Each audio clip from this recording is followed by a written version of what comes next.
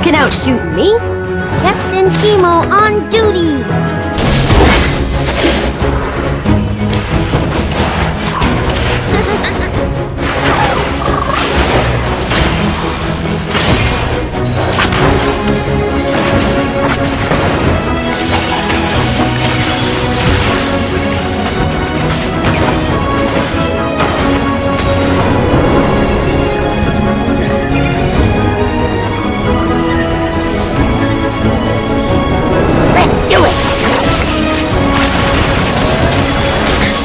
Sierra at 12 o'clock! Gusto Pix.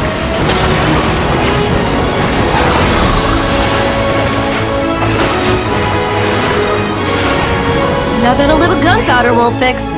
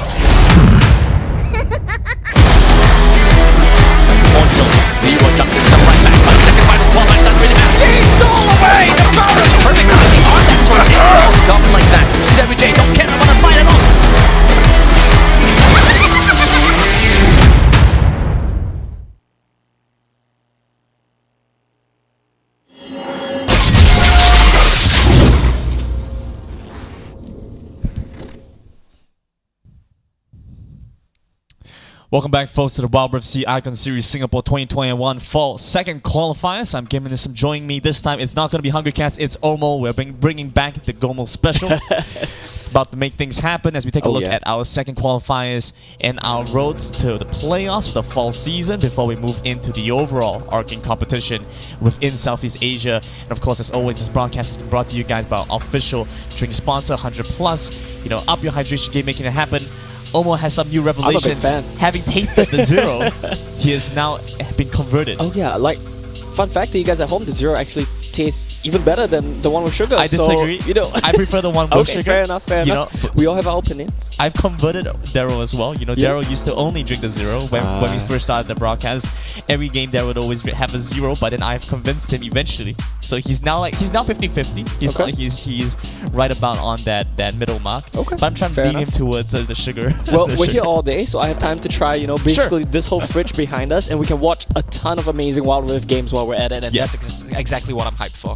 Exactly. I'm gonna love seeing some of these teams play it out because some of these teams we've also seen in Qualifier 1. Some of them we didn't get to see, and so bringing in new names, fresh faces to play it out. And of course, this broadcast has also been brought to you guys by Secretlab, the official chair sponsor. You know, they just released their new launch line, their new line of chairs, you know, coming in 3 different sizes, and you were very surprised about the magnetic everything. My mind is just getting blown today. Like the magnetic everything on the Secretlab chat, especially the headrest, that's #1 feature for me right there. I'm very easily impressed, as you can tell.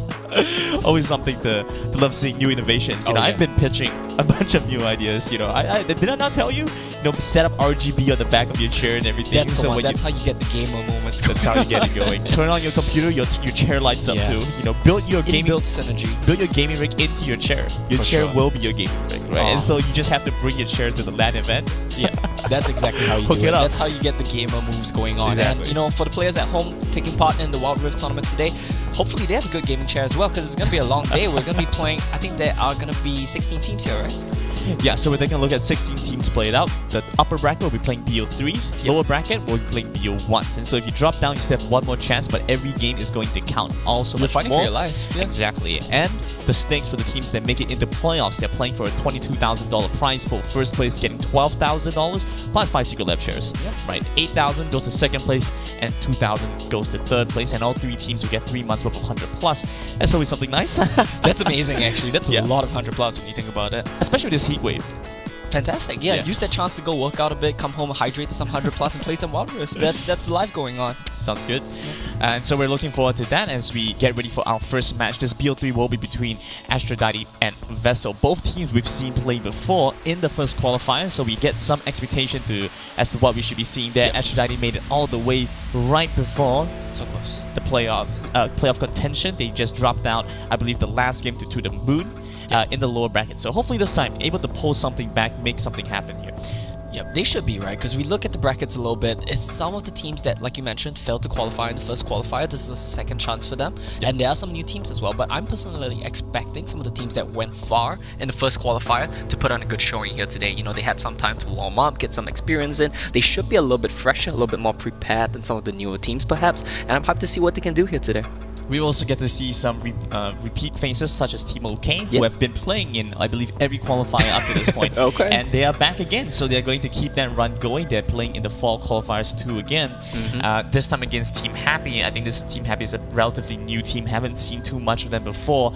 We'll have to see if they can pull this one away. And maybe this could be their run to get into the playoffs, because we still have a few seeds left. I believe Alliance has already seeded themselves in the playoffs directly because of the virtue of their performance in last split in the summer season. So pretty exciting to see how teams will perform going up against the final boss. Yeah, so we see a lot of teams having qualified in the previous qualifier, and we're going to see a bunch more teams qualify here today. And like you mentioned, Alliance is kind of the final boss of Singapore, right? They're waiting atop the ladder, already been seeded into playoffs.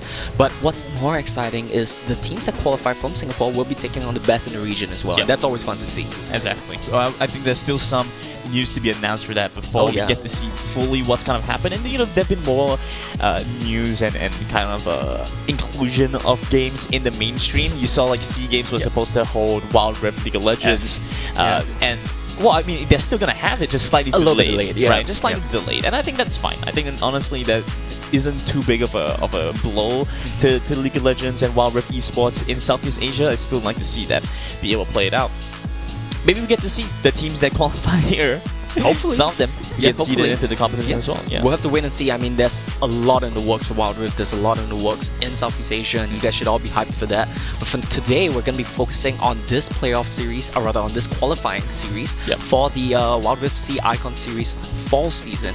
And are there any teams you're looking out for here today? It's kind of difficult to say because some of the teams that I was really rooting for already kind of qualifying. Like you mentioned Renatus, right? Yeah, Renatus, you know, they were a team that grew and adapted so quickly, especially since we are seeing the advance of patch 2.4, bringing in a couple of new items. I got to test some of them out. Bringing in some new champions. I think Akshan will be disabled for a few weeks before we come in. But, you know, I think we'll be enabled by the time we get to playoffs, so that should be fun. Based on what we're seeing currently, I don't expect to see him even if he was enabled, but I'm hopeful. He's actually, I think, not too bad in Wild Rift. He does some things. He does some things well, but he does some things pretty poorly as well. So it's up to the teams to figure out, you know, what his strengths are, what his weaknesses are, and if they want to pick him up.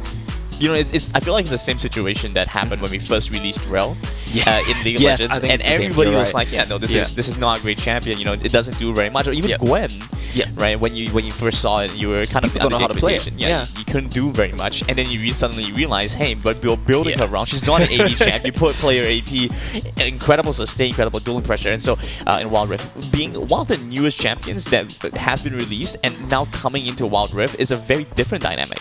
You know, because we've been seeing stuff like Lucian, Senna joining into the party, into the mix. But those have already been pre-established. We already know how these champions kind of play.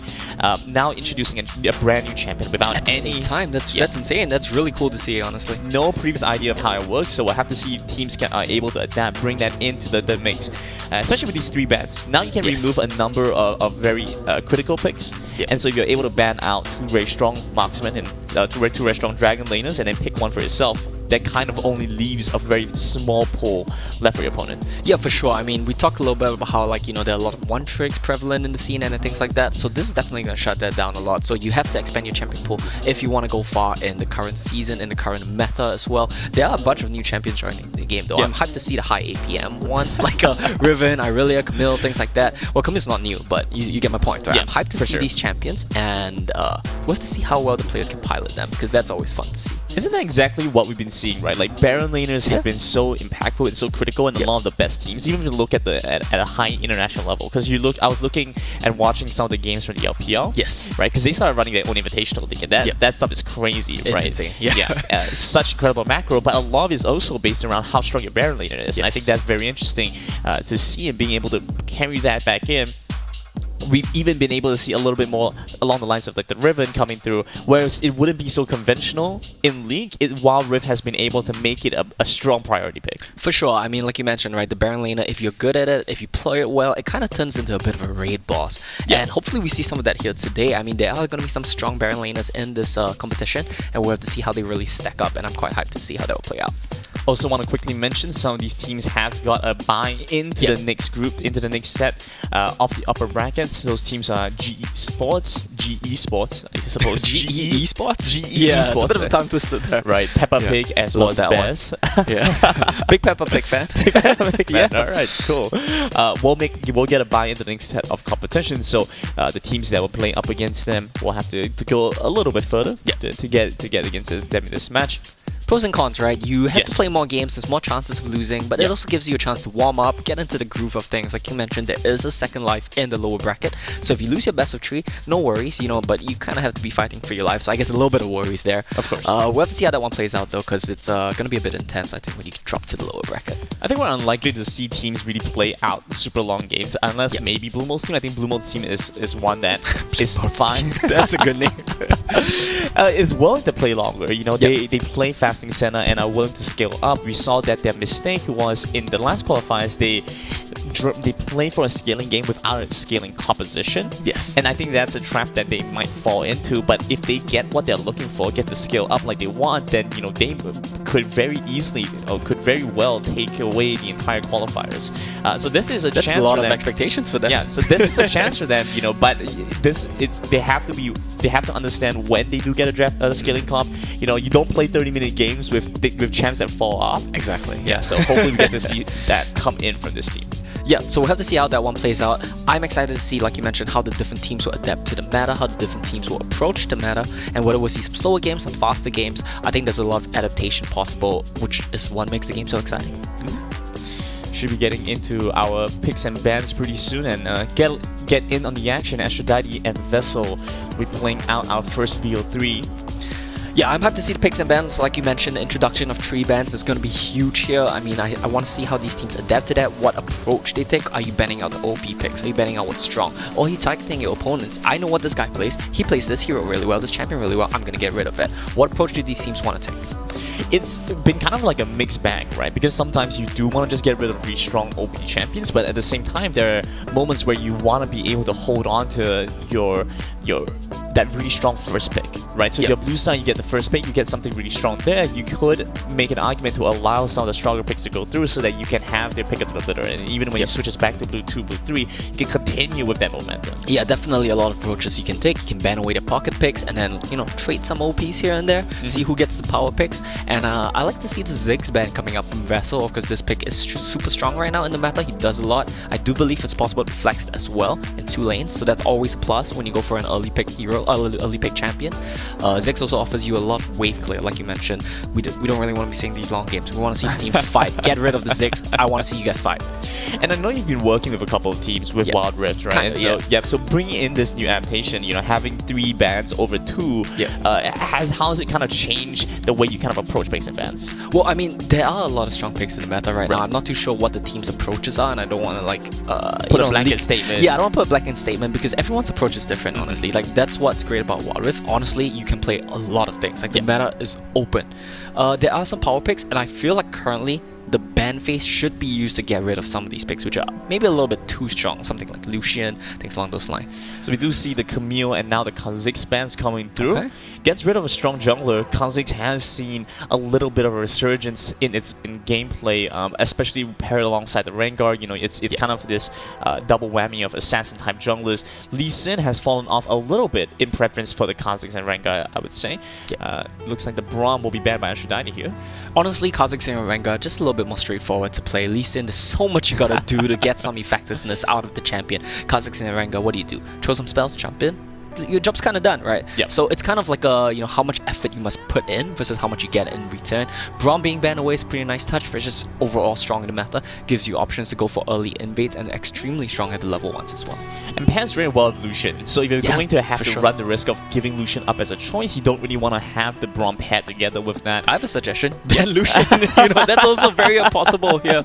But we're not seeing it just yet. Fizz gonna be banned away. Buff this patch, I believe. So interesting to see that one banned away. I was actually quite looking forward to see Fizz because I believe I've heard that he can be flexed, possibly into the jungle as well. So we'll have to see how that one plays out as we progress throughout the day. We won't be seeing Fizz here today.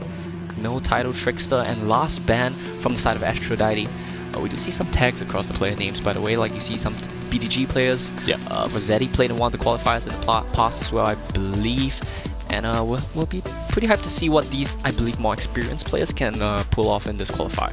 It's very interesting to me that Vessel have banned away the Fizz as opposed to the Nami, because Fizzy Fish has been a pretty big proponent of that one-trick Nami lifestyle. You banned the other fish. Yeah, you banned the other fish, right? So, it does give away some idea that Vessel is saying that, hey, we know what you're going to go for, we know you're going to go for the Nami, and so we're willing to give that one up. You can waste a pick on that. We'll take a stronger pick because you have to waste one on the Nami. And there we go. Lucian, first pick, gonna be snatched up right away by Vessel. I honestly think this pick is super strong in the meta right now, can be flexed in 2 lanes, and when we talk about early picks, that's generally something that you want to prioritize, the ability to be flexible and change up your matchups depending on what you see.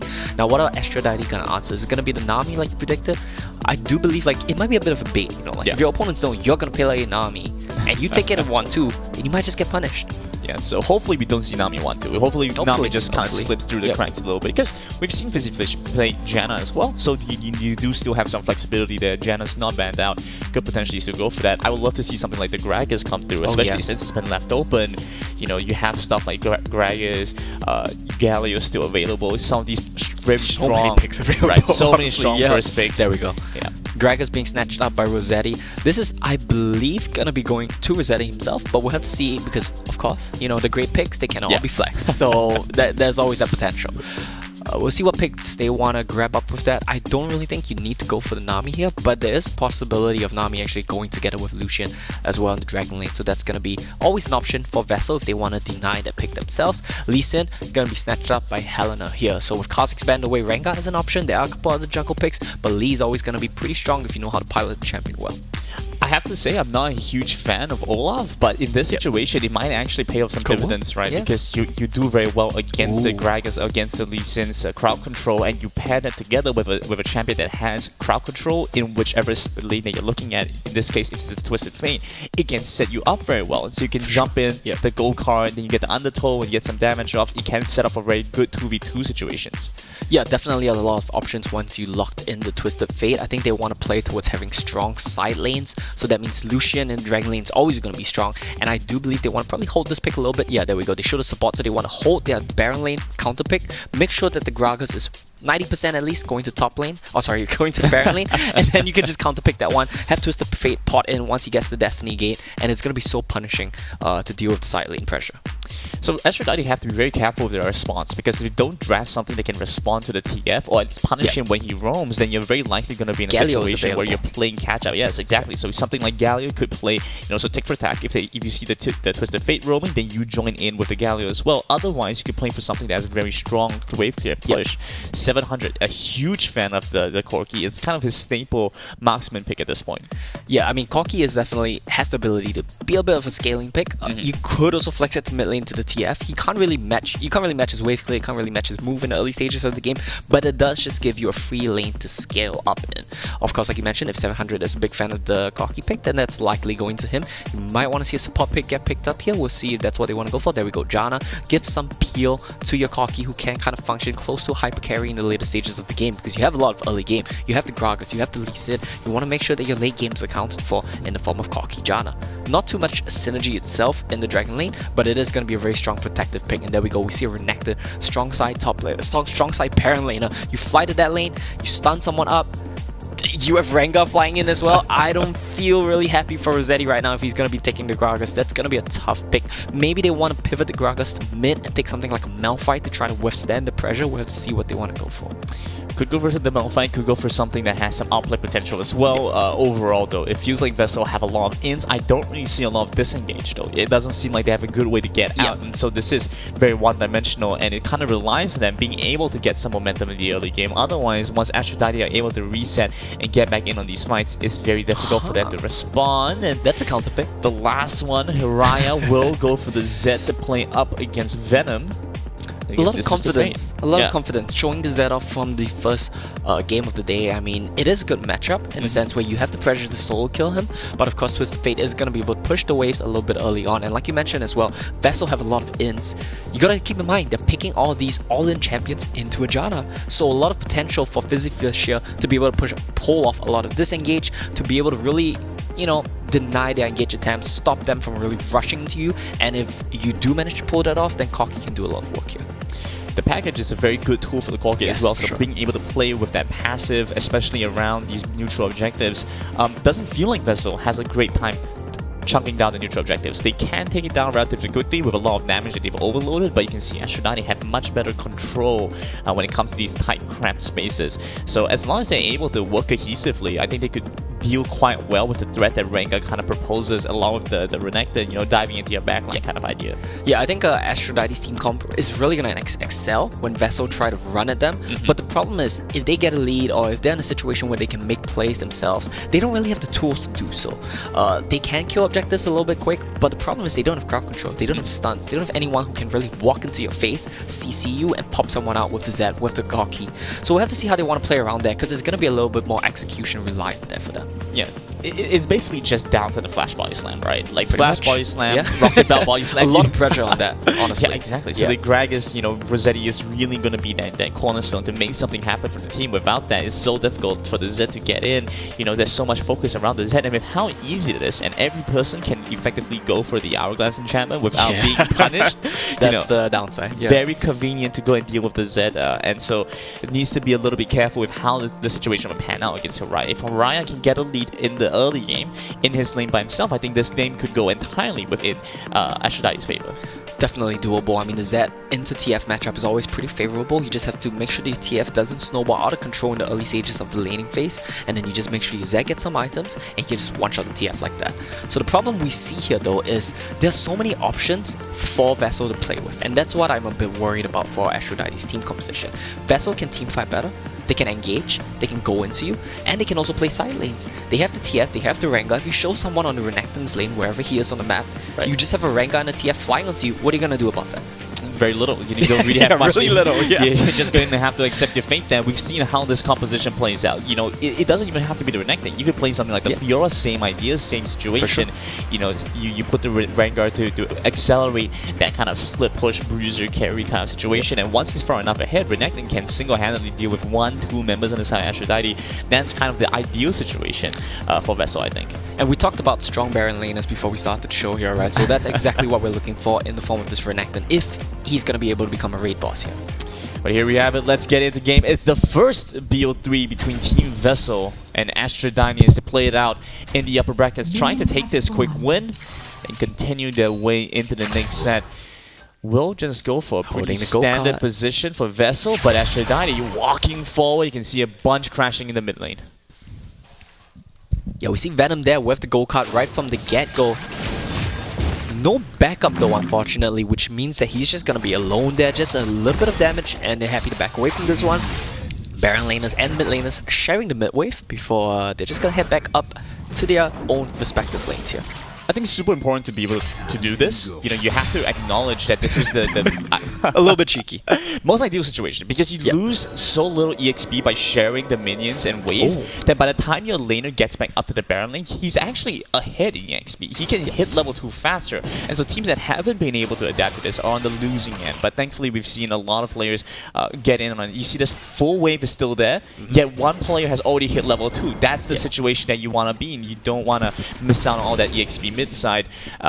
For now, though, we do see junglers pathing towards the same position because the Lee Sin has taken his time to go for the Crux, and as this has delayed his pathing quite a bit. Yeah, and we saw a little bit of a trade down there in the Dragon lane as well. Trixius, not too sure if I'm pronouncing that one correctly, dropping super low into a Janna coffee lane. You gotta be really careful not to eat the poke, especially with an Alistair level 1, which is not exactly the most useful champion, as you might see a bit of a showdown here in the top lane. Alright, God spots out Helena. Some damage is there, but God will dash out and gets back to safety. Loses the Scuttle for that attempt though, but I don't think he could have gotten it anyway with Hiraya being pushed in the mid lane. There we go, TF just kind of loses out the set. Nice stun means Zed goes down. The trying to trade back. The heal will come through, but it's too little too late. They do find a second though, and Vessel, they take the Scuttle Crab and 2 kills. Yeah, that's the trade-off when you play a melee tank support versus an Enchanter one. The Enchanter one might get some pressure, might get some poke down on you in lane, but when you're playing a tank like Alistair, you just leave the lane. You just run somewhere else and headbutt power someone. That's basically a free kill when you pair it with a TF. Look at the positioning coming into Aphrodite right now. They've rotated back down towards the bomb-sized Scuttle Crab, towards the Dragon Crab. I guess that's what it's going to be called now, Dragon Crab. That's fair, that's fair. It is. Yeah, so we'll reposition back down there, and they do trade back 1-for-1. Initially, situation, like you said, looked a little bit bad for Vessel because there was a good chance they were going to lose the Rift Herald, not the Rift Herald, the Scuttle Crab, because they weren't able to contest that, but they started it up and they committed to the idea much earlier than Aphrodite did, and so we're able to secure at least one pretty even now, the position. Vessel are a little bit ahead in gold, but Trish just has taken a bit of abuse down the bomb side. You can see now lane frozen away from them. They're playing in a much more defensive spot, kind of leaning back and letting Aphrodite take some control here. Yeah, you see right there on your screen, Trixius just gets poked out. AG, Hiraya trying to set up a little bit of a play here, but they won't really find too much. That's the safety of Twisted Fate. He's able to just push out the lanes early on, especially before Zed gets the ultimate, and that kind of swung the balance of the fight in the top Scuttle Crab, or rather the Baron Scuttle, as we're calling it now. And we see a bit of a problem down here for Vessel in terms of the Dragon lane. What are you really going to do? Alistair can never pressure to go in, and your Lucian is just going to get poked out every single time you try to go in. So I like the adaptation to swap around to Janna here for Fizzy Fish. That's a very nice touch. Tornado just gonna fall a little bit short. Vessel will get a little bit of space around the Dragon though, as it starts to spawn up in about 20 seconds. They get a little bit more control, a little bit more space. Hopefully Gan is going to make use of this window to recall and get ready for this Dragon. Instead, Helena will be stepping forward aggressively, trying to set the wave up so they can go for a dive against God, but you do end up seeing Mirage nearby to get a kick off. The Destiny comes through, a lot of damage to the Renekton. The kill will head over to the Zed as they try and trade back for another, but Lee Sin goes down, and Venom stuck in between two, takes some abuse from Haraya. They're back under turret. Rossetti the one to lead the charge to try to get the dive off, but the stun card will come through. They get another kill with the exhaust slowing down. The Gragas, the last auto attack, finds it. Venom back on the pursuit, gets the stun card back up, gets the stun off, and Haraya running for his life, barely survived. Vessel pick up some more. This close, and we talked about how Vessel needed to be the team making the plays towards the Renekton lane, but it was Aphrodite who went up there first. They brought the Zed over before the Twisted Fate could rotate, and they are pulling the ball lane up on the side of Vessel right now. They want this Rift Herald. Rotating to the Rift Herald quickly, Vessel started up, and they're getting some control. This is the power of the Twisted Fate. You can't really step forward. Rossetti's nearby, but he isn't able to get anything done. Aphrodite will train back for the Ocean Drake though, but look at the Vessel's positioning. They're setting up towards the Baron lane. They're popping the Rift Herald. They're trying to pick up more, get some tempo here. You can still see Zed right by the side, tries to go for the recall, gets locked up, some good damage. One last auto attack should find it. He barely escapes with his life. They're back on this Baron altitude turret. Should get this one quickly. Vessel with first turret, trade it away for this bot side one. Yeah, Aphrodite pick up the dragon, but tempo is the name of the game here for Vessel. They pick up the top turret. They're gonna pick up the mid turret as well, I believe. Venom has been hitting that one for quite a while. His team rotates in to help him, and that's probably gonna be 2 quick turrets picked up from the side of Vessel. Right? A bit ambitious. Yeah. I think it's more about sending the message there. Absolutely. Alistar still has his ultimate, but you pop that one away, and without that, Alistar loses a very big engage too. You don't have a way to get in if the Alistar cannot absorb damage. He's just going to be playing a little bit more passively, but take a look at the completed items right now. Rocket Belt for the Alistar versus the Locket of the Iron Solari for the Janna. This is very much within Vessel's favor right now, I would say. You know, they've been looking for pick catchers. They haven't been trying to go for these big team fights, and the Rocket Belt enables the Alistar so much more, whereas Janna just hasn't been able to go for a big fight. More often than not, they've been trading kills, and Janna has been far away from the fight. Yeah, it's so hard for Janna as a champion to really do anything. We see a bit of engage. I don't think this should amount to too much, but the flash away by where was his 700. Valkyrie?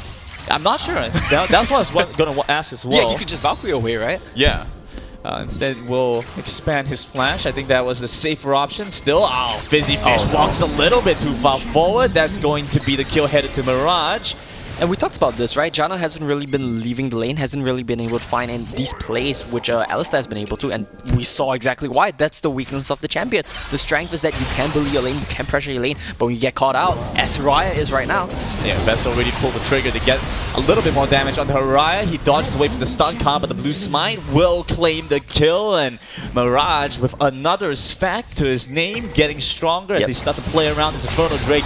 Helena tries to jump in, finds a little bit of damage on the Venom, charges up with the second use of the Q, ultimately will go down though with the Renekton acting as this front line. So tanky means he doesn't go down. Rossetti with great displacement, but the Destiny's Gate provides full intel and vision, but a little bit ambitious to jump into 3. The Valkyrie used by 700 to get the safety, but he's out of mana as a flash over with a double knockup, pushes him back over the wall. The Gatling gun almost takes down Venom with the last auto attack, the fade away. Barely taking him down. He's flashing red, but it will not be enough as Vessel go absolutely massive 7 minutes into the game. Venom right there, just living with 1 HP twice in one fight. Picks up the honey fruit, pots back in. I've never seen this guy miss picking a gold card, by the way. He's been very on the ball with that. I mean, you know, you hate to see it. You should always be able to consistently pick a gold card in theory, but in practice it's another thing, and Venom has been very on the ball with that. Very clean there. I do believe the heal from Crayfall kept him alive, and we're seeing the problems with Zed right now. If you don't find a lead, if you start falling behind, you just do no damage to these beefy boys. You go in, they shrug it off, and you have nothing left in your kit. As Twisted Fate is also starting to pick up some defensive items. He's a big boy. Roa is a big boy. Yeah, it's a big boy. You know, where you normally should be able to take down the mid laner, Twisted Fate has been able to kind of overcome some of those weaknesses, become a little bit stronger. I'm really very impressed by how Venom has been playing so far. You know, we talked, especially when I was casting with Hungry, you know, we discussed so much in detail about how strong Twisted Fate and Ziggs kind of are in the current meta, control mazes are in the current meta. Twisted Fate has been slightly underrated for some of these other assassins, but I really do enjoy the kind of pressure that a good Twisted Fate can bring. Yeah, that's the thing, right? A good Twisted Fate doesn't really come down to your mechanics. The bulk of your mechanics is just, can you consistently pick the right cards? And Venom has been able to do that. But the main thing from Twisted Fate is how you play the map, how you help out your team, where you exert pressure on in the map. And that's exactly what we're seeing Venom do so well. As another dragon is going to be picked up by Aphrodite as Vessel just want to punish Uriah on the Zed. Vessel content to give away the dragon. Instead, they try and get some pressure back on Pariah. Should be able to take him down. It will be Crayforth that collects that kill. Now they rotate up to the Baron lane, trying to pick up another turret for themselves. Aphrodite making some moves of their own, trying to deny this perhaps, but they are going to be a little bit away. God looking pretty low at this point, means he has to be careful. Get some damage back, but Fizzy Fish on the pursuit. I don't think they want to keep going for this. Yeah, probably can't find too much over here, but not getting the tier 2 turret at the Baron lane means that Vessel, that might not have been the best play for them, just bullying Uriah a little bit. We talked in draft about how the Zed pick is a little bit ambitious, and we're seeing what happens to Zed when he starts falling behind, especially with the beefy comp that Vessel has. They have 3 tanks, a mid lane mage that builds Roa, gets tanky, can buy the Zhonya's like you talked about, and Lucian, which is just so mobile and hard to get on top of. So Uriah falling behind here, I'm starting to feel like we might just see the Zed be a non-factor for the rest of the game. Very curious if we're going to see the rapid fire cannon from Twisted Fate third item, or we're going to see a bit of a delay. Instead, they prioritize an AP item. If we see that rapid fire cannon come through, I definitely have to agree. I think Zed becomes a non-factor because there's no good target to go for. Meanwhile, Vessel very nearby. Yeah, they're looking for this. They should be able to get the knockout back on the Rossetti. Some good damage under the Dragons, but instead they jump back onto the Twisted Fate. But look how little damage Venom is taking. God tries to provide some frontline back for his team. Fizzy Fish burning down low. The Ignite takes down, but the shield won't keep her alive.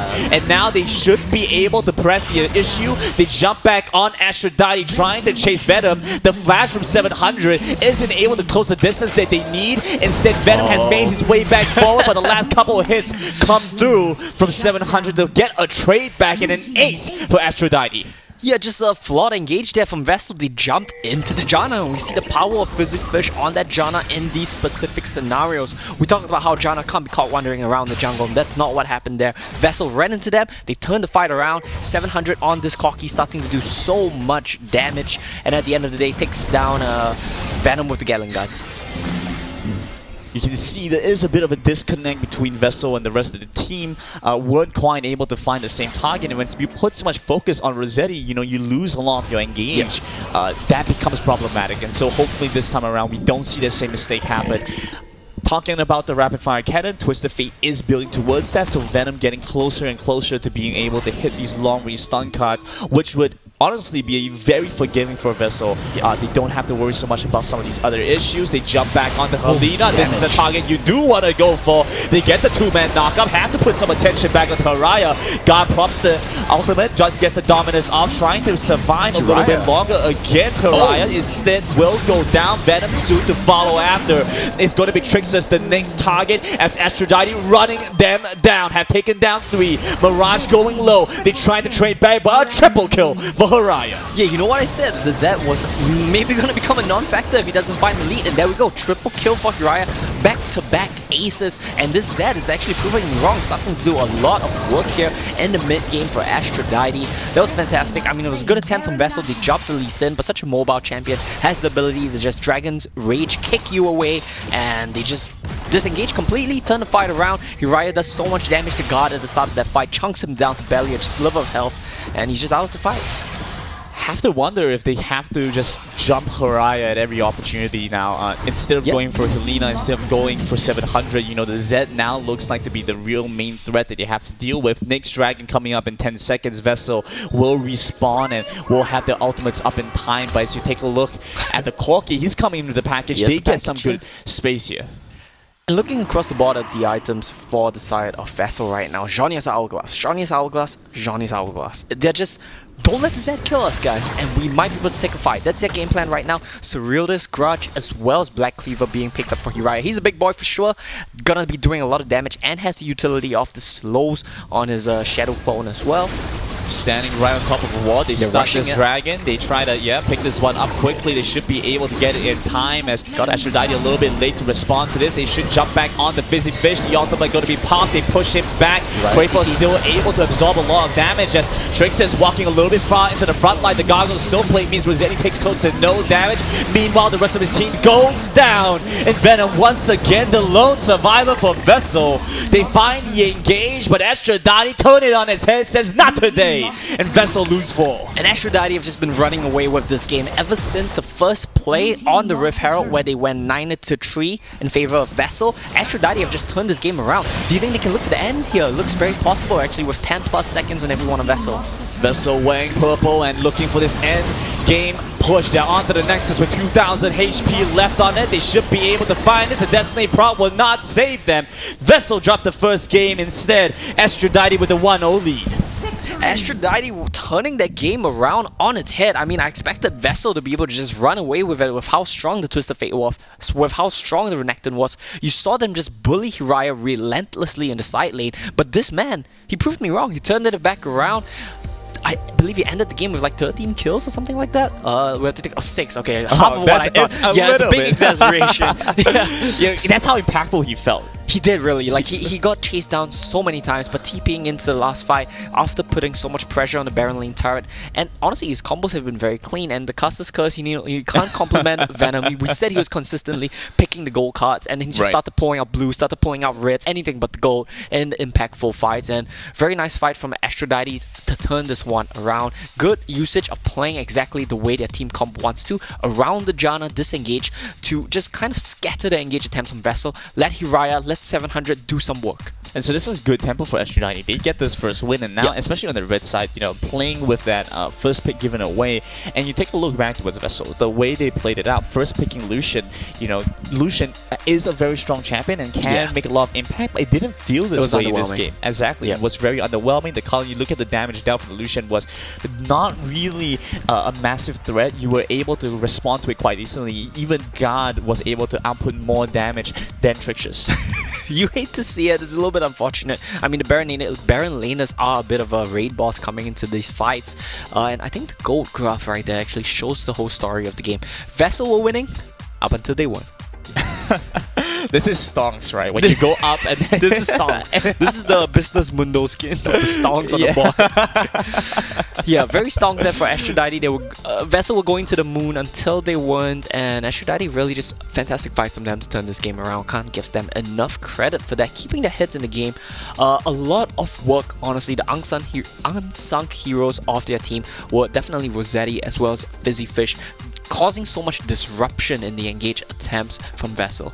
And we should be able to see this come through from them again, because like we mentioned before, Aphrodite were a team that were able to make it far into the competition. Last qualifiers, they went all the way, only dropping to the moon. Vessel, we also saw them play in the last set, I believe, but they lost early against to the moon and then were dropped down to the lower brackets where I believe they lost to Team Papega. Yeah. So we did get to see a little bit from them. I think they were a bit unlucky to play against Aphrodite, who I think one of the strongest teams in the second qualifiers. Yeah, for sure. So we have to see how that one plays out. I mean, we will have a best of 3. This is still the upper bracket. And so they have low bracket, yeah. Yeah, I mean, we'll see more games from these teams for sure, but we have one more game in the series at the very least. Yeah. And I'm personally quite happy to see it. We saw a little bit of roller coaster here and there. Both teams had different ideas of how they wanted to approach the game. I can't help but feel like Vessel could have taken a slightly different approach. Instead of trying to run face first 5v5 into the Janna comp, maybe you could have taken it to the side lanes a bit, because we saw how poorly the Janna reacts to that as opposed to how strong the Alistair is in these scenarios. So we have to see if they make these adaptations going to the next game. You know, that's very interesting that you mentioned, because we actually highlighted a little bit earlier during picks and bans that there wasn't very good wave clear and kind of disengage available for Vessel. And so even if they wanted to go for the split push, I can understand why they didn't choose to do that. They don't really have a way to respond against 700, just dropping the phosphorus bomb and then using the gambling gun, clearing out waves. You know, you have the Twisted Fate, but he can only do so much, and when he's using his raid card to clear waves, that means no stun card to disincentivize and engage, right? And so I get where they're coming from. Maybe they have to revisit one of the picks, adjust it a little bit so it's not so straightforward. Honestly, they had such a lead as well that I can't really blame them for just wanting to run Aphrodite down. But Aphrodite, props to them. They team fought really, really well to turn those two fights around. And like we mentioned as well, the Lucian, you first picked that, you put so much priority on that, it needs to be doing a little bit more work here. Exactly. If you want to go for the first pick Lucian, have to pair that along with something that can empower it and not just kind of leave Lucian to his own devices. Occasionally, he is going to be target for Hiraya, and when that happens, Lucian is doing his best to survive, and he's more of a kind of bait as opposed to a damage source. But you need a damage source. You need a consistent damage source. You cannot rely on God being there at the front line at the same time doing damage. I mean, I guess you could, but then you have to put a lot more attention on him to get him a hit early. They tried. I feel like they tried. I mean, their game plan clearly seemed to be playing around a Baron laner. Part of that is also down to the support counterpick. Alistar basically has close to an impossible time engaging into Janna, so you can't really fault them for wanting to look for the roams instead. There's just so much going on in that game, a lot to unpack, and I think honestly that was a good start to the day. Exactly. Very good start today, Yeah. I'd say. Both teams teams to look out for and are getting closer and closer to catching up to the front of the pack, right? Yeah. You know, I don't want to discount them by saying that, yeah, they're not exactly that, but you know, the history will say that they did lose in the first qualifiers, but as we see them coming back, I think they're getting closer and closer, and it doesn't necessarily end here. You know, you still have future qualifiers and future opportunities to get back in and try to compete against the best. That's something that has been very exciting for me. You know, the fact that everything is so tight, you have so many windows to get into it. You have 2 qualifiers and you go into the playoffs. I think you're even mentioning, you know, when you first heard, wait, there's qualifiers 1 and 2. You know, this is crazy. Like, why do you not play both every single time? You have double the opportunities to make it into the competition, Exactly. right? Yeah. And with 16 teams playing at the start, I think we get to see that also much more. Yeah, exactly. You have a second life, you have a third life, you have a fourth life. There's a lot of chances to learn and improve, which is, I think, good for a new and relatively younger scene like Wild Rift, where a lot of the players are just trying to figure things out for now. And I do think you mentioned as well, we're seeing so much growth come out from a lot of these players, a lot of teams. Hopefully that's an upward trend. Being able to quickly adapt and learn from the other regions meta. Oh yeah, that's true now too. LPL. Now there's a lot of resource, right? When it first started, you know, these regions were relatively difficult to find. You couldn't get good VODs from them. Now it's so easy to get a full VOD, full game of the LPL, of the C Icon Series Vietnam region. You know, all these regions are going on at the same time. You can see exactly how they read into the current meta. As we jump into our second game, Vessel now going to still be on this blue side. Astrodine continue to take red. They are looking Good ban. Yeah, they're looking Really good to ban. keep control here. Gets rid of the Gragas. This was a big problem for them last game, and Astrodine will now lose that option for Rossetti. They wanted to target the top lane, or rather the Baron lane right there, and Gragas is a relatively secure pick in a sense, where he has the mobility to disengage, he has some tankiness.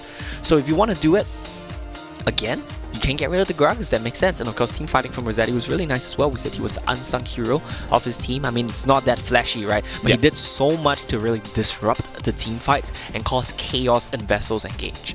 Very little that Trixus could get done because he was, you can see Rossetti absorbing the damage on the Lucian. You know, pop the Gargoyle Stoneplate and your culling does very little damage to him. This is a bit of an issue they have to acknowledge and get, so they get rid of that option. They will also ban away the Fizz, whereas Astrodine take away Camille and Braum.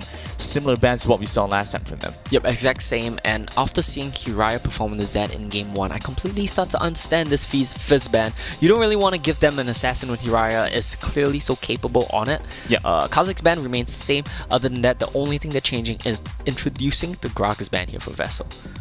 Banning away Fiora takes away a strong Baron laner, and so we'll have to see if Vessel are going to prioritize the Renekton early, or they're going to look to try and play against it with something like the Darius. That's been a very common response to the Renekton pick early. I feel like you run back the Lucian here, but you hold your support counter pick, so you make sure that your Lucian at least will have a good lane.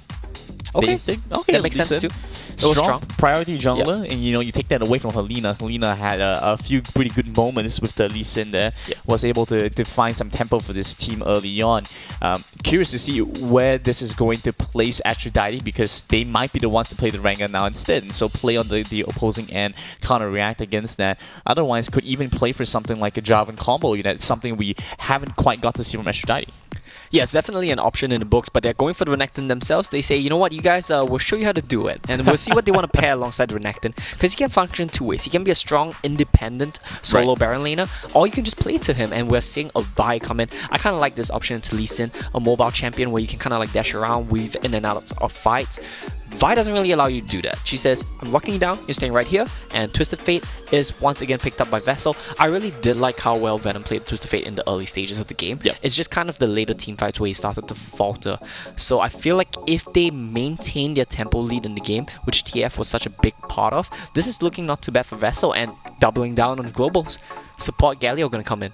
Yeah, pairing that together, get some good value with the Lee Sin. They can jump in and dive quite quickly, you know, can do very well. So hopefully with this, Aphrodite are able to get some glimpse of an idea of what Vessel are trying to go for. I quite like Vi when Vi is used as a tool to protect your backline, to protect your marksman as well as your mid laner, as opposed to an engage tool. As an engager, I feel like Vi is quite weak, especially with how difficult it can be to get follow-up.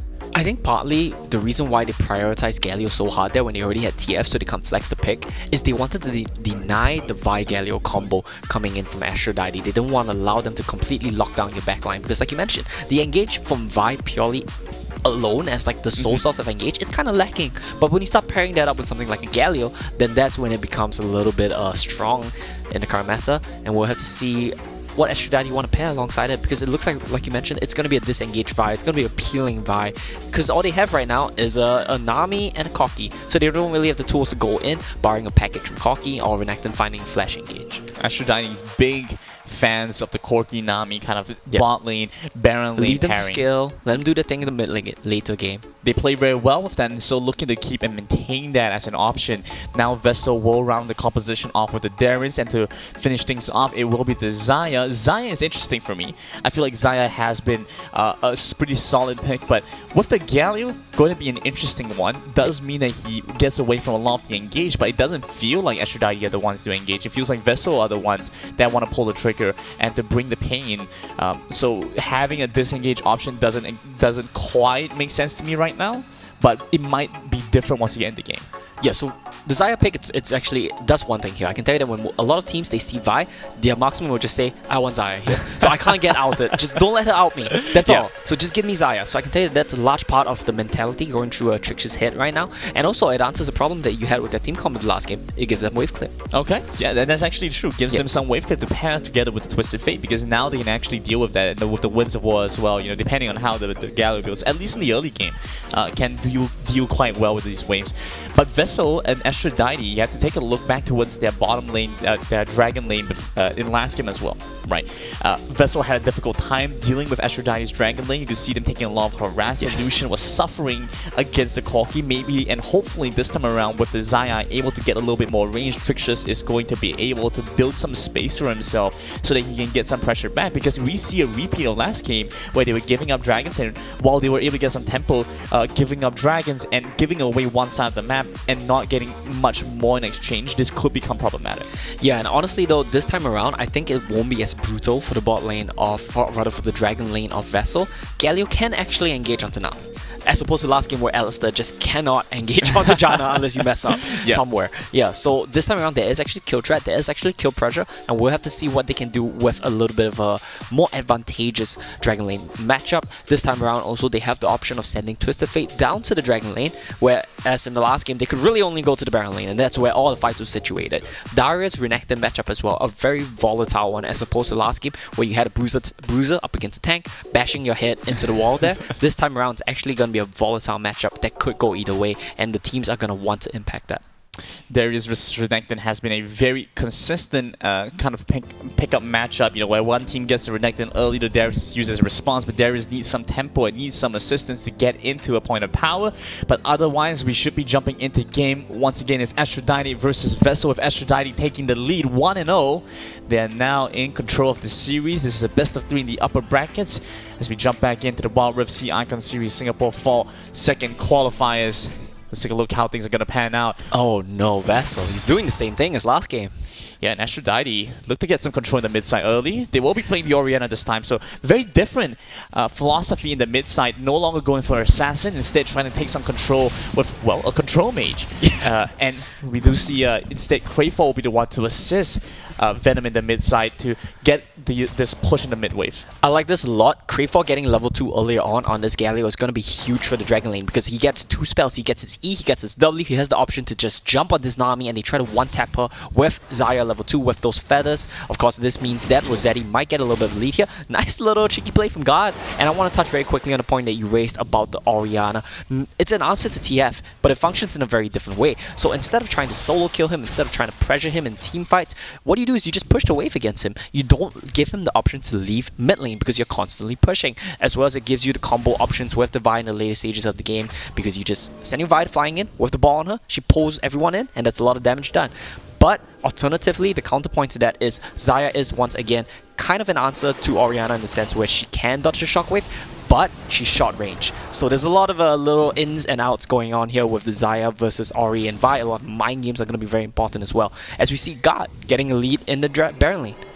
So we'll have to see if Vessel are able to build anything with that. Mirage will jump onto Orion first, gets the slow up the crippling strike. Venom coming in with the stun card, uses it on the Vi instead. They get the shield back off. Helena will secure the scuttle grab. Crayford joining into the fight means the flash away for the Vi, but it's too little too late. Vessel with the first blood ace goes over to Venom, and they are back with this early game. Yeah, and Crayford consistently moving first in both games is going to give first blood over to Vessel once again. It's like deja vu. They're fighting over the Baron Scuttle and it goes to fight. The fight goes the way of Vessel. It's just like we've seen this exact same thing. What I want to see as an adaptation from the side of the Aphrodite is Fizzy Fish, if you're not going to move to the fights first, just don't leave the Dragon Lane. Keep pressure down there. Don't let Trixis come in and farm the wave when he shouldn't be able to if he's in a 2v1. Yeah, look at this. Trixis has frozen the wave right in front, well, basically right in front of the turret, and will be able to get a slow push, especially with the next one coming in. Yeah. This has given them the space to jump back on. They're moving to try and take the kill on this Renekton, but the stun hits onto Venom, kicks him back towards the Darius. God will not get the kill. It goes over to Venom instead. Ego right there. Rossetti tried to get a little bit ambitious. He saw their HP bars drop low. He opted to dash in. He was out. He survived the Destiny Gate combo. He was good, but he's decided, you know what, I want to try to kill these guys. He dashes back in, gets kicked right back out, and he gets punished for being a little bit too ambitious right there.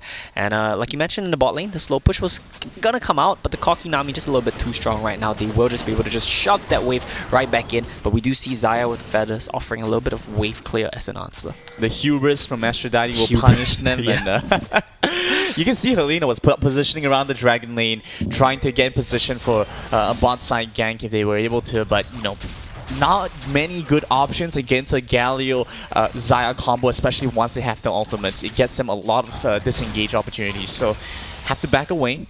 Loses a bit of time and tempo, but the next Dragon that spawns up is going to beat that Cloud Drake, as the Rift Arrow will be getting ready as well. Yeah, once again in the mid lane, I think we should take a look at the item discrepancies right now. Venom finding a huge lead once again. Nearly 1,000 gold up. Has the Rod of the Ages versus just a Tear of the Goddess and an M-Tome. It's a little bit of a massive disadvantage actually for the side of Uriah. Explains why he's playing so conservative in the mid lane as well. No Destiny Gate available, but Venom nonetheless going to be heading up with his jungler. See if they can get anything done. Just a scuttle. It's not too bad. Not too bad at all, especially since they do get some control against Helena, who has been forced to respond instead of being able to make proactive plays. Are we going to see the flip once again? Let's pay attention to where Trixis is going. It looks like we are going to see the flip, and we are going to see a 5v5, though I'm going to give the edge to Aphrodite because they have the package here. Vessel come into this fight could be quite problematic. Vessel want to be the ones to get the engage off, don't want to give the chance to Aphrodite to find some form of re-engage, to disengage and then set up a fight in their favor again. Instead, I would love to see them rotate over to the Dragon, get some control there. Instead, Venom walking very close up into the face of Haraya, but backs away. The gold card used in the lane right before it expires. But they're back onto this Rift Herald, and a lot of priority based on this for Vessel. Aphrodite are wasting a little bit of time here. You can see 700 just hovering by the side, but that's about all he can get done. That's about all he can get done. They pulled the Rift Herald, they let it reset. They are not quite sure what they want to do here. But while all this is happening, both of these teams are losing farm down in the Dragon Lane. No one willing to concede and head back down, pick up the Dragon, pick up the farm, because they just don't want to give up the Rift Herald, though Vessel is starting it off. Much better sustain for Aphrodite, though. You can see that Vessel are losing some HP. No. That's the engage coming through from God. Mirage jumps into the back, but will go down. And look at this Renekton. He's there to wreak havoc among Vessel's backline. They go down 3 dead on the side of Vessel. Aphrodite take control, and onto the Rift Herald they go. A little bit of a misplay there from Vessel. They didn't stack their CC. They gave time for 700 to Valkyrie away. Still as the flash. Didn't even need to use it. He just Valked out of the fight. And they kind of misplayed on their engage down the side of Vessel. That's a little bit unfortunate. You look at the key ultimates. They're all basically still available. Galio has ulti. Only Lee Sin ulti was used right there as they want to turn around. And they say, you know what? We might have lost the fight. We're not going to be dissuaded. We're going to start off the dragon. Alright, that's a short distance. Very short distance. But I love it. You know, get some vision of where Aphrodite is and then rotate over to the dragon. Should be able to grab this from himself. Package no longer available. Let's see, they're going for a re-engage. No ultimate for Rossetti, but he has both his summoners available. They try and jump back in. Galio will set the stage with a heroic entrance. Look at Mirage, he's in the back. He's trying to take them down, but he goes down instead. He cannot survive the onslaught from Aphrodite. Vessel sees Trishus losing HP so quickly. Almost takes down 2, but sees his life flash before his eyes. Venom flashes away, loses some more HP. A 2-man taunt. The dunk from Darius will not save him, will not take them down. Instead, a triple kill for Haraya. And 4 dead from Vessel. It's almost an ace, but Mirage went down earlier. So many things going wrong there for Vessel. They weren't quite on the same page. Mirage getting a little bit too aggressive there, flying across the wall, but his teammates, they don't have the tools to join him. Galio's heroic entrance was already used. If not, that might have been a completely different team fight. God comes in at the end, tries to get the resets, barely misses out on those, or he might have picked up the double kill for himself. A little bit unfortunate there for Vessel, but Aphrodite this time round pulling ahead early game after a little bit of a disaster at the Scuttle Crab. I love the itemization from Helena now. Going for the Gargoyle Stone play early, playing for 2 defensive arms. And look at his execution is calling, being able to respect and just respond. Utility. Right, being able to deal with the Darius healing, being able to deal with the Lee Sin healing is honestly so good for his team. And now, even with just the base items, is able to do some significant damage back to Mirage. Here, though. Tries to go for a dive, doesn't quite have the support from his team. They are nearby, but that's about it. Shockwave. Instead, they come back in with the Shockwave tidal wave combo. Big Phosphorus Bomb sets it all up in a double kill for Haraya. Gets angry after that last game, says, I don't have to play Zed, I'm gonna wreck you anyway.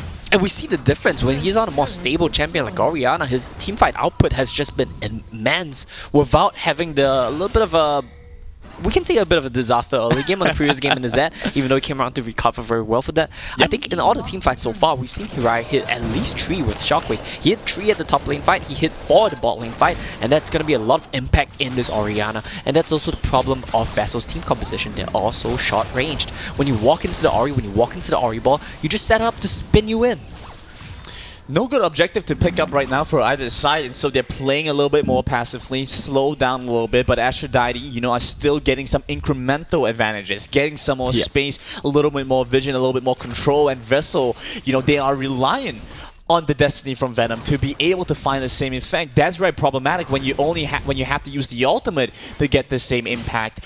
Don't have it to use in some other ways. And when we talked about this early game where they were supposed to be able to rotate around the map early, find some good fights across the map, they weren't able to do so because they had to commit for the Rift Herald instead. Oh, here we go. Mirage tries to jump in, but I don't think that's where he wants to be. Loses his HP. He's gonna go down. Trixus pops the ultimate, pulls back the feathers, drops Haraya and Fizzy Fish low, but that's about the extent of what they can get done. As Shadani are going to back off now. They've taken what they've wanted. They've got the control they were looking for. God will get the pullback onto Rossetti. The Rocket Belt means they jump back onto the Renekton. They pump the ultimate. God looking low and joining back in. Helena is going to pull away some attention. Instead, they take down Trixus, and Aphrodite were able to recover off and re-engage back from God. Look, and this all started out with Mirage trying to find and engage onto Hiraya. Hiraya, of course, controlling the zones of the map so well, controlling the chokeholds with the Orianna ball, doing a very good job on this control mage, living up to the name. Mirage sees him and wants to go in to kick him back, but he kind of whiffs on that one, and that's always problematic. Lee Sin, a very strong champion in the right hands. But if you whiff on the engages, you just end up flying in and dying, and that's not really what we want to see here. Very mechanically demanding, and so every mistake that you make is so much more amplified. And while we could say that yes, he hasn't been able to make the plays he was looking for, he's always just one step away, and that looks so much more exaggerated than if he would have played something like that by. But of course the rewards are also much higher, and so this is a situation where Vessel unfortunately were not able to make the most ideal plays, and it's cost them quite gravely as Aphrodite picking up everything on the map now, looking at a potential dragon as well. Yeah, Mountain Dragon gonna go over to the side of Aphrodite. Vessel, nice call for them to try to trade towards the Baron lane, but there's not too much there besides Baron Nashor himself, which is a bit too early in the game for them to pick them up. Especially without that kind of consistent damage, you know, you only really have that Xayah. Surf's up, dude. Surf's up. Mirage, though, where are you right now? Oh, he recalls in time. Oh my goodness, I thought the Gatling gun was going to cancel that one. So close, barely makes it home in the nick of time. Yeah, so survives a little bit longer, and it's so important because if Mirage goes down there, then you lose your jungler, and Aphrodite can actually try and force the Baron. It will be a little bit close, I'd say, but you know, it at least makes Vessel have to find some kind of response, and they can go for a re-engage and turn things around. Now they're just waiting for the Nami ultimate back up again. Once they get this tidal wave, they have a very good form of disengage. Rossetti now will step into the face of God, and Mirage jumps in as well, makes it an unfair fight 2-1. But it will just back away as now we see Haraya coming in as well. Not quite missing out on the combo right there. Would have been a lot of damage onto God, but we see level advantages across the board. 11 for Rossetti, 11 for Hiraya. Their counterparts are all one level down. 700 as well, one level up on his counterpart. They're trying to make a bit of an effort here towards the mid lane, but they won't quite find anything. And look at the sideways. They're all in favor of Aphrodite right now. They have the pressure on the map. They have the creep advantage. They have the CS advantage. They have every advantage on the map you could want.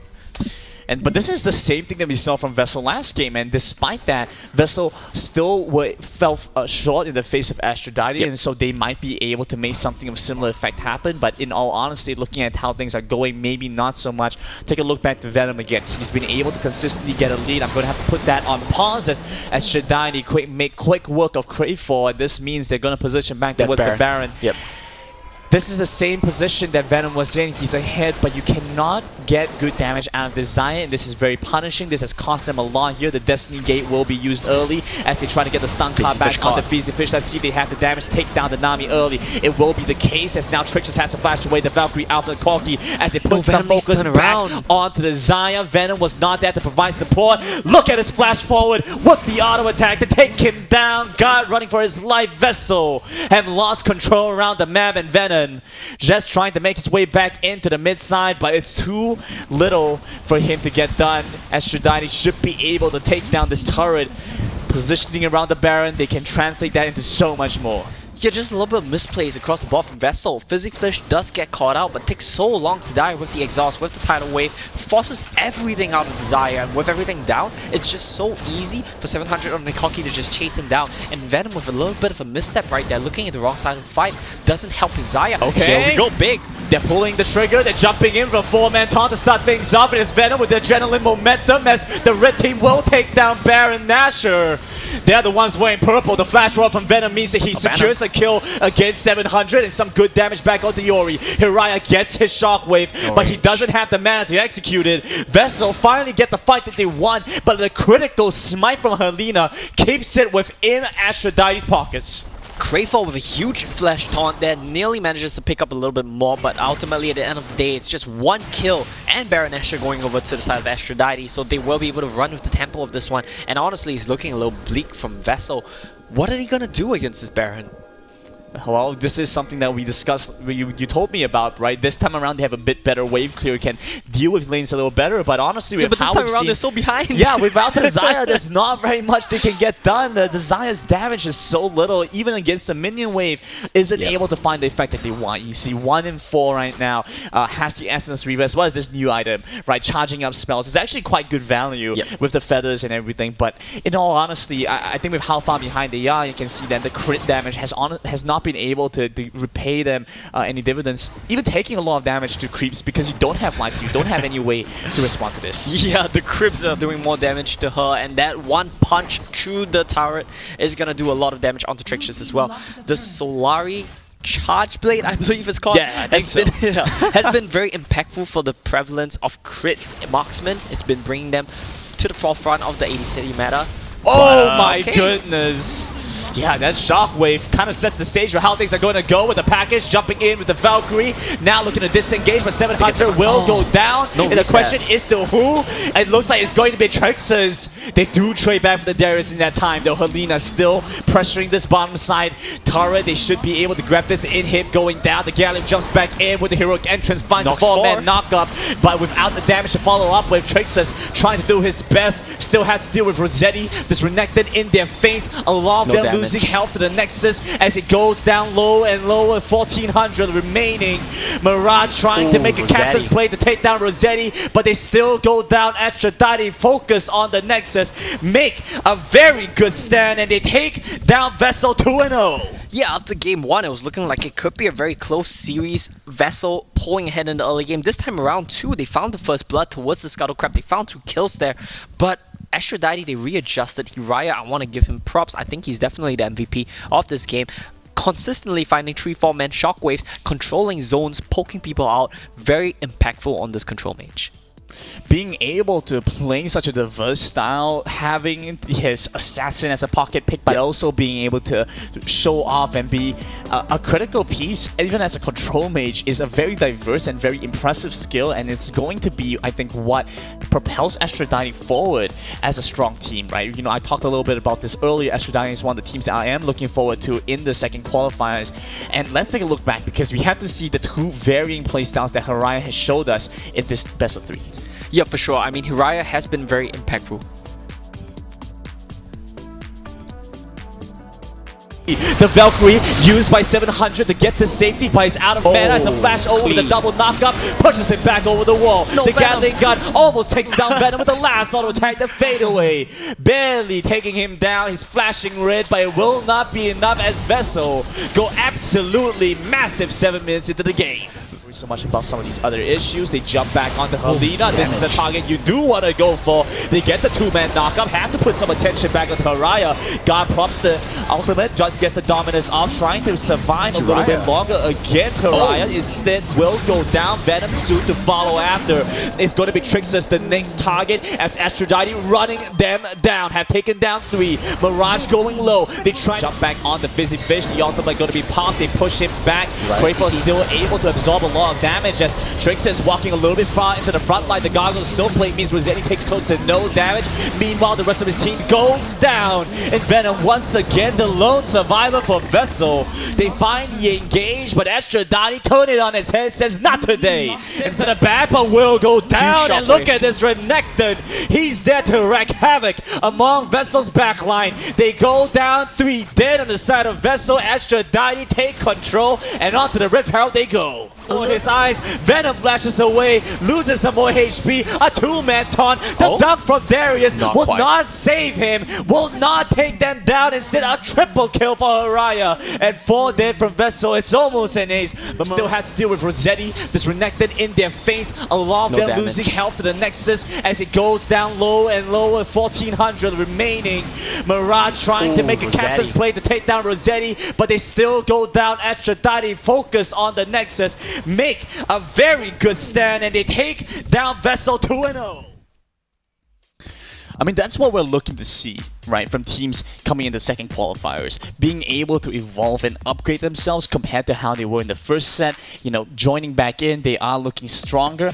And that could be an argument to be made, being able to use the first qualifiers as a bit of a stepping stone to gauge the strength of the opponents and then playing the second one to win. Right, yeah. So that's something good that we've seen. Aphrodite are able to take away this nice 2-0 and are set themselves up to continue on the competition. I believe with this one, let's take a quick look here. They will be going up against Team Bears in the next stage of the competition. Yeah, Team Bears got the bye, and they are going to be facing off in their first match of the day against Aphrodite. That's going to be a bit of a tall task. Aphrodite looking pretty good here today, but I mean, there are still a lot of question marks around that team. They have their strengths, but I think they also clearly have their weaknesses. Falling behind so early in both games against Vessel, ultimately managing to pull it back, but that is a question mark in itself, right?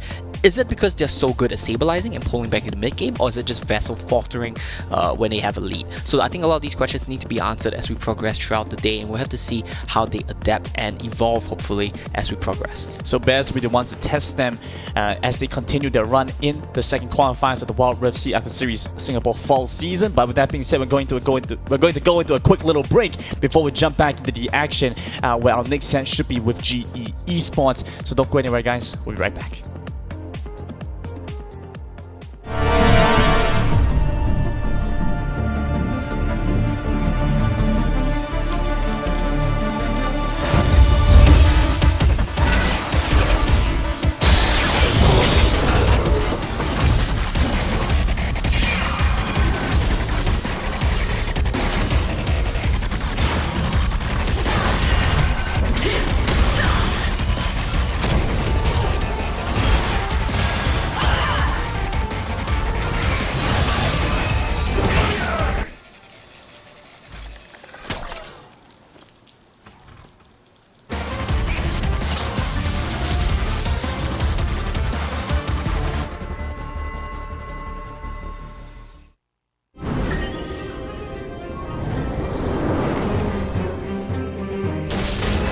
on you.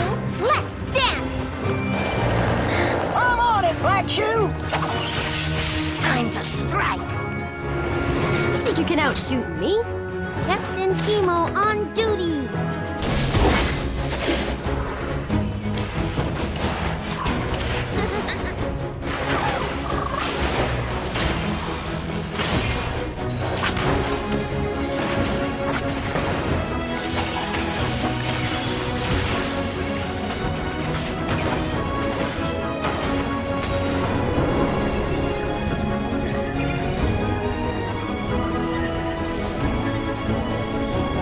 Let's do it.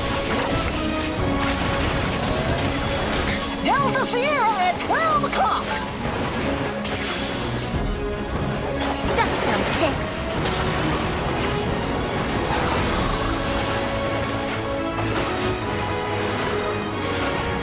Nothing a little gunpowder won't fix.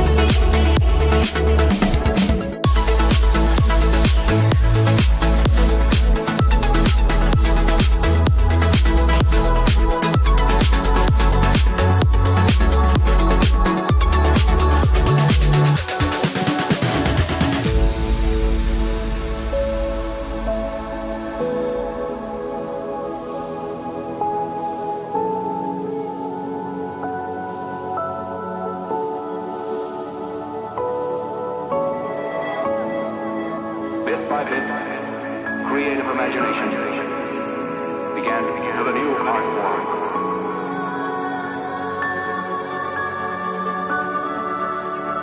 Makes me feel I belong to something.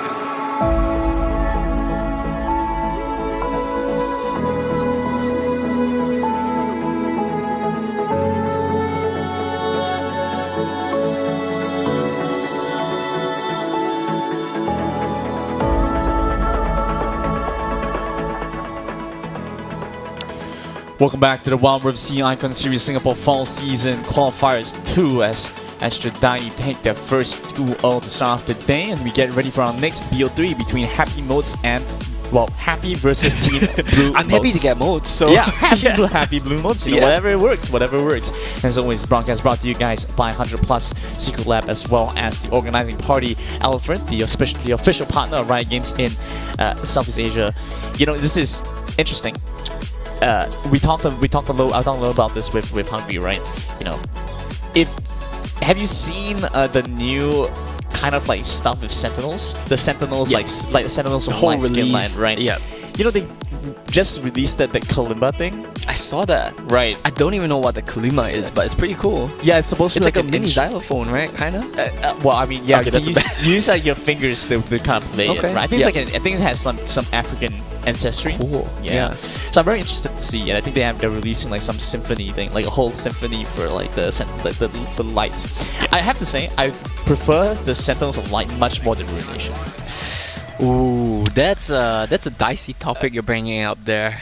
You know, it kind of is, isn't it? Right? I genuinely did prefer Sentinels of Light a lot more, but I prefer the champions in Ruination. Like, they're cooler, but Sentinels of Light, like as a whole, just seem nicer to me. Can I be honest with you here, Yeah. Brandon? I'm not a fan of lore. I'm not a fan of in-game lore. I play for the champions. I play to see who smashes the other team. Yes. When I'm playing RPG, when the right RPG comes out, then we talk about well, lore. well, Yeah. I know you play RPGs though, right? Yeah, but there was a point where you were hard grinding RPGs. But that's RPGs lore are relevant. You know, when I'm playing a MOBA, Yeah. I just go in there, I see, okay, I'm Zed, he's Oriana. You know, like that's all I see. The lore doesn't matter. We're going to get a head start before it comes Yes, to the comes out, backstories right? are getting established. Exactly. That's always very cool, though. Yeah. Once the MMO is out, we're going to When the hit MMO it is up. out, catch me on the wikis, you know, browsing 20 hours a day, then we'll talk about the lore. But of course, let's put our focus back For towards sure. Team Happy and Blue Mode's team, because Happy is one that is relatively new to us, Yes. I believe. Like, we haven't really seen all too much of them before, whereas Blue Mode's team did play before as well. They played in qualifiers 1. They were the ones to, if I'm not mistaken, to draft a more scaling composition. We're looking to get ahead with things such as the Santa comp. Ultimately did fall short to Team to the Moon, who have managed to qualify through. So we're just one step away from qualifying in the playoffs, and are looking to probably take this one away now. Yeah, I mean, there's a lot of things to think about, right? But when we think about teams that were barely missed out on qualifiers in the last qualifier, barely missed out on qualifying in the last qualifier, tripping over my words, it's a little bit early in the morning for me. But yeah, so this time around though, I do believe they will be expected to qualify, since most of the teams that beat them the last time around have already qualified. Unless, of course, there are some underdogs who are coming in for the first time, you know, they're ready to take some things, you know, change up the pace of things here. I don't think there's too many new teams though, so it should just generally be the expected teams facing off again in the upper bracket, and that's what I'm excited for. You know, 2 p.m. is a little bit early. This is some real It's gamer morning hours. for me. Yeah, we're true gamers over here. Gamer hours, you know, Indeed. 2 p.m. is a little bit early, but not Calling so me early out for them, here. right? They have Yes. more time. Well, I can't deny I'm in the same boat as you are, right? That's why your name is Game Niz? Yes, that's right. Not my best. Low hanging fruit. Low there. it has been difficult for people to find much kind of value or work with my username, so I don't blame you there. You know, it is what it is. Yeah, you gotta take what you can.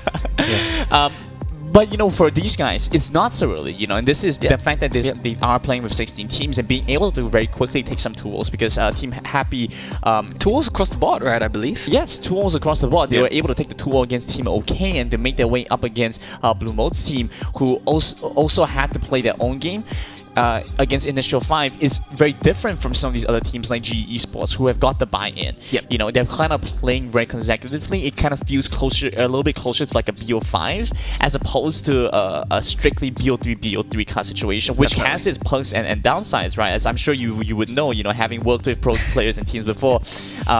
this is a very different effect for them, and I just have to wonder if this is going to be good for them or if this is going to be bad for them. Well, I think the question you really want to bring up here is that with breaks being so short between games, between series, stamina is very important. Yeah. You have to be able to sit down and be ready to play basically the whole day if you want to go far. You have to have that kind of endurance, and that's why you train for it. Sit in your cozy Secretlab chair, play for 12 hours a day. That's how you get ready for tournaments, guys. Kids at home, school first, and then Wild Rift, okay?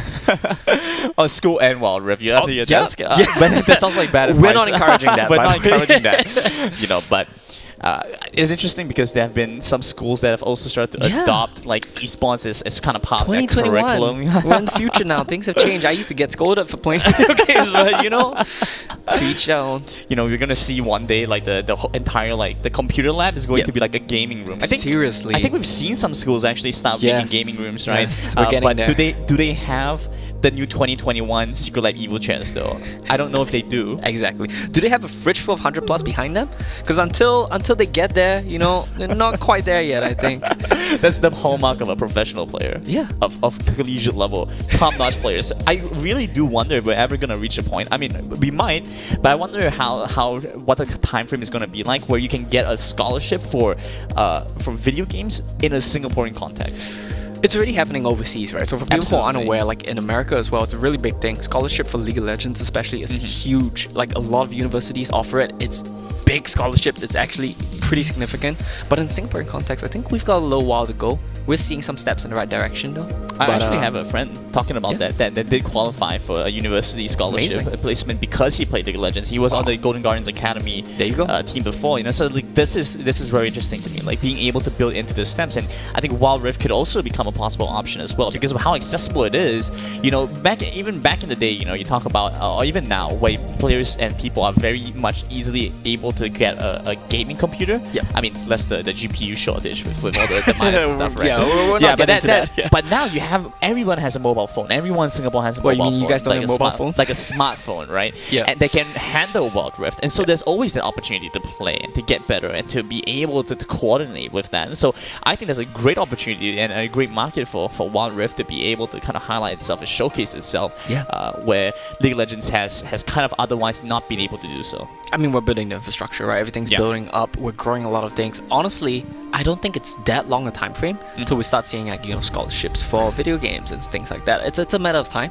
Hopefully, it's a step in the right direction. The teams here today, maybe some of them will be getting scholarships for playing Wild Rift in the future. That's what we hope to see.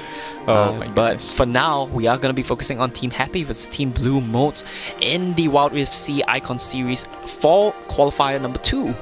Of course, the winners, or rather the top 4 teams from this, will be moving on to the playoffs to join the 4 teams that have already qualified, as well as the current Kings of Singapore, which are, of course, going to be Alliance. Hashtag we are the Alliance. I'm, of course, a big fan of the organization. So we'll have to see if, honestly, I'm quite happy to see them face off against other Singaporean teams because we saw how well they did in a regional context. I do believe they got like top 8. Yeah, they in played. C. They only lost to Evos, Who won the whole thing. Ultimately won the entire competition, right? So it gives them, it does give some legitimacy to their abilities and to their strengths. We're able to take a good position in groups as well, and so I think that is a pretty nice showing from the Singaporean roster.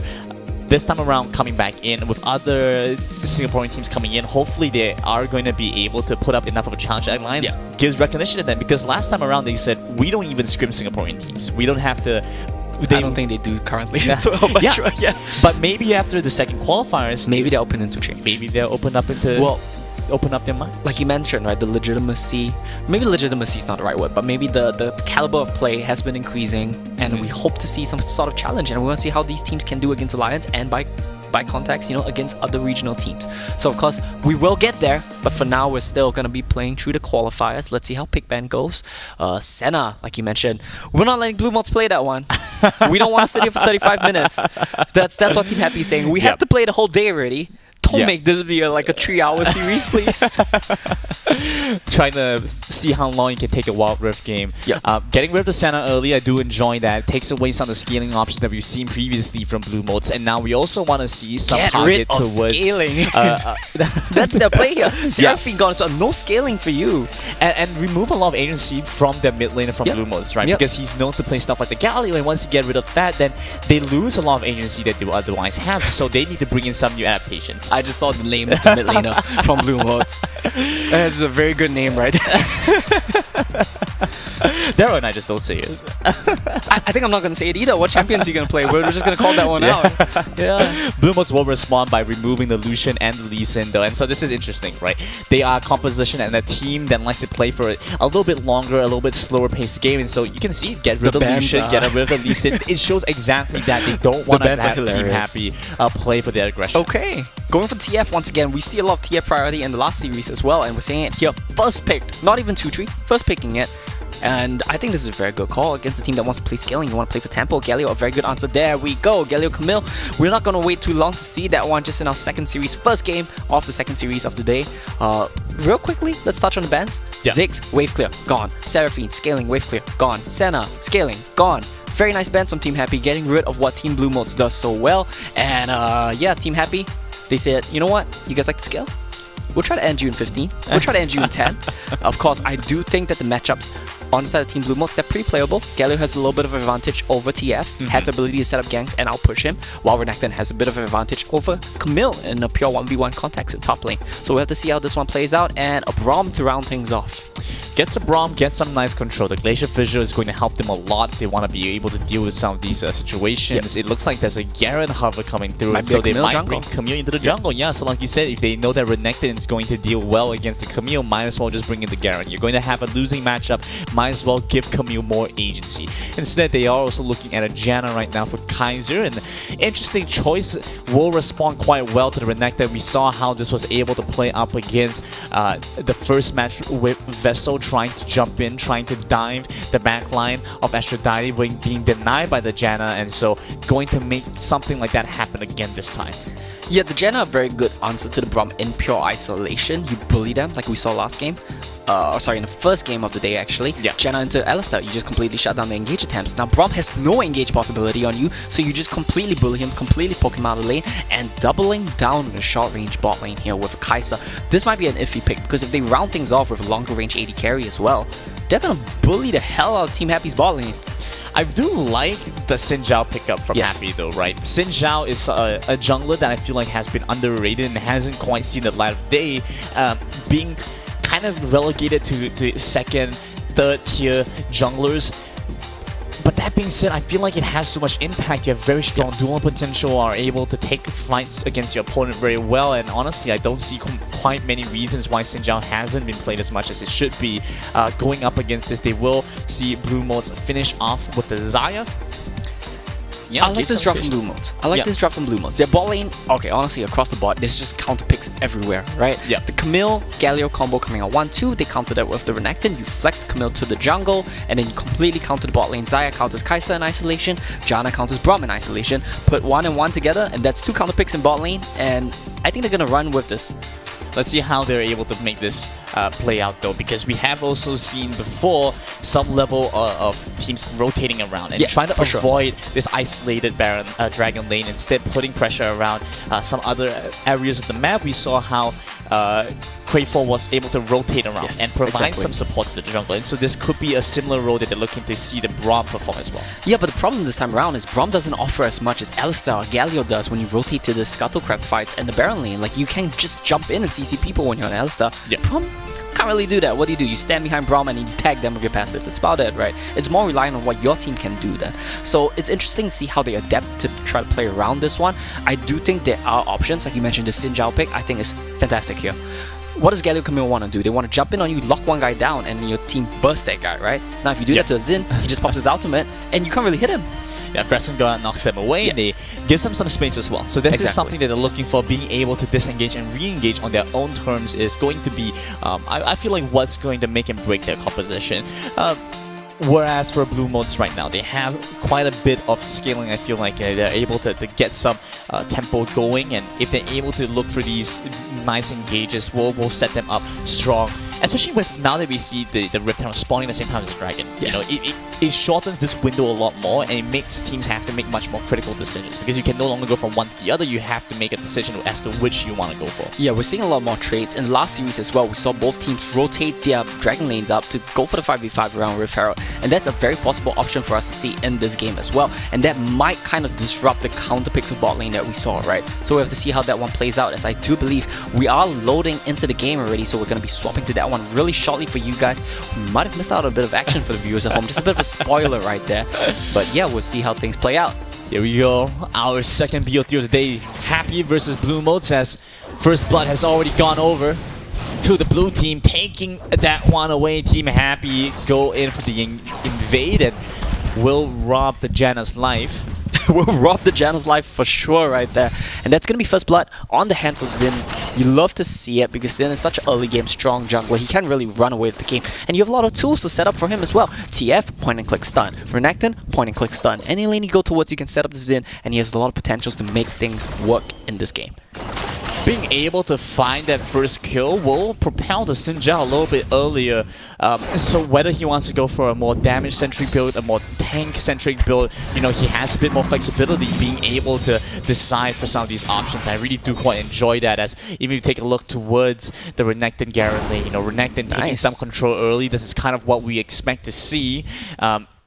And this frees up the Camille, but ultimately you still have to be concerned about the Garen. You know, Garen will take some quite significant damage and harass from the Renekton. Yeah, like this pathing here from Xin Zhao. He goes for a very early ward towards the top side, covers his top laner out because we know Camille is a jungler which typically likes to go for earlier gank timings. So they're going to ward up for that one. We saw as well IC Bank being very cautious of that possibility. Of course, this ward does spot out Camille and they know exactly where she is. Going back down towards the Dragon Scuttle. Xin does not want to let her have it. I'm stronger than you right now. I want to take this fight.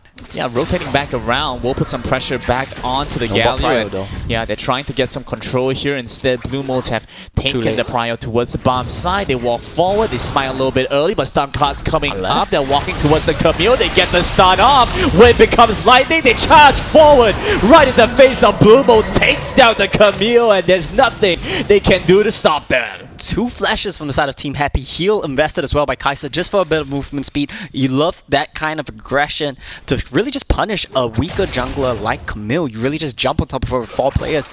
And that's the power of the TF as well. I run in, I go card you. What can you really do about it? Python here igniting IC Bank, sending a message, back away. Just pops the Ignite, will put IC a little bit lower now, but he has the ultimate, gets the Dominus, and with the Ignite might actually have enough damage to burst down Python if he goes for an aggressive exchange. But with the Camille nearby, the Renekton is playing it safe, holding his trigger a little bit. Not wanting to be too quick to pull the trigger. Yeah, actually noticing that IC Bank has Ignite, that's a little bit curious because typically you would want to go for the barrier in this matchup to really just deny the burst coming in from the Garen. Right. Well, of course, Garen wants Ignite because you need to cut the healing off Renekton. So both sides need to do slightly different things to succeed in this lane. But Ignite, I mean, an aggressive choice, but I'm not sure if that's exactly the right one because you really just need BOTRK to run him down, and barrier is always going to deny, well, not deny, but kind of negate his out. So actually you're going to find a little bit less value than they perhaps were looking for. I want to very quickly touch on a couple of items. You see the Raw of Ages being completed by the Twisted Fate. Just 3 minutes and 20 seconds into the game means he's going to start scaling up so much faster. At the same time, I also want to take a look towards the Braum because he's been able to complete his Boots item. Going for the Lockout of the Iron Solari, whereas the Janna a little bit late on this uptake means they have a much smaller window. As you see the Dragon coming up and as the Rift Herald comes up, they won't be able to fight as well against the Braum, who gets so much utility off this one item. Yep, exactly. Able to just protect his whole entire team. Braum as a champion already just offers so much utility with his slows, with his stuns, being able to tag people up with his passive. And here we go, set up towards the Dragon. Stun card on to the Xayah, and there we go. Wind becomes lightning, forces the flash away from the Xayah. The Galio trying to join back in, but will not be able to get all too much done. Team Happy now onto the Dragon as well as the Scuttle Crab taking a 2-for-1. It will just be a nice pickup for the blue team as Blue Modes will not be able to respond to this. Give this one up, and a nice amount of gold in the pocket of the Elo Terrorist. Yeah, that was really nice from the Elo Terrorist, using the ultimate that pushed the Xayah back into his own team and forcing the flash as well as the out of the Xayah is going to be big. Big brain plays out from Karma here. Yeah, to I mean, we saw a rotate. lot of insects not really work out in the last Yeah. game on Lee Sin. This man's pulling off insects on Zin. Yeah, Karma coming up to the Baron lane to set up for the rest of his team and give Renekton a time to reset so they can join back in, get onto the Rift Herald and pick this one up quite handedly. Blue Mode's late to respond to this. You can see Camille just barely joining in. They have vision, but the smite already coming through will be a little bit too late as jumping in, they get denied back by the hook shot. Yeah, they're just taking everything right now for Team Happy across the board. You said that teams have to make a tactical decision of which one they want to prioritize, which one they want to go for. Team Happy said, you know what? We're just gonna outplay you and take everything. And that's exactly what we see here. They're denying the scaling possibility of Team Blue Modes, increasing the tempo of the game, threatening the dive with the Zin Brum combo. Audacious charge, along the wind becomes lightning, sets Python up to get stunned up. Instead they respond back. The Crescent Guard sets them low, but with no mana left on Elo Terrorist, he has to make a quick recall. You gotta love his name. You know, the Every time you say Zin is not really doing that much here, but because of the grunts that he's putting out, as well as how fast he's dashing in, I just feel like he's doing so much. Every time he's like, I just feel like he's 1v5ing, even though he's not really doing anything. Well, sound effects are very immersive. They make a big difference. Absolutely. Gives a nice little edge over to the Xinjiang. So now they rotate back. They already get the first turret, plus they have the Dragon and the Rift Tower. All these things compounded have set Team Happy up nice over camp. 4,000 They probably gold should have lead stayed early. there. They probably should have stayed in the bush. They would have managed to chunk someone out. But just gonna leave. They don't even get the Gromp invade. And yeah, the gold lead, like you mentioned, from Team Happy, that's gonna be pretty sizable. 4K to start things off in 6 minutes, as well as picking up the first Dragon of the game. I think they're definitely very happy with the pace of the game and how things are going right now. A little bit of patience. We see Twisted Fate not really forcing anything, waiting for Destiny Gate to come back up before they go in for a play. And look at how synchronized things are on the side of Team Happy. All the ultimates up at the same time, and they are ready to go back in. Let's see if they find another play. Should just look to reset before making another play like you mentioned. Yep. Otherwise, Blue Modes are playing in the pocket of Team Happy. They have all their ultimates available, but like we mentioned before, they don't really have very many good forms to engage unless the Camille Galio jumping in, finding some priority. But we've seen how that works out. The Camille still very squishy at this point, has itemized for the Triforce, means he gets bursted down, whereas Team Happy have a few frontline members that can soak more damage. So Blue Mode's not very many good ways to find and engage. They've instead been left to respond to Team Happy. Yeah, I mean, that's typically why you don't see Camille as a jungler. It's just a champion that needs a lot of farm, which you might not typically find in the jungle. I mean, just look at the farm differences. Both junglers, well, okay, let's not look at Elo Terrorist since he's a little bit inflated in terms of farm right there. Yeah. But 4 grand on Camille versus 5k on both top laners. So it's just farm difference, right? You can't get the gold, you can't get the items. What are you going to do when you jump in? You're probably going to get one-shotted, so all he needs to do is just deliver the Galio to the backline and most likely just die as we go for a dive. Yeah, the Galio's going to go down. They jump onto it pretty quick. The taunt will come through. It looks like Icy might go down, but he flashes to safety. So get out with their lives. The Destiny proc as well gets them some control around this Dragon with 20 seconds until it spawns. They're looking to pick this one up along with the Dragon out to your turret. I love this Zin pick. I mean, like you mentioned, not too sure why it hasn't been prioritized too much, but this man is definitely making it look like a tier 1 pick. They're going for Oh TF. boy, they jump onto Karma, but he goes golden to survive. The knockup from the Howling Gale will stop Karma from being able to get much more done, but he does survive with the flash to get away. Early Zhonya's right there just completely denies the first ultimate from Camille. Forces out the Janna out as well. Yeah, this is the power of the Xinjiao. I really don't understand why it hasn't been prioritized as much as we think it should have been. And one critical part on how that fight was able to turn out, as well as it did, Karma being able to survive, was getting the stun con and using it on the gaming count, preventing him from being able to output damage where he otherwise could have, or set up with the stun right after. Now they move back onto the Dragon, and so they pick this one up quite easily. Yes, Bolo. a solo kill for the Renekton. Yeah, solo kill for Renekton in the top lane. You know what? Just forget everything I said about Ignite, barrier, all that nonsense. If you just solo kill him consistently, then all you need is Ignite. They're going into Karma again. Yeah, but he has the Brawl right beside him. Audacious from shot Zin. with the win becomes lightning. One more auto attack should find it. He finds the stun first before he finds his life, and they now move on to the Galio. Galio should be going down. One charge off the Brawl passive, but he gets away with the help of Kaiser. Blue Mode's barely survived there. I'm loving Elo Terrorist right now. I'm a big fan. He could have just walked in and used his Audacious Charge, but this man decided, nah, you know what? I'm just going to flash 2 CM and I'm going to dash at you. He's just so aggressive. He's so decisive with the plays. You love to see it. I mean, it's very aggressive gameplay from a Xin Zhao, a champion, which needs to be aggressive, and he's doing very well. very important that he's been able to also translate this into a lead for the rest of his team and not being just selfish and taking away all the gold. But he has the highest amount of gold on his team. But it gives space over to his Twisted as well as his Renekton, because Icy would not have got that solo kill if he didn't have the space that he had, and he would have been pressured in a 2v1 situation if not for the fact that they were causing such a havoc in the other side of the map. Yeah, consistently up in the face of his opponents, taking these duels, not afraid to just dash in, knowing that he has Braum by his side, able to stand behind the Braum if he needs to. And honestly, that's a pretty good combo. Audacious charge it in, gives you a bit of attack speed, you proc the Braum passive, and you just chunk down whoever you see. Garen not really going to be the one you want to go for, just such a tanky champion at this stage, at every stage of the game. But Elo Terrorist, we see it once again, just up in your face, don't you dare walk into this jungle, this is my jungle now, steps in, Audacious charge, that's it. Yeah, walk into the wrong neighborhood as Kaiser exactly. is looking to do just that. The Audacious charge, but the Wisdom comes finding, takes a good amount of damage and a good amount of help away from Blue Mode. Looking to take down the Xayah, will go down. Galio joining in now. It's a little bit too late for Elo Terrorist to get out. They've invested 4 into the mid side. It's a 4 versus 4, a committed fight, but they get the stun back on the Allwalk. Allwalk's gone, and Team Happy the flash forward, looking for the last gold card. The stun back onto the Galio, misses out the wild cards. Twist the Fate running for his life, looking low, but Python cannot commit with the onslaught, loses a lot of HP. They finally take down the Braum, and they back onto the mid-tier turret. Team Happy find the final strike with the Kaiser to get the return kill, a 2 for 2. But in the midst of the turret of Blue Motes, Team Happy still gets so much more. A little bit overly ambitious there from Team Happy. They dive into the Galio ulti, they dive into the Janna ulti, but they still come out with the lead, they still come out with the mid-tier 1 turret, and that just speaks to how well they're playing these team fights, how they're on the same page aggressively. You see everyone just flashing together, no one pulling any punches, and even though it was an overly ambitious engage, it works out in the end for them, partly due to how well they played and partly due to the lead that you have.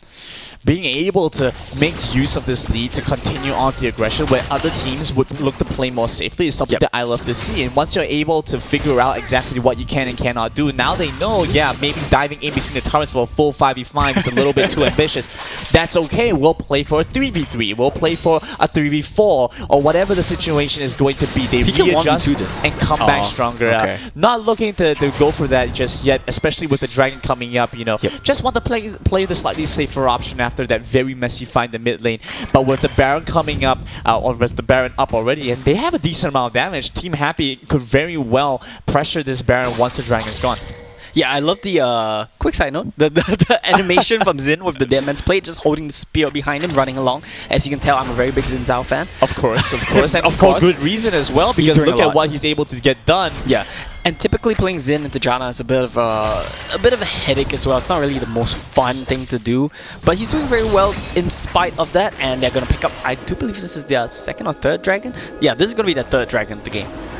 Blue Moon's trying to respond by going towards the Baron to get some vision there, but look at how quickly they shredded. There's nothing they can get done. It's already going to be gone. They popped the Destiny just to make sure that Blue Moons have not started the Baron, and they're going to pop back over to the other side, trying to respond to this side lane push.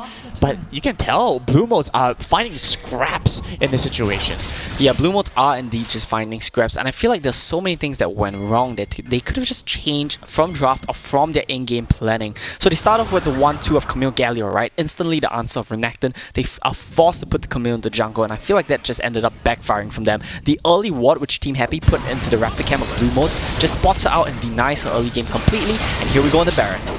They are the Baron. Team Happy don't look like they're going to see any form of resistance from Blue Modes. You can already see the Baron down to 2,000. It's going to go over them so quickly. No response available for Blue Modes. Yeah, I mean, we haven't really talked too much about Angel and this Kai'Sa, but take a quick look at his items right now. Blade of the Ruined King, Solari, Charge Blade, and Infinity Edge. And 13 minutes in the game. That's why they shredded through the Baron. This man is just massive right now. And we'll have to see what they can do with this huge Kai'Sa, because like we talked about, right, Kai'Sa Braum, they kind of do get countered by Xayah, Janna in the bot lane, but that doesn't matter if your Xayah survives the lane. When you jump into the backline later on, Kai'Sa's gonna be able to fly in there with you and just completely shred one of these players. Yeah, they made good use of the windows that they had and not being locked down in the Dragon lane. Instead, they were rotating around. They were able to get pressure around the rest of the map where they needed to, and this has been very useful for them, very impactful for them. So Now with the lead that they have, they just have to close out the game decisively, not get too ambitious, not make a misstep. As you can see, Kama on the other side of the map right now, picking up some turrets. So much damage. Can't even get anything done here. Eel Terror is moving in nearby as well. They just have to back away. The stun card is able to find so much damage to the turret. Look at the mini-map right now. They're going down for a fight down towards the bot lane. They try to jump ranked because 3 lanes. Team Happy are playing on 3 lanes. They're pushing all at once. And Blue Motes know they have to do something, but they can't find anything.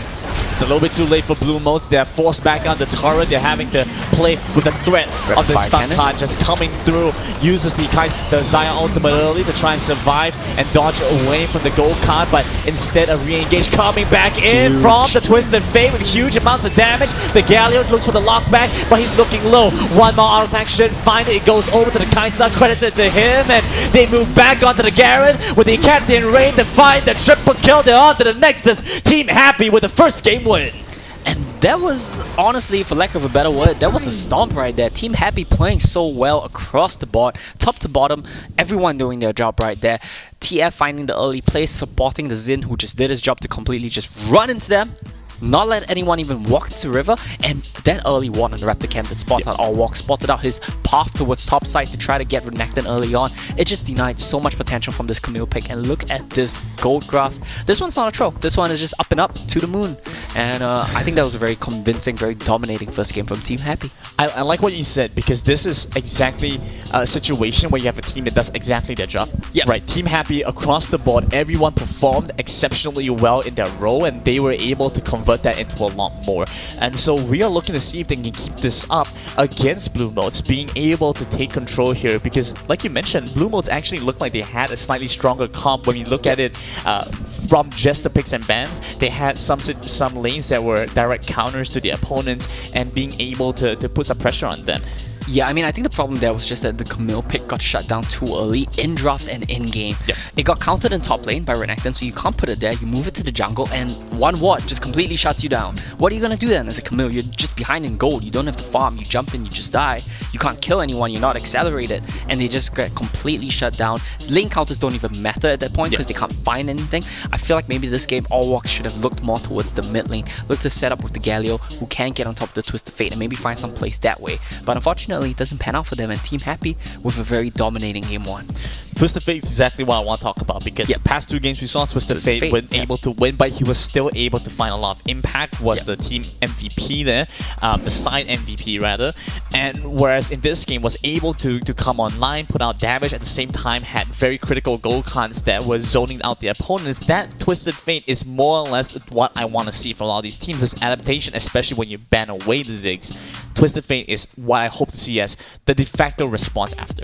Yeah, TF definitely seems like a must pick or ban champion so far this qualifier. I mean, I want to see more answers to it. I do think the Orianna pick that we saw was a traditional counter pick, was a good answer. Zed kind of left a little bit to be desired. I think Galio has the potential to do more as well, but you need to synergize your mid jungle to make sure that you guys are looking for plays on the mid lane, looking to shut down this TF, punish his short range in the early stages of the game. Don't let him leave the mid lane and engage somewhere else. Go to him, bring the fight to him, and we didn't quite see that from Blue Mote's team this game. I mean, like you mentioned, right, they are a team which typically do favor scaling, maybe a little bit unfamiliar on how to pilot a more aggressive, more proactive early game. So they have to lean into that idea a little bit more, right? Being able to understand that the meta right now is something that's a bit faster paced. When you're not able to get the composition that you want that plays into that hyper late game, you have to be able to adapt quickly. That's been a very consistent factor, and I think something that's been discussed a lot within the ecosystem so far. Being able to adapt.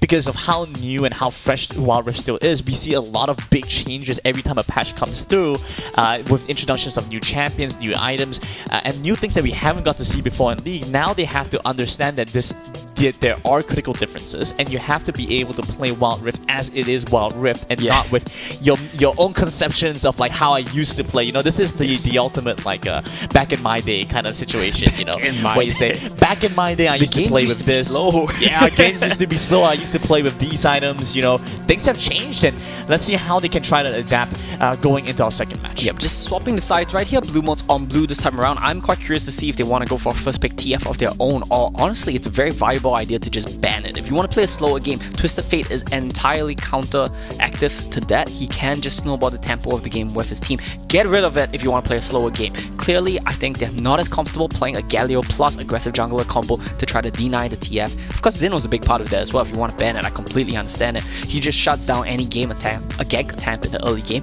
by just being such a strong threat on the map. If you run into a Xin, he's just gonna kill you. So I can't completely understand wanting to swap either of these bans up. Going for the Lee once again, understandable, but enough. I feel like there were bigger problems, right? It's similar situation to the Xin Zhao. You don't really want to have that tempo come through, and I guess I could understand if you get rid of Lee Sin and the Xin Zhao, or even just ban away the Twisted Fate. I do think that this is the score is team happy with the win. Yeah. It's just because they swap sides. Yeah, switch sides. So again, see team happy on match point. Twisted Fate, yeah, you get rid of that option early and don't want to have any chance for the opponents Bans are to get not that going to change for Team Happy. Those are fantastic bans. I really like their approach that they took to try to shut down Blue Mode's team. Let's see. Twisted Fate, what's his last ban going to be? Lucian? Okay, they don't want to first pick it themselves. Want to go for a more scaling AD carry option. Can't blame them for that. Get rid of the lane bully in Lucian. I wonder if this is actually because it's a targeted ban against Team Happy, because it does, while Lucian is a strong pick, you could definitely first pick it. I don't feel like you have to worry as much because you can still grab a number of very strong picks like the Gragas left open if the Lucian were up, and so I have to wonder if this is a direct counter pick against a counter ban against Happy. This is an interesting change-up. What was their ban last game? Do you remember what was their third ban? It was Ziggs, Senna plus one more. I think it was another scaling option, but this time pivoting. Fiora.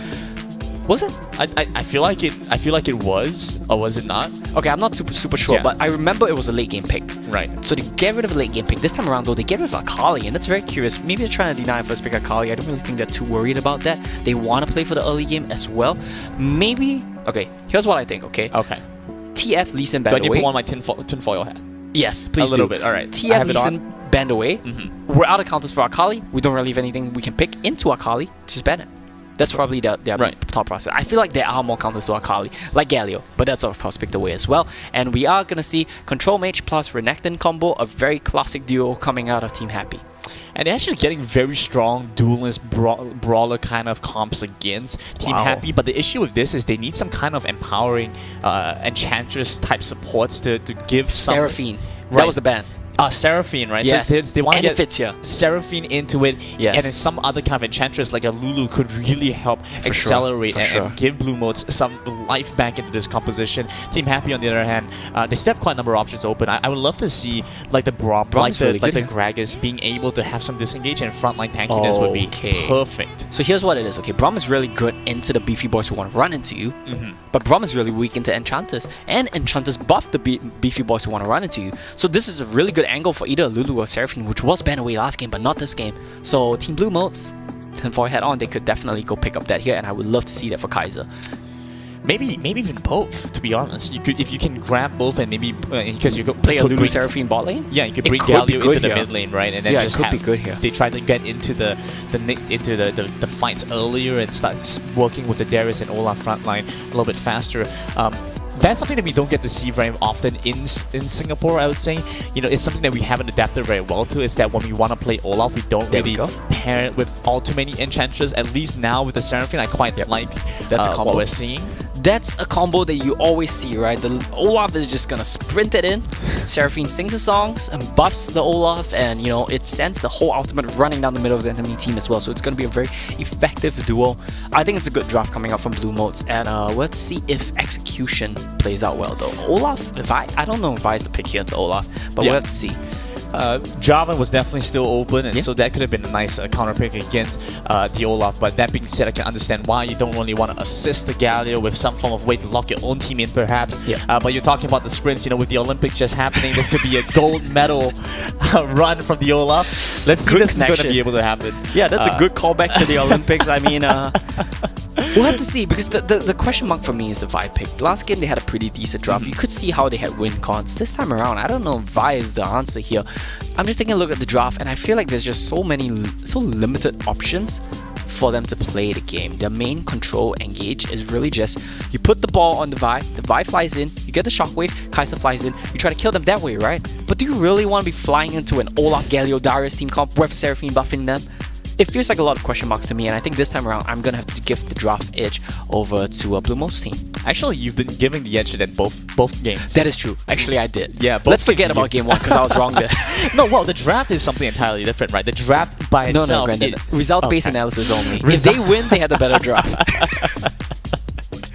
All right, that's how it is. That's how it is. Yeah. That's how it is. That's how you become a good coach, right? That's As long as exactly you- it. As long as you win, Exactly. whatever draft works. The dubs are the only thing that matter. You know, but again, we're looking back at this composition, and I think the idea exists again for Team Happy being able to go for something aggressive, looking to try and close out the game early before the Olaf and the Darius become those massive threats, before they're able to deal with a 2v1 in the side lane. You want to be able to take them down, and hopefully that's the same idea that Blue Modes have also been able to establish. This is interesting. They actually put the Seraphine in the mid lane. The viewers at home are not able to see it yet, but we have a little bit of spoilers, right? Seraphine is in the mid lane and Galio is going to be the support. I feel like that might not be the play here. I think you put Seraphine in the bot lane to push and bully out the Braum, while the Galio mid does answer pretty well into Orianna. It is a melee to range matchup, but Galio does so well to threaten ganks as well as wave clear into her. Imagine a Galio running at you with Olaf behind him. The Galio stuns you, and the Olaf is chucking axes at you while you're an Orianna. How do you play?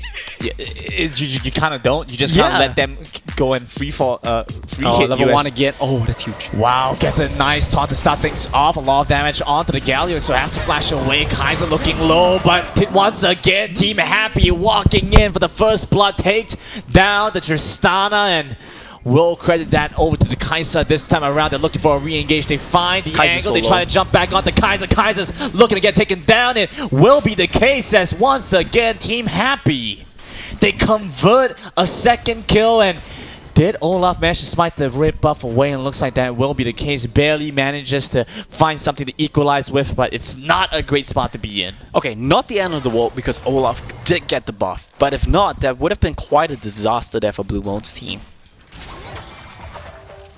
I think that's one of the strengths of Braum as well, that hero just enables level 1s so well.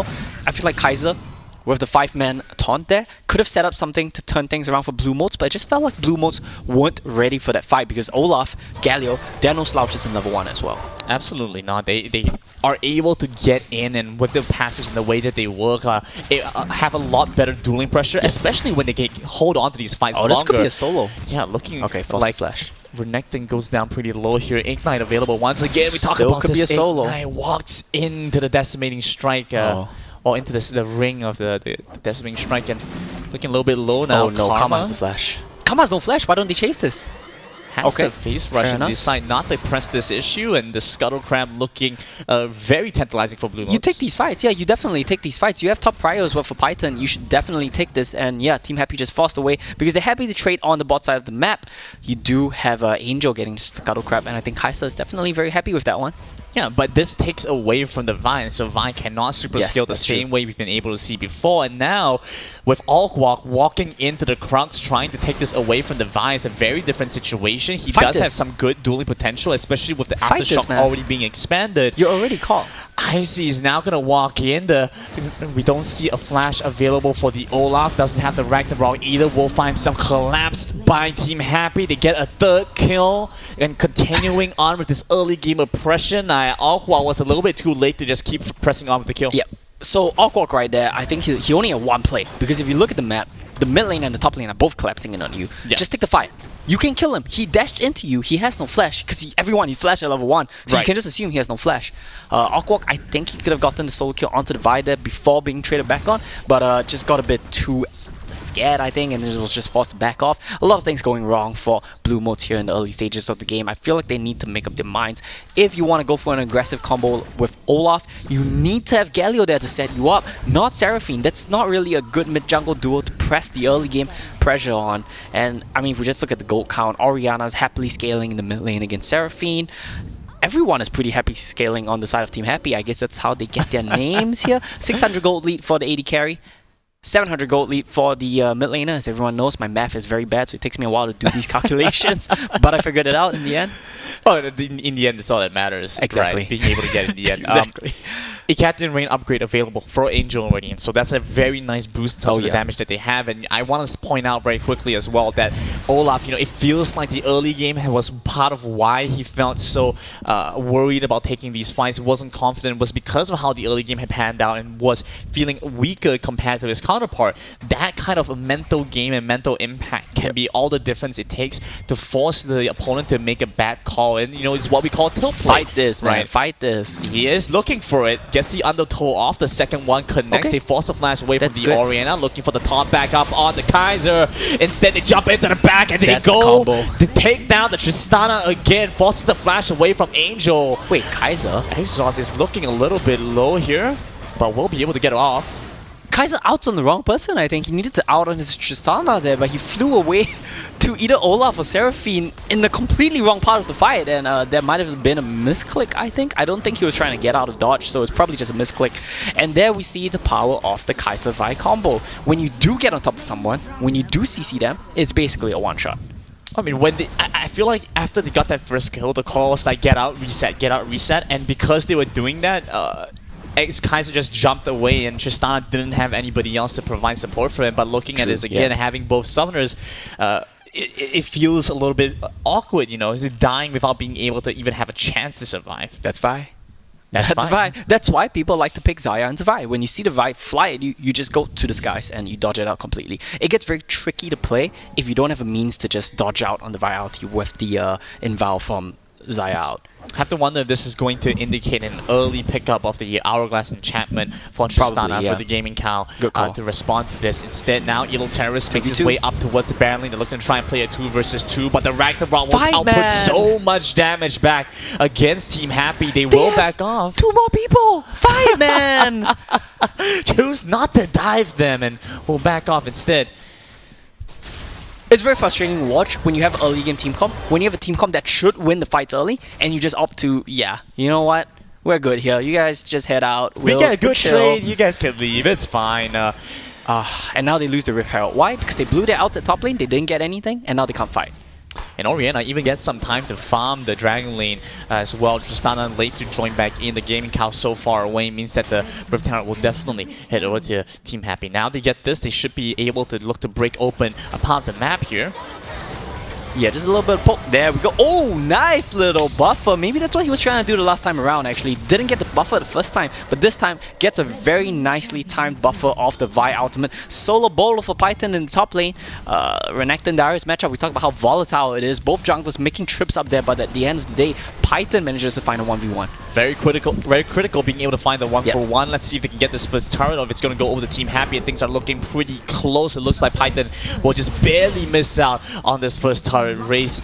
So close. Meanwhile, Angel going to output some damage to the mid outer tier turret as well, finding a little bit of chip damage and hopefully being able to pick that one up for themselves later on as well. Flash away from the Oriana. The Gaming Cow going aggressive, trying to jump back in. The Galleon pops the ultimate a little bit early, looking to make sure that his teammate is going to be safe. Better safe than sorry, they always say.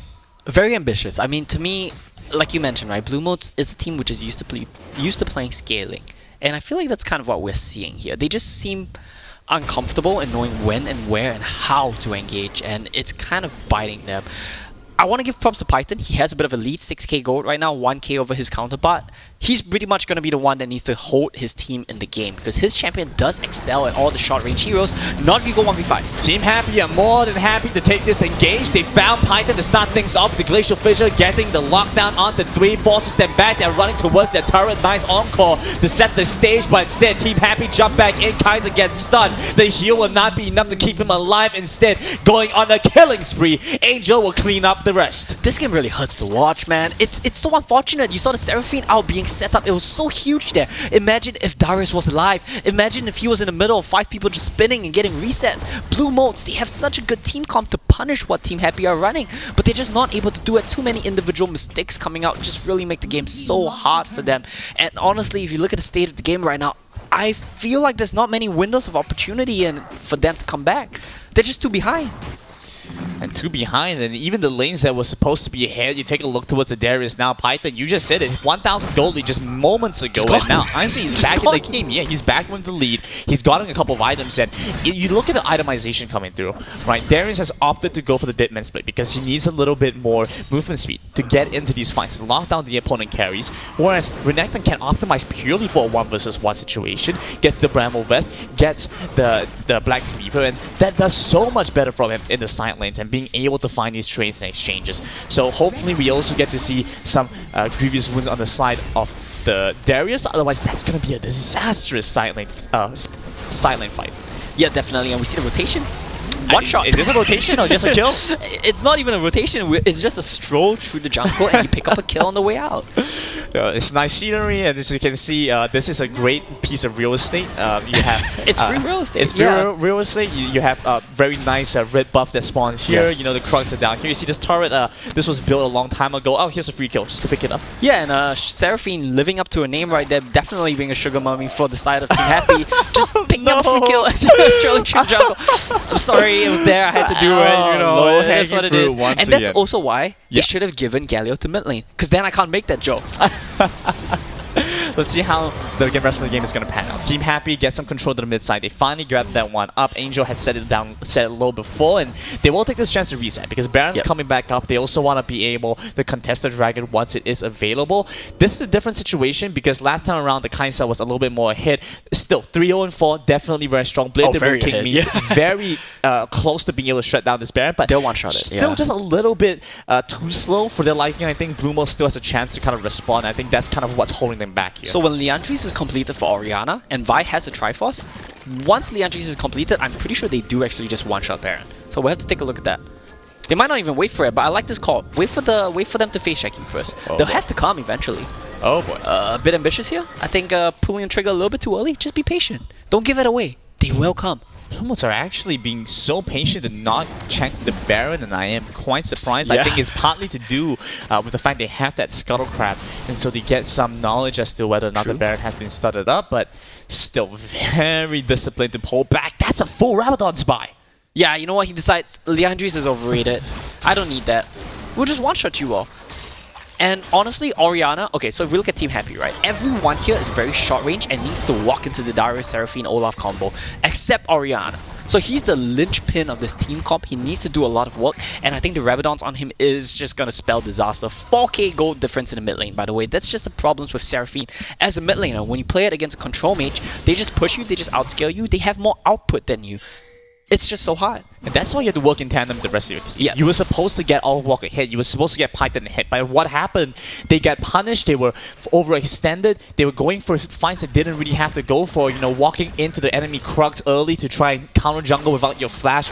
You know, that cost them a lot. They were punished heavily. And see the position that they're now in. He They is flashed in to look for the re-engage. The Galio will pop it a little bit early. The Emperor Hand pulls back onto 2. It's a nice engage back from Blue Motes. But teleport coming in from Team Happy. They take it down to Darius first. Huang looking to go down quickly as well. We still see Kama alive. They try to jump in, but going full suicidal. Tristana cannot get any more done. 4 dead by Blue Motes. Team Happy walk towards the Baron. Yeah, it's just a mispositioning there from the side of Blue Motes. Seraphine was at bot lane, not with a team. She's trying to catch it sideways. You need to reassign your lane assignments so that Seraphine can always be there from the start of the fight because she is key to your team composition. Baron just gets shredded, and that's going to be Team Happy, I think, running away with this game. Fun fact, this was actually the kill score when the last game ended, so Team Happy, they're looking to kind of brutalize them a little bit more here. Slightly different composition. They say you don't want to give us a Twisted Fate. That's fine. You know, we won't play as much of a pick comp. We'll play a team fighting one, and we'll work with our Vi here in this game instead. Being able to weave in some damage in the form of the Triforce while also going tanky, having the Deadman's play, the Spectre's Cloak, and the Gargoyles means just so much more for Team Happy because oftentimes Vi either goes for damage or goes for tank. You don't really have the leeway to go for both. They actually do manage to train back against the Renekton. Shut down. That's a nice one. What? We look away for a second and Renekton dies? Maybe it is the Costas curse. Maybe we just need to look away a little bit more. Yeah, we can never praise It is, Renekton, right? It really is. Oh, they might catch him out here, but 4v5, they don't want to take the fight. Python might not give them an option. They're jumping in. They're on Nice. will connect onto 2. It's a messy fight. Health bar Shockwave. looking Look low at the as shockwave. Chaos looks to go down. The Whiz. shockwave catches the back, connects onto 2. It doesn't find maximum value, but it does not matter. Team Happy still take them all. Team Happy just clean house. They're just too far ahead at this point. It was a nice attempt. 4v5, they do get engaged. Ori was even late to the fight, but they just slapped them with their wallets right there, and the gold gap is a little bit too big. Kai'Sa is huge, Ori is huge, even though the shockwave, I think it could have been a 5-man. Yeah, it could have been a 4-5 for man sure, at the time. But 2 was all he needed. He's just so big, has the death cap, and that's all he's really gonna need. And this is gonna be the first mid lane high ground falling for the side of Team Happy. Yeah, the inhibitor. Inhibitor turret? Yeah, the high ground turret, inhibitor turret. Now still trying to find some space to basically close this one out. He just shockwaves the wave. It's on a 35-second cooldown. 37, 35, I like 37 it. second It's a cooldown. little bit You of know. style coming out Absolutely, from Team Happy you know. right now. Look, he's prepping his ultimate to be on the same time as the rest of his team. So smart. He doesn't want to be the only one Big that has his brain. ultimate. Absolutely. I see Bang, you gotta stop getting caught, man, but it doesn't even matter. Very nice usage of Oh my slice goodness, he and flashes size. away by back Heal. onto the honey fruit, survives the onslaught from Blue Modes. Angel's Angel can right go in there, on this. gives him a If get that out hit. jail free card. If that W hit, he could have flown in right there, but not quite gonna work out in the end. I see Bang, man. Just getting caught, but it doesn't matter because you're so far ahead. Your teammates are here to back you up. Misses the combo, but it's gonna be okay. I think that's just gonna be fine for them. They still get a good amount of damage back onto Blue Modes. They have 5 in the base trying to stop Team Happy. Oriana isn't even here, has his ultimate back up. They get the pullback onto Angel, but that should not be enough. I don't think they can get anything done, even with the health bar Angel. looking low. Finally Angel. take down the Renekton. We do see Angel looking low as well, but I don't think they can find anything else as Team Happy sweep up the remainders of Blue Modes on a gold medal run. They're onto the Nexus. Team Happy take their second BO3. Team Happy just with a shutout win over Blue Modes. To be honest, Blue Modes never really looked like they had a chance in that one, which is so unfortunate with just this game in mind, because I feel like they had such a good team composition to answer what Team Happy had. It just didn't pan out in the end. I feel like their approach towards the game was a little bit flawed there, and ultimately congratulations to Team Happy. They will move on one step further. I do believe they are now in the 3rd match of the upper bracket, while Blue Modes will be dropping down to the lower bracket with one more live, playing a best of 1 for their competition lives. What was that you said? It's result-based Yes. drafting, right? So actually, Happy had the better call for both games. Definitely. Better draft. better draft. I think that with that round, they will drop down to the lower bracket and they will end up playing against Team Reformed. So this is going to be an interesting one. Yep. Being able to, well, continue on in the lower bracket should be fine for them. Let's take a look back to see how Team Happy was able to have the better comp in both games. It's a 4 versus 4, a committed fight, but they get the stun back on the All-Walk. All-Walk's gone, and Team Happy, the flash ball, looking for the last gold card, the stun, back onto the Galleon, misses out the wild cards, Twist the Fate running for his life, looking low, but Python cannot commit with the onslaught, loses a lot of HP, they finally take down the Brahmin, they back onto the mid-tier turret, Team Happy find the final strike with the Kai'Sa to get the return kill. To try and survive and dodge away from the gold card, but instead a re-engage coming back in from the Twisted Fate with huge amounts of damage. The Galleon looks for the lockback, but he's looking low. One more auto attack should find it. It goes over to the Kai'Sa, credited to him, and they move back onto the Garen with the Captain Rain to find the triple kill. They're onto the Nexus. Team Happy with the first game win. Engage the Galio will pop it a little bit early. The Emperor Hand pulls back on the 2. It's a nice engage back from Blue Modes, but teleport coming in from Team Happy. They take it down to Darius first. Huang looking to go down quickly as well. We still see Kama alive. They try to jump in, but going full suicidal. Tristana cannot get any more done. 4 dead by Blue Modes. Team Happy walk towards the Baron. Yeah, I want to take the fight. Python might not give them an option. They're jumping in. They're Nice. on will connect onto 2. It's a messy fight. Health bar's Shockwave. looking low Look at as the shockwave. Chaos looks to go down. The Whiz. shockwave catches the back, connects onto 2. It doesn't find maximum value, but it does not matter. Team Happy still take them all. Oriana isn't even here, has his ultimate back up. They get the pullback onto Angel, but that should not be enough. I don't think they can get anything done, even with the health bar Angel. looking low. Finally Angel. take down the Renekton. We do see Angel looking low as well, but I don't think they can find anything else as Team Happy sweep up the remainders of Blue Modes.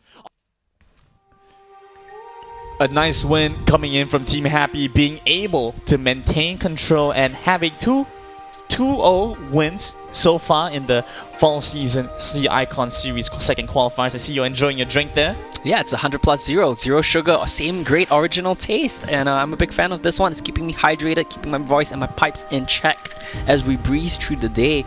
Had some really good games so far, for sure. Absolutely. And this whole broadcast is brought to you guys by 100 plus. I have to say I'm a bit more of an original fan myself. I like the sugar, I like it. My drink's sweet. You know, they also have a non-carbonated version, the active. Yeah. I think that is my favorite version of 100 plus actually. Best for spotting, actually. While you're out and about Yes. doing some exercise, while you're running. But since we're all here chilling, you know, sitting on our nice, comfortable Secretlab chairs, I mean, I'm really enjoying some carbonation, keeping me nice and fresh. And Gimnism, I don't know why you like the sweet version when you're already so sweet. Oh, don't do this to me. Well, and as you know, we've also seen Secretlab. They've just launched their new flagship line of chairs, bringing in their brand new series, the Titan Evo 2022. They are ahead of their time in SR and XL. I think we should fit in that R size, probably, right? And with all new features, with magnetic strips all around and having these new nice little adaptations, and this is the perfect time to start getting into gaming chair sense. You know, this is when your gaming chair is gonna be the difference. Yeah, and don't quote me on this, but I can pretty much confirm that the teams that have taken 2-0 today had the better gaming chair. Oh. So yeah, take that as you will. Don't quote me on this. Don't quote me on this though. But it's been a very nice set so far. We continue to see Team Happy make their run forward. They will be going up against their next opponents. I believe that will be the winner between Victory and Artisan versus whichever one. Let me see. Let me just quickly take a look. I think GE Esports, they had previous will be the... There we go. GE and Artisan. Yeah, GE Esports and Team Artisan, the winner of that match will go up against Team Happy, and I believe the winner of that one should be locked in at that point. Should be qualified already, and yeah, of course, this is the qualifiers for the 4 series. So the top 4 teams from this qualifier number 2 will be joining the big boys of Alliance and the 4 other teams that we saw qualify from the first qualifier. Just I do believe that was last week. Yeah. So in case you missed that one, we have a great bunch of games coming up for you guys here today as well. We've already seen 2, well, I would say 1 banger series and 1 slightly more one-sided series, to be perfectly honest. But I feel like the further we go into the tournament, the upper bracket teams, the best of 3 teams, it's gonna get more intense. But before we go into our next BO3, we're going to go into a quick little break to get ready and rehydrate ourselves. As we jump back in, we will be joining our next teams. It's Papega Pig versus V5, so don't go anywhere, guys. We'll be right back.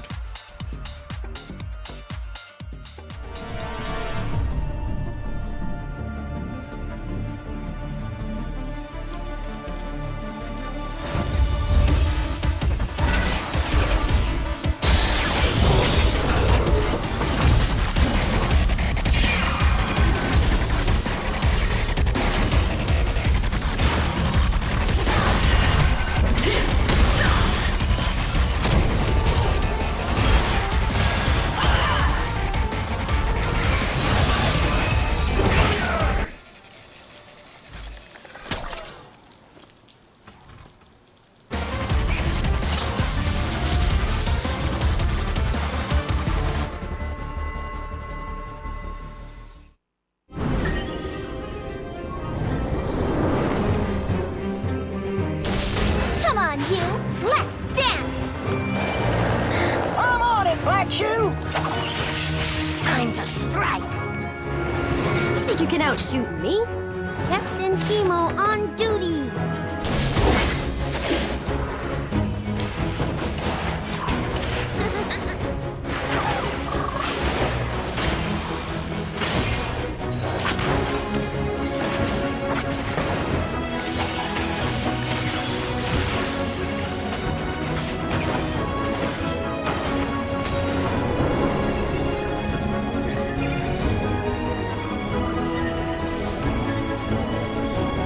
Let's do it. Delta Sierra at 12 o'clock! Dust 'em, Pix.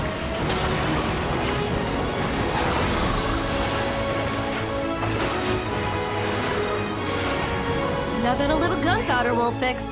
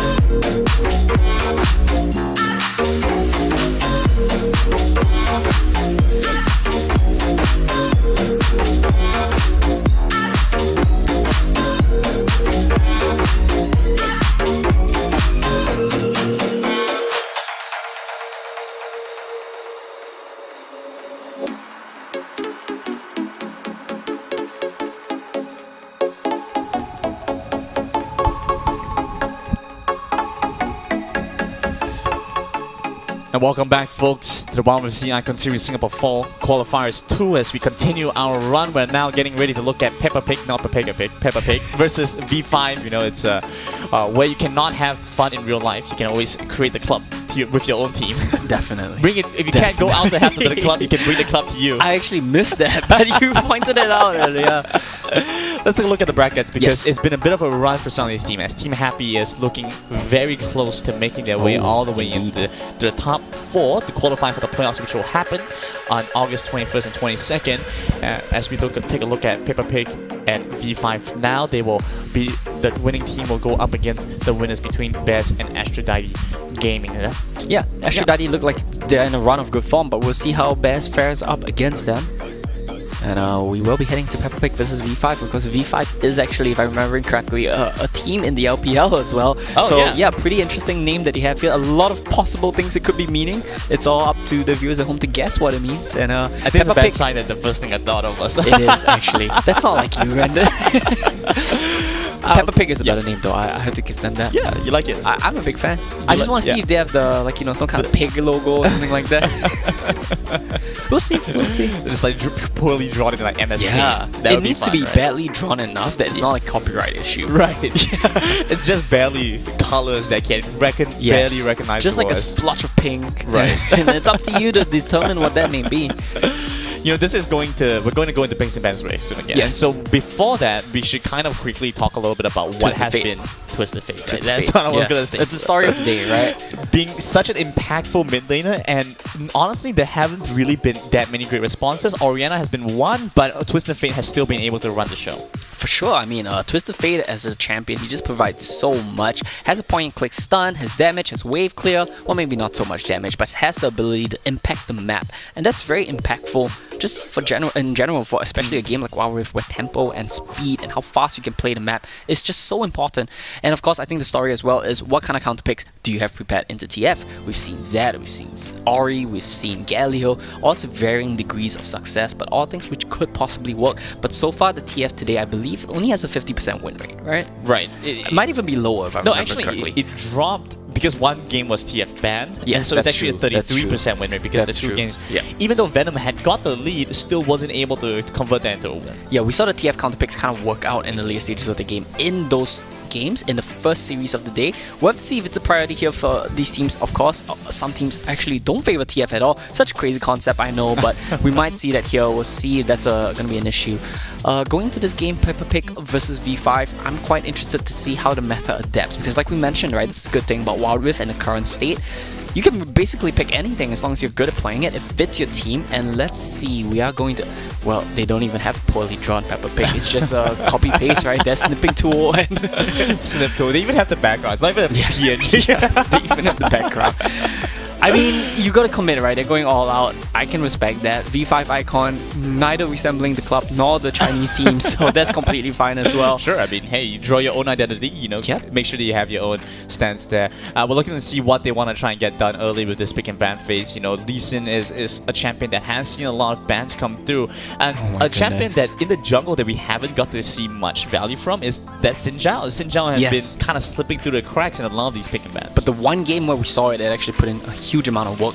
Shockingly enough, wasn't picked or banned in the next game. Yeah. But I think there might be reasons for that. It just seems like a niche pick for these teams, and he's just waiting for the right scenario to use it. This time around, bans are changing up a little bit. Akali banned once again, as well as the typical Lucian and Lee Sin ban. I'm just having a bit of a laugh at the Chinese names on the side of Peppa Pig.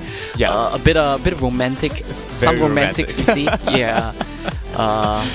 Well, it's fine. Maybe the pick Zyra Rakan or something like that. We'll see how that goes. Renekton and Gragas, both very solid Baron laners being banned away here. Looking to close that one out with Camille. I think they're targeting some carry champions for the Baron laner. Okay, we'll just go for Darius. You ban away my Renekton, you ban away my Camille. I'll just take Darius. We've seen Garen as a potential option to deal with the Darius, but it's been a weaker choice, especially because of the nerfs to the damage. And so I feel like Fiora could come in a little bit better. You know, we've even seen some Riven being played before, but I think Riven is a bit of a hit or miss champion. You know, I do quite like it in Wild Rift. I feel like it has better damage output. It's quite an intimidating champion overall. But V5 they focus on the Fiora and will pan it likely with the Twisted Fate. There we go. I think it's a very good adaptation. This gives you the ability to play split push so very well. Darius into Fiora, that is a very volatile matchup. You swing it your way by having Twisted Fate gate up there at level 5. Heck, he doesn't even need to wait to level 5. He can just push the wave and walk up. That's the power of TF. They're gonna answer with Kai'Sa. Just a strong all-round champion when you're playing engaged compositions, and I've been waiting to see it, but Fizz finally makes his first appearance. I heard that this champion might be flexed to the jungle as well. We typically see it in mid lane. I think this game it might be a mid laner because Fizz has been a traditional counter pick to Twisted Fate for years now. We've talked about the counter picks, right? We've seen Ori, TF, Galio, now we see Fizz. What year am I even in, man? No, Fizz I think was popularized a little bit in the SSC in the jungle, you know, being able to kind of flex in that role, but like you said, Fizz here against the Twisted Fate, once you're able to pop the Charm the Water, even if the Twisted Fate teleport is out, will bring it with him, and then you run that risk of inviting your team to get knocked up in the CC and the damage together with you. I will quickly mention as well that with V5, you know, now locking in the Janna as well as the Xayah, that we've actually seen a bit of Lost D before. Lost D has been a marksman, a dragon laner that has been playing in a few different teams at this point. Now with V5, you know, he's always been a very consistent marksman, but he's never shown out that much before. We'll have to see if V5 are looking to play around in this time though, because now with very little frontline, they don't have a very good tank. Maybe this Java will be it, but otherwise, this is not it. This Javan pick is not it. They are going to get jumped. Yeah, this Javan pick, I'm not a fan of. Like, who are you really trying to lock up here? Kai'Sa has an ulti, Killer and the instinct to just fly out. Yeah. Fizz is never going to get locked up. Yeah, Rengar can jump if he has ultimate. Darius is the only one you can lock up, and but Darius wants to be close. Yeah, it's the meme, right? I'm not locked in here with you. You're locked in here with me, and that's exactly what I think we're gonna see with this Javan. My best guess, is he just picked this Javan to try to look for plays early game. Yeah. Doesn't even care about the ultimate. He just wants the level 2 flag and drags, right? That's probably what he's going for. But then the problem is, which lane are you gonna gank? You gonna gank the Darius lane with the weak Fiora early game, or are you gonna gank the mid lane where Fizz can just eat to dodge away Twisted Fate gold cards as well as your flag and drag? It's a very tough situation to be in. He has a lot of pressure on him to make plays, and once again we do see a repeat of the Dragon Lane matchup that we saw earlier on today. It's gonna be Xayah and Janna versus Kai'Sa and Braum, and this time around I want to see them isolate the bottom lane matchup a little bit more. Let the Xayah Janna put more pressure down on them, bully them out of lane a little bit. I mean, it's process of elimination, right? Yep. When you say Baron lane is out of the question, you can't really get much done in the mid lane, and jungle matchup for you is kind of iffy. You know, what can you really do against the Rengar? So that only really leaves the Dragon lane for the Java to get something. Yeah, the thing is, you can't even gank the Dragon lane. There's a Braum there, so like, what do you do? Like, all you can do is stand at the Dragon lane and look intimidating. That's probably your best bet. Right. Yeah. We'll have to see if that mental game gets there, because when you feel the pressure, you might end up actually backing off, and that could be enough to put his own Baron lane at an advantage. So let's see what they can get done here. Otherwise, with how we're looking at the compositions as a whole, you know, lacking a full frontal tank, they feel a little bit squishy V5. Yeah, and I think this game is actually a little bit curious because typically how you would see blue side versus red side drafts is blue side would go for a more cohesive team composition that wants to play a certain way, and counter picks aren't that important. But this time around, we see all the counter picks go over the blue side, which is typically a red side thing, while red side has the more, I would say, cohesive draft that kind of has an identity as to what they want to do. The only thing that I'm iffy about is the Javan, which, like I said, I'm really not a fan of here. I think there's a bunch of better picks. You can go for anything. Xin Zhao, you can go for maybe even Vi here. Probably Vi is not the right answer, but Xin is definitely a good pick. Olaf is an option as well. We'll have to see how he plays the Java in this game, though. A lot of pressure, like I said, has to be put on. Level up here to really find some plays in the early game. But it's too late for regrets, because we're moving into game. Peppa Pig versus V5 as things start underway. Fizz will be shoved under the turret. You can see the response from Peppa Pig just isn't really there. Is stuck under turret. I don't like this adaptation. I don't feel like this is the right call. You've set the Fizz already in a bad spot to begin with, losing a little bit of pressure, a little bit of tempo there. Well, Fizz does have a level lead for now until the next creep dies, but I think the reason they opted not to challenge for the mid lane push is because Fizz just has no wave clear. He can't go in, he can't push the wave, he has no ability to touch the creeps at all, in fact.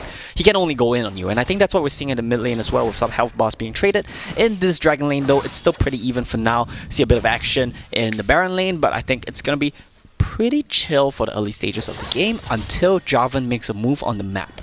It really depends on how the junglers are going to path, because you see the Rengar has opted to skip the buffs, instead going for the smaller camps first. that's a very interesting adaptation. Yeah. But you look at V5, they have a ward right over the Secretlab. This gives them direct information on where the Rengar is going to be, whereas they don't know where the Java is going to be. This is a big change for both sides. Rushing the Scuttlecrabs here for both junglers is going to be a very nice touch. I actually really do like what Rengar does here. He goes for the small camp clear, like you mentioned. That means they're going to respawn earlier, which means he can sweep all the way back down and do a full clear, including his buffs. But it looks like he's going to trade rip buffs right now with V5. Yeah, they're going to trade sides of the jungle. This is looking to become a vertical jungle situation with the Janna, Xayah just allowed to pressure bot lane with the support of the jungler. This is exactly what we were talking about, right? The only lane that the Java can get anything done is going to be that Dragon lane, and they're just playing exactly for that. Walks towards it, looking to gain some control, trades away the buffs here.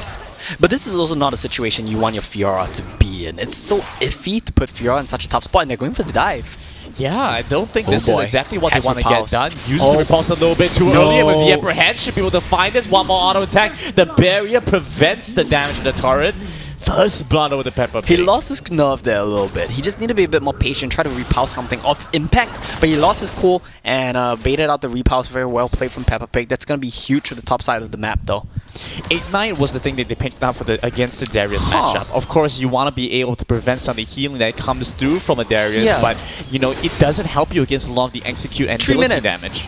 Before 3 minutes, the barrel lane turret just falls in favor of Peppa Pig. Twisted Fate comes in, looks for that play. Flashes forward, but looking to heal up as Darius walks back in, forces the flash away from the Fiora, uses the upper hand, gets a little bit more damage, and puts Upper Moon under the turret. Will survive. They take down 2, and they might lose first turret forward, but looking pretty okay. Trying to repulse that. Will end up losing his life. The stun cut connects. Fizz flashes away. There we go. The Cataclysm locks in the fish. Stuck in. The fish can't will get eaten up by the shark. Nice try there from Fizz to get out of that one, but yeah, too little too late, not enough spells available. So much happened, let's unpack that a little bit. They rushed down the Baron Lane turret on the side of Peppa Pig. That's going to be a lot of gold going in their favor, so even though they lose out on kills, we do see them still maintain the gold lead. I want to call back a little bit to what you mentioned about the Ignite for Fiora. Yeah, you want to cut Darius' healing, but you can actually outplay that, because Fiora has a short cooldown dash, which she can use to just get inside the inner ring of the Darius spin to just deny him the healing. So that's a bit of a curious choice. I can't help but feel like Burial might have been very effective against the Darius ultimate. We'll have to see though, like, because at the end of the day, it really doesn't matter what summoner spells you have. When it gets late enough, you will win this 1v1. It's just that right now, he's sitting 1,500 gold behind. So Darius has a Bramble Vest as well. It's a very iffy situation to be in. Very punishing for the Fiora. Very difficult to get anything done. V5 will use this space to pick up the Dragon. They'll start this one off early, and Jungler far away. They're trading it back for the Reptile, but it is the Inferno. And so V5 actually get a nice exchange for this. But like you mentioned, a lot of the gold difference is stacking towards the Baron lane right now. And if they can get the Darius even further ahead, then the Fiora will lose a lot of relevancy for the entirety, well, I would say for the next 10 minutes of the game, in fact. Definitely. And I would say the Peppa Pig, they have made up the decision that they want to play for tempo. They broke the turret so early. Ooh!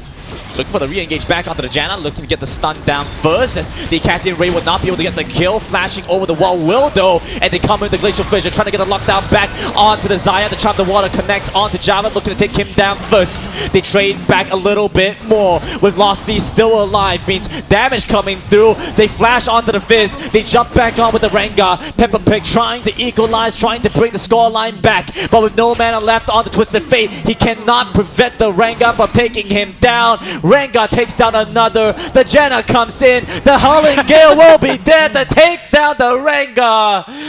And over-aggressing, trying to find a little bit more. Proves too greedy for this jungler. Meanwhile, we put our attention back towards the Fiora, trying to survive against the Darius, but with the barrier difference, the Ignite will not be able to get enough done. Darius with the solo kill. Yeah, I mean, that's a bit of quick math right there, right? Bramble Vest against Fiora healing. You have the barrier to block out one of her vital procs completely. Fiora not able to have that same safety of the barrier herself, and we'll just lose out on the 1v1. And this top lane, or rather this barrel lane matchup, is starting to snowball out of control in my opinion. On the other side of the map though, it's still pretty even. I do think it's still winnable for V5, but they need to start finding some advantages somewhere on the map, and I feel like this has to go towards their Dragon Lane with Twisted Fate's next Destiny Gate. Off the top of my head, I actually cannot recall which one is Upper Moon 3. I mean, it's a Demon Slayer reference, right? But I don't know which one is the Upper Moon. So I'm not sure if this is the strongest one. You want to be the strongest character, Yeah, why right? would you name yourself the weaker one, right? Yeah, right. But Oh, here we go. Re-engage coming through. They force the flash away from the Rengar. Braum will go down first. He is the target for V5. They grab him, and now they're looking to get some control around the dragon. That should be coming up in a couple minutes. Should be coming up in a couple of minutes, and we see Darius here looking around the back. He is definitely the raid boss Baron laner we talked about. Chum the waters on the Fiora.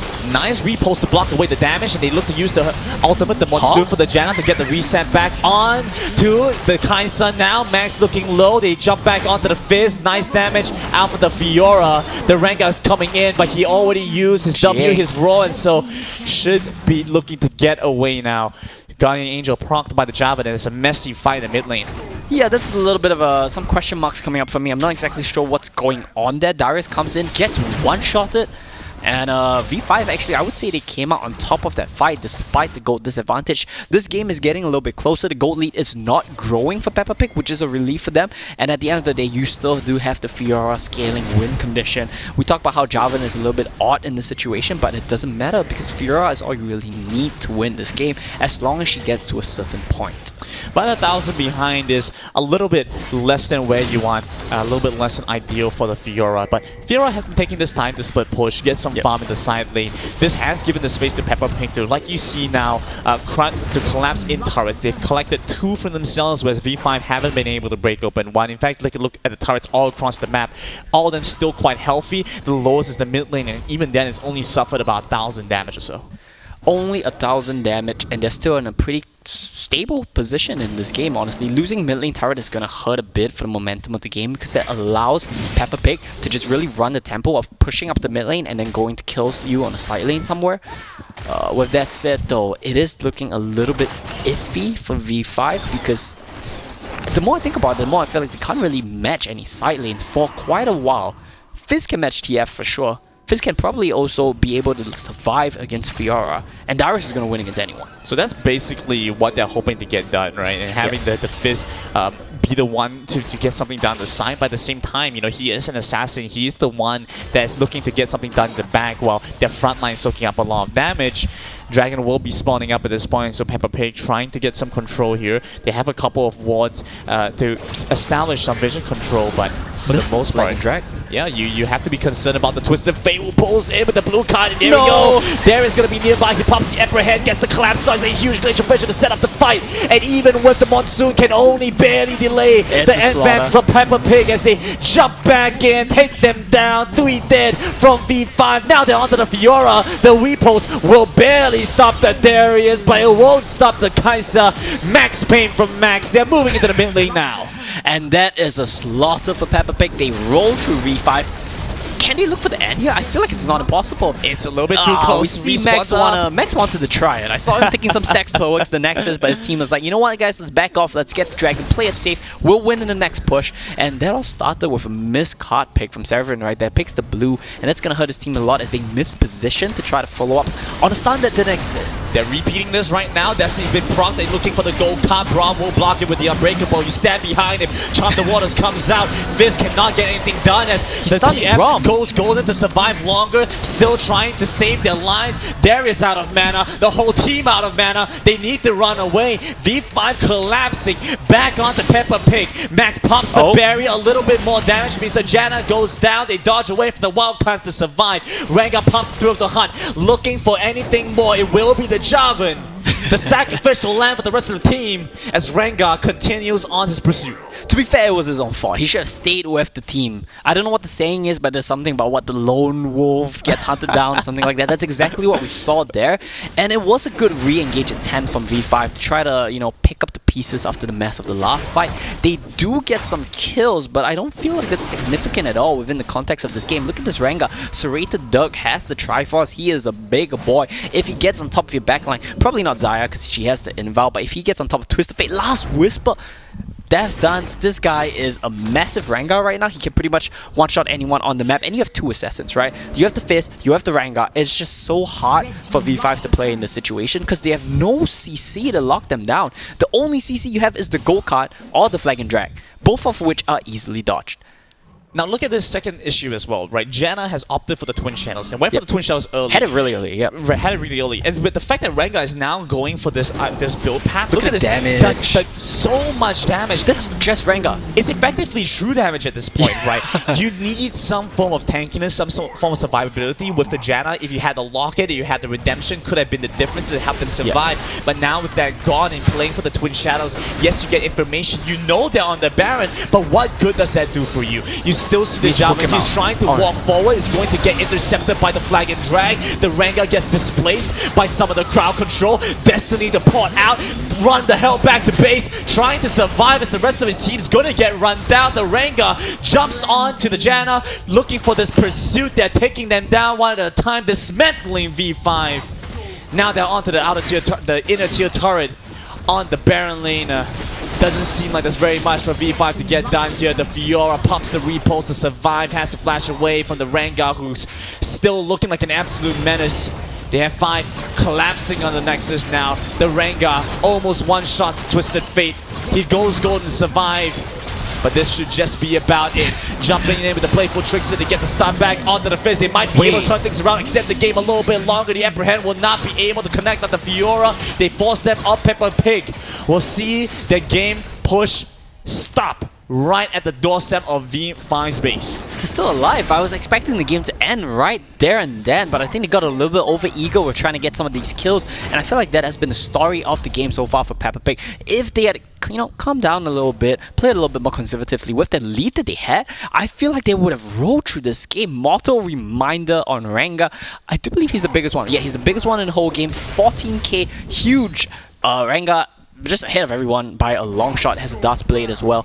I mean, if you're looking at the game state, V5, they're finding kills here and there, right? But I feel like it's nothing significant, and if you honestly think about it, they really don't have a way back to this game. Their win con is Fiora, and Fiora is going to get one shot by Rengar, so what are you going to do? Yeah, it's very little, in fact, because the Fiora is so far behind, and where they should have been putting some effort and resource into into the Fiora, that window has passed, and you needed the skill buff for these past 10 minutes. And when you were trying to do that, you were taking fights, and this has cost them. They haven't been able to hold on. Now you see the Darius coming in for the flank with the Chomp the Water, meaning the Twisted Fate taking some damage here. Darius over in the back. He's going to pull the triggers soon. The gold card will take him down pretty low as the rest of the team collapses back onto the Darius. The Upper Moon 3 will finally find the revenge kill onto his opponent. They lock back down onto the Fizz, put him down as well. And now looking for the re-engage. Gold card connects. They've taken down yet another. And Peppa Pig running for their lives with Destiny, giving them vision of the Rengar, the Flag and Drag to lock down the Braum. They've taken down 4 the side of Peppa Pig, and when it looked like they had all the tools to close out the game, they lost a critical fight, and V5 are back in it. I don't really know how to break that one down, because Peppa Pig, they really can just end the game at this point, but they're just choosing to walk in one by one and get caught out. And this time around, it was once again Darius walking into the Fiora. You might be a tanky bot, but Fiora does true damage to you. If a team is there backing her up, she procs all 4 vitals, that's a significant chunk of your health gone. And Peppa Pig, they're 12k gold ahead. This should not be close. They're losing so many fights that they should not be. I mean, at this point, Peppa Pig just want to slow down the pace of the game for a little bit. Get ready for this Baron. Either way, V5 have to find some way to respond to this, because with the Baron coming up, if Peppa Pig pick this one up, there's very little V5 can do. They don't have the wave clear to prevent the minions from crashing in, so this is it. This is their final stand. Peppa Pig just need to get the Baron. V5 has to make some kind of miracle play to prevent this from happening. We'll have to see if that's going to be the case, because Twisted Fate likely to go down. He's going to survive. Glacial Vision will not be able to lock down the Xayah. Twisted Fate survives a little bit longer, but ultimately will die. And the Darius coming in from the back. Lost D will go into stasis one last time. But this is about it. V5 cannot prevent the onslaught. Peppa Pig onto the Nexus. They're taking it down low. And the Java delays for a moment longer. But it will not stop Peppa Pig from going 1-0 in its BO3. Peppa Pig take that game, but I wouldn't say that it was convincing by any means. They had such a lead. They found the plays that they needed to, but they just could not stop throwing. And that gave V5 so many opportunities back in the game, but at the end of the day, this Rengar is just such a raid boss that it really doesn't matter. The moment he catches someone out, he takes away half your HP bar in a blink of an eye, and ultimately that will be game 1 of this best of 3, heading over to Peppa Pig. They were on the right track. They had good control of the early game. They were getting an advantage. They were building their lead. Like you said, they were 12, 15,000 gold ahead. Yeah. And at some point, they decided that, you know what, we're going to run our faces into them and see what happens. You know, I'm going to give some credit because, you know, you're so far ahead that you can afford to make 1 or 2 critical mistakes. They made a few. They made a few, for sure. But you don't want it. They used up their allowance. Yeah, you know, they had this buffer and, you know, things were starting to look a little bit tighter, but of course, with how much of a threat the Rengar really is. 7-2 and 9 at the end of this game, you know, was able to take them down because, like we said, V5 really did not have a tank that could provide them this window to play around. That's definitely true, and I mean, at the end of the day, they didn't really throw that hard. If you look at the goal charts, V5s did find some kills here and there, but at the end of the day, they didn't really find too much outside of the one fight towards the Dragon Lane Tier 2 turret. That's a bit of a dip. Yeah, that was the Dragon Lane Tier 2 turret one. Yeah. That was a big troll, but other than that, it was pretty one-sided still. I'm a bit disappointed with Fizz though. This counter pick was pretty significant in this game, but I feel like he didn't accomplish too much at all, and the story of the game was really all just about Rengar, Darius, Rengar, Darius. What are you gonna do when they run for you? I mean, he's 8-5 and 7. The Fizz did find some impact in the game for sure, but I mean, like you said, you know, it didn't feel as impactful. You know, there were a lot of moments that the Rengar and the Darius were the ones to set it up for the Fizz instead, and Fizz was really just there to provide the kind of damage. He's a distraction. Yeah, he's an assassin that honestly could have been replaced by any assassin and had found similar effects. You know, we're hoping to see maybe a little bit more from that Fizz going into the future games. But like you said, this was one where the blue team got a bunch of counter picks, whereas the red team were playing for a composition and an idea that didn't quite pan out. Yeah. But I don't want to fully discount it just yet because, you know, it's obviously something that they have kind of prepared for, and bringing it in. I can see some inklings towards the idea, but things it's kind of snowballed out of control for them. Hopefully, when we jump back into it, we can see a little bit more emphasis towards that idea. You know, I didn't feel like the Javelin fit very well into place. I think the Twisted Fate was nice. You know, I have to say that the worst thing was probably not having a Ziggs. If they had a Ziggs then, they probably could have stalled out the game a lot more. Ziggs is also going to have a hard time to double Assassins, but they do at least have a combo then of Javelin Ziggs, right? So if they lock down the backline, that's going to be a lot of burst onto one person. The problem was the Javelin was kind of by himself. He had no one to engage with him. He had no combos to play with. He had no backup. It was just a very off-team Javelin. I hate to use that word, but that's really what it is. It's very anti-synergistic for the Javelin to be picked there, especially with a Janna in support. With a TF in mid, you can kind of see the combo there, but they also lack damage. So it's a bit of odd draft coming in from the side of Team V5. You know, I want to hear your thoughts on this because for me, Xayah has been a pretty low tier. It's been pretty underwhelming, huh? Dragon laner, especially when you don't see something like the Vi, you know, that can directly jump on you. Of course, there was you know, there's the Rengar, there's the Fizz, and I get that idea, but with the way that you're playing, it didn't feel like it had as much impact as they were hoping for. But I can't really blame the Losty entirely because the rest of his team was just not there. His frontline was non-existent. So, like you mentioned, it's not really entirely the Xayah's fault. Xayah normally succeeds when she does have a front line, like you mentioned. Yeah, so the problem is, I feel like, honestly, a lot of the Xayahs that we see today are just not playing very well. Okay. They're not hitting the big feather pools, you know. That's a lot of where Xayah's damage comes from, especially once you have the Solari Charge Blade. Most of the time, you see the Xayahs today, they just pull like 2 or 3 feathers, you know. It's nothing special. You don't see the fancy for a little bit. Yeah, you just get the stun. You don't get like a big one-shot kind of thing, you know. But that's where Xayah excels, you know. She has a lot of burst damage. When she pulls it onto the backliner, she needs to set up the feathers as a zoning tool as well. And most of the Xayahs today, when they use their R, they just don't follow it up with like an E-Flash or something along those lines. So I think the mechanics are a little bit lacking for Xayah, which is a very mechanically intensive champion, especially I feel in Wild Rift. Haven't been able to see things as closely or to that level as we were hoping for. This time around, things will switch, and V5 is now on that blue side. Maybe this will give them a little bit of revitalization. Counterpoint though, I think this is going to help Peppa Pick more because they clearly like the counter pick. Okay, so red side's going to help them out with these counter picks. does also open up the option for V5 to grab some slightly stronger first picks, because I think last game around, I felt like if a Gragas had managed to slip its way through, it would have been very nice. It wasn't picked I up. think it was banned. Oh, it was. I think it was might have been. banned. Yeah, might have been. Towards the end by one of the teams. Either way, being able to grab something early on as a strong pick early for that blue side could be very nice for V5. For sure, and just a reminder, last game they did go for 1-2 Fiora, so that was a very early Fiora answer to Darius. Let's see if that's going to be priority this time around, because I don't feel like the Darius nor the Fiora were particularly impactful that game. I mean, Darius kind of was, right? But he had a huge lead as well. He broke the Baron lane turret at 3 minutes, so of course he has a huge lead. Other than that though, we'll have to see what priority is for both of these teams this game. I don't feel like there was anything particularly game-breaking that you must ban from the last game. Maybe the Rengar, but other than that, like, I can't really think of anything, so I think it's going to be pretty standard still. You know, I feel like we're kind of on the wrong boat here, because the teams that are playing Twisted Fate have been losing. Yeah, okay, so Twisted Fate as a champion, it doesn't really do so much by itself. What do? You throw gold cards at people. If you had Orianna's 5-man Shockwave, it's easier to play, it's more simplistic to execute. When you have TF, a lot of execution is reliant on you and your team, so a lot of burden comes out in that sense. Gragas being banned away, like you mentioned, that's going to be nice, because apparently Peppa Pig, they like to play bullies in the top lane, so they don't want Gragas to be there to just withstand the beating. Okay. Well, whoa. They really hate Galio.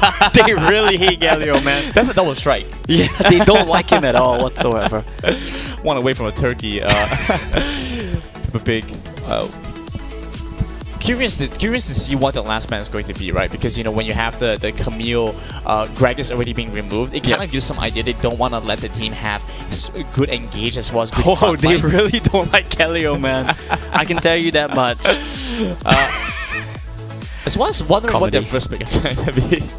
We'll have to see, we'll have to see. I mean, a little bit of bugs going on in the interface, but that's alright, it happens. Yeah. We'll have to see. I mean, it's hard to say. I couldn't really predict. There's so many things open right now. Lucian Gragas, typically the ones that we see have been banned away. Renekton is the last ban. There we go. Removing that from Peppa Pig once again. Oh, is it Rengar? It's a Rengar. It's Rengar. Rengar. Getting bamboozled. Yeah, that is, of course, Rengar. Yeah, same thing. They both start with R. They both run at you. Rengar being removed, that's the only pick that we mentioned. Kind of makes sense to ban away from what we saw in the last game, right? So this is, likely going to be a Lee Sin getting taken away from Noticer as well. Lee Sin has been a very strong jungle pickup, but a lot of teams haven't really been able to utilize it to its maximum efficiency. I feel like, whereas when we see teams on that high level, mechanically are able to bring more to the table, Lee Sin can actually be a very devastating tool. So I'm curious to see whether or not this Lee Sin ban is actually going to be rewarding, because honestly, it doesn't feel like teams are able to maximize the Lee Sin as it is. Yeah, it just seems like, okay, we don't really know what to ban. What's strong? Lee Sin, get rid of it. It's probably just one of those bans rather than a specific targeted ban. Of course, this is going to be a TF for V5. Like I said, this has been a bit underwhelming for them, particularly because they didn't really draft around it. He doesn't really have anywhere to go, really. He has a Fiora lane at top side, but that's into Darius. Same problem that we saw with the Jarvan last game. They both really serve the same problem. And here we go. Fizz could be played mid-jug. Akali could be played top mid. So a lot of flex options from Peppa Pig. So far, a very nice 1-2 starting hand for them. This is exactly what they want, counter picks, being able to flexibly rotate their laners and their players into whatever champion is required from them in a specific situation. And the fact that they know that V5 have already drafted for the Twisted Fate and now into the Kai'Sa, some squishy options for them to potentially take down. I really like this prop, being able to provide some safety to your team. Now, the next part is being able to draft for a strong front line with some catch potential, because they're getting there. They're definitely getting there. I would love to send out here, being able to get some disengage. The Crescent Guard is so impactful to be able to neutralize a lot of damage that would otherwise be available for Peppa Pig side. Yeah, for sure. Xin Zhao is going to be a good option. Other than that, if you look at the typical jungle pool, not really many options available for you. I would say Kha'Zix's not a bad choice here to be able to stick on the assassins and really fight fire with fire together with your TF to back you up. Of course, Destiny Gate does reveal Akali in that shroud, so that's going to be really nice. Okay, that's a Lux support, I'm pretty sure, into the Braum. They want to pick a mage enchanter type support to deal well with the Braum lane, but I'm quite curious what AD carry they pair this with. Having the Lux, being an Enchantress support, somewhat of an Enchantress support, and also having damage kind of indicates to me that maybe they want to go for something that is a bit more utility-based as their Dragon laner. I like this Jarvan. So this time the Jarvan actually makes sense to me because Jarvan Fizz can get on top of the Twisted Fate and make his laning a hell. If he wants to push, if he wants to walk into the river, Jarvan Fizz is going to punish you. Definitely want to put the pain to the Twisted Fate as early as they can, because once he's shut down, you know, he can't really rotate. We've seen this happen a lot because of how early the objectives are coming up as well. You know, the Twisted Fates have really just been using their level 5 window to reset, to come back in. Here we go again, running it back. Back towards it's not a good matchup. Back towards the Fiora again. Yeah. And yeah, I don't quite see how this is going to be a good matchup for V5 here.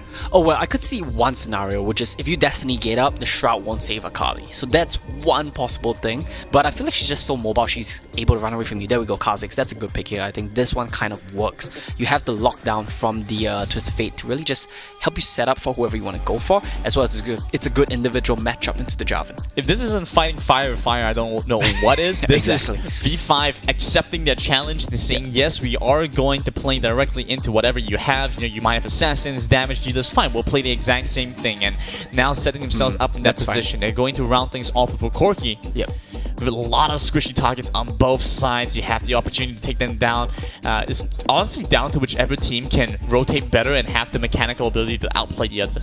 Yeah, I was thinking like last pick, Marksman of maybe something like Varus could have been good for the side of Peppa Pig. It would be a very lane-dominant matchup, Varus Lux into Kai'Sa Braum. But I guess he wanted a bit of safety. He wants the Valkyrie against the Kha'Zix. He wants that, you know, backup plan in case things go wrong. And I can't fault him for that. That's not exactly a bad pick here as well. You still will be able to poke them out. It just won't be as oppressive.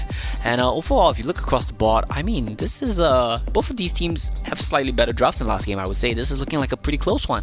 They've upgraded themselves, but right now both sides are playing with such distinct ideas. Yep. And it's both very similar ones. They are face to face, they are head to head with this. It really does feel like a direct challenge, right? Whichever team can play this composition better, whichever has the better mechanics, I feel like has a much greater advantage. You know, it's quite easy to mistake some matchups for saying like, oh, whichever team has the better mechanics will win. That's not necessarily always the case. Sometimes it does come down to being to how your composition is drafted. It can be much more forgiving. This is one that's not the case. Whichever team builds the lead will snowball. I definitely agree with that. I feel like both of these bot lanes are not too impactful in this game. It's going to be all about mid jungle, and how the Baron laners play into that equation as well. Fiora, Akali, this is a very volatile matchup, and it comes down to which team can really assist the Baron lane. First, of course, both of these Baron laners do have the abilities to escape gank, be it through Shroud, be it through Akali's third skill, or Fiora's just ability to dash away and repulse. So I think it's volatile, but it comes down to how they play it, really. And like you said, whichever team finds a lead first, it's going to be very significant in this game. We do see the game starting out pretty soon as we jump in. It's the second match between Peppa Pig versus V5. Peppa Pig taking a bit of a lead early. Yeah, everyone wants some experience. Yeah, this time around we've seen things change up a bit because they've sent a lot more towards the mid side to be able to deal with this split push, to deal with this wave push early. And now with the Fizz, you know, not looking to give that much space away, they still want to be able to hold some control in the mid lane. Yeah, so I do like the adaptation that they had where when the opponent team has Fizz, you will just go mid lane and challenge it, while the opponent team kind of doesn't bother because Fizz is just so incapable of contesting the mid wave early on. And yeah, this is what I'm talking about. It's not a good matchup. Why did you pick Fiora here? Like, it's kind of signaling to me that this is just his most comfortable champion, and regardless of matchup, he's just okay playing it. Right. You know, it does scale ultimately here we go again. Maybe get something done here. The Jarvan is nearby, looking to try and set up for a dive. Potentially, not sure there's repulse available for the Fiora at this point. TF needs to run top right now. But I don't think this is going to... He needs to run top right now. It's going to be a disaster. There we go. The minions are starting to come in, and the dive being set up. Oh my goodness! The turret will get some damage off, and now hitting level 3, they have the repulse available. Gets a little bit of damage off. Dragon coming in with the Ignite, taking down. One more hit should find it. First blood over to the Akali, buys a trade bag. Not the cleanest. It started out with Java not waiting for the minions to get in. The first creep died, he took turret aggro. Not really the situation you want to be in, because he's then forced to back out, drop turret aggro. But ultimately, yeah, TF just comes up to catch the wave. He needs to recognize that the Baron wave is crashing. And then it needs to be called that I need you to push your mid wave and come and cover me right now, because he's playing Twisted Fate into Fizz. You will always have to push. At the end of the day though, yeah, it seems like they're swapping the lanes for now. I don't expect this to be permanent, because that's going to be pretty bad for TF. But we'll have to see how that one plays out. I feel like they should just swap back. An assassin versus an assassin. So Severin will recall now, and it's like you said, you know, when I saw the Twisted Fate move up, you know, it was such a small window for Twisted Fate to grab the wave, because then Fiora was going to respawn quickly after. Instead they sent Fiora to the mid side to deal with this Fizz. I feel like it's a damned if you do, damned if you don't kind of situation. You know, even if you grab the mid wave, the top wave, now you see that mid wave is suffering a little bit. Ultimately, you know, just losing that life there. This wave is so very good for Peppa Pig's position this time. Yeah, it's such a rough wave for Upper Moon Tree to play around. It's so close to the tower of Peppa Pig right now, so I will have to see what they can do. Kha'Zix has just been farming up a storm right now, so hopefully he can be a bit of a, you know, a bit of a factor for his V5 roster. Level 6, by the way, highest on the map, barring the mid laners. Very quick power farming from the Kha'Zix, getting some good EXP as well. I mean, that's kind of the trade-off, right? You generally are a little bit behind in gold, but you get some experience lead instead. You know, this is also very critical, because with Kha'Zix, not only do you get your ultimate, you also get an upgrade. It's a double whammy. You find so much more value out of hitting this experience point. Yeah, Severin just getting scared out of his recall right there. Not going to be too impactful. And there we go. The wave is crashing once again. Are we going to see the dive yet again? Because I do see Java making his way topside. He's nearby, you see the Rift Tower coming up, and so you just kind of want to have the wave crashing in, I think. To put some pressure into the mid side. Just sending a message. Drop the flag, you know, say you don't get anything done here. You have to be aware that the Java is here. You know, he was spotted out by the ward. They timed it badly. The wave crashed. Oh, actually, they do still have the wave. They have a next wave coming in, and so they start things off with the flawless execution. A little bit of damage onto the Akali. They're looking for this reset. Back onto the Fiora. Won't be able to get this first kill, and with the barriers to find the onslaught from Severin, even with the Destiny Gate, it's too late to stop them. Now Dragon started up by V5. They're trying to respond back in turn with the package coming in. Lux a little bit too far away to find the reset, but they're stuck in the Dragon Pit. Let's see if they can get anything done. There will be the Dragon headed over to V5, and now looking for this reset. They jump in with the package, the Valkyrie out. They get one quick kill. The Fizz looking for something over by the side, won't be able to get anything done. It's a kill for Dragon Exchange.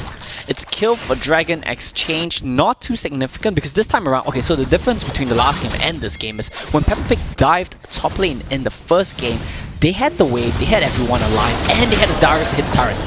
This time around, Akali can't really do that. Jarvan can't really hit the turrets and one-shot it. They will, however, trade the Dragon Lane turret, and I think this is a very nice touch for them. They recognize that we're only able to get kills. We're not able to break the Baron Lane turret. So instead, we'll kill Baron Lane and break the Dragon Lane turret. So nice little adaptation, and it seems like Peppa Pig is getting everything they want on the map right now. They want the tempo, and they're getting exactly just that. And even while Fiora was getting some time to farm up in the Baron, then you can see just barely able to crash the wave on the turret. At this point, Akali's already back. He gets it all. Yeah, I feel like Akali can just jump on. Oh, no ulti. Yeah, up with the level advantage. So it's actually a very easy position for the Akali to play from right now. Does seem like the Kha'Zix wants to start up the Rift Tower. I'm curious to see if Peppa Pig have any kind of response to this, or if they're going to reset and give this one away. Looks like they're just going to give this one up. So that's going to be some nice neutral objectives heading over to the side of V5. Not the worst scenario to be in. They have a chance in this one. Kha'Zix is getting a little bit big, Fiora is getting a little bit big. Later on, when you are side laning, Akali will have to play a little more conservative to make sure she's not just one-shotted by Kha'Zix Fiora. Look at the itemization from the Jarvan. Going for the Phage, the Kindle Gem, and the Executioner's Calling means he's somewhat damage-centric, but also not really, and it's also not very tanky. And sniping. It's a little bit too little damage to take down the Braum, I think. Braum's a bit too beefy, but still some nice jump damage. Oh my goodness! Again! Rinse and repeat, take down the Fiora, bring the Jarvan over to the Baron lane now. This definitely looks like they could get the turret. It's not even first turret, it's the second one, as the rest of his team nearby as well, in position to perhaps stop the Kha'Zix from jumping in on them. Okay, Valkyrie going to be used as the stun card connects. It will put a stop to Max. He has to flash away. Kha'Zix walking in nearby. Fizz going to join into the fight. They use the Chant of Waters, get the knocked up onto the Kha'Zix. He's going to be gone. Severin locked in the cage with the Cataclysm. As a little bit more damage should see the Javan go down. The Fizz with a double Dutch playful tricks to take them down and stuck under the turret. Takes a little bit too much damage, but the turret shots will ultimately fall. It's a 3-for-3 exchange and a pretty extended fight as Upper Moon 3 comes back in to clean things up. Yeah, so that's a nice little bunch of shutdown kills hitting over to Upper Moon 3, giving him a little bit of gold. But Fizz right there, my friend, couldn't decide if he wanted to go in or go out. Died to the minions at the end there.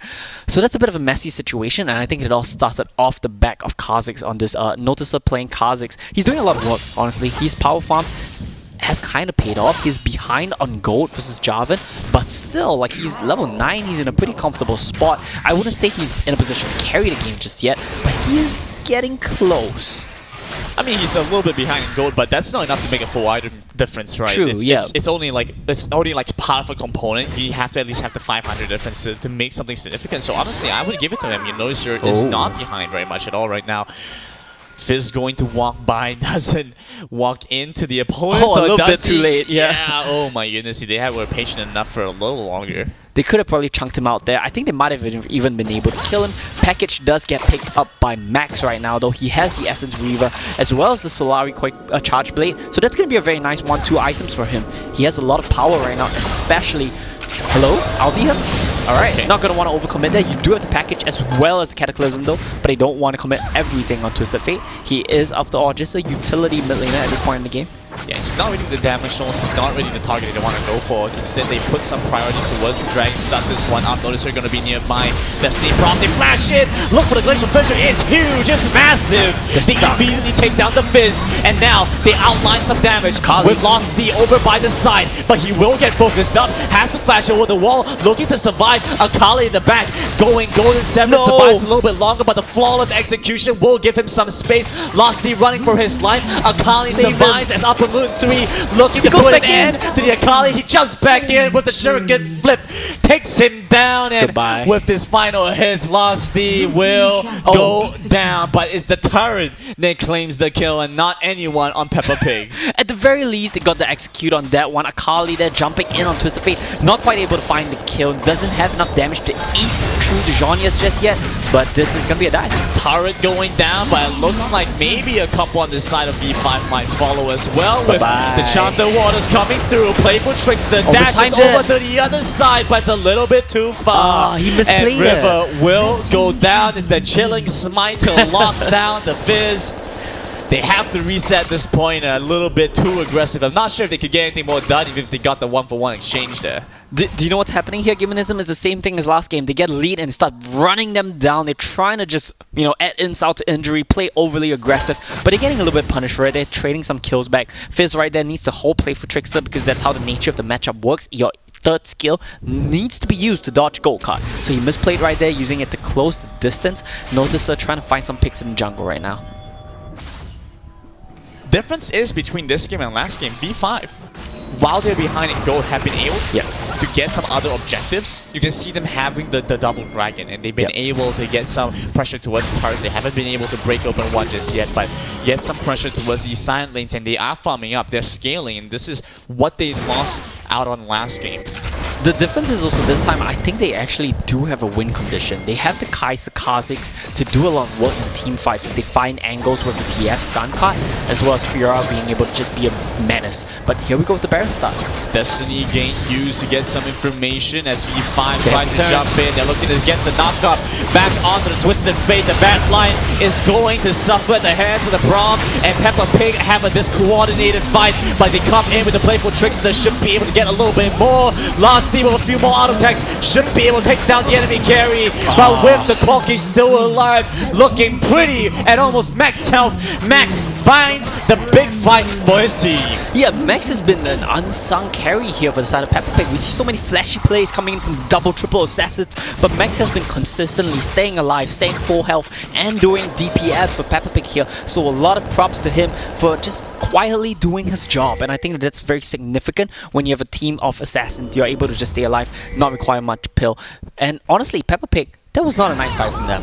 That was a very sketchy fight from them. Akali didn't get a nice, perfect execution down. He didn't slice through the entire team, but still they managed to take it pretty handily. And I do think a lot of credit there does go to Max on this Corki, who has now picked up his Infinity Edge. He's gonna be doing a ton of damage right now.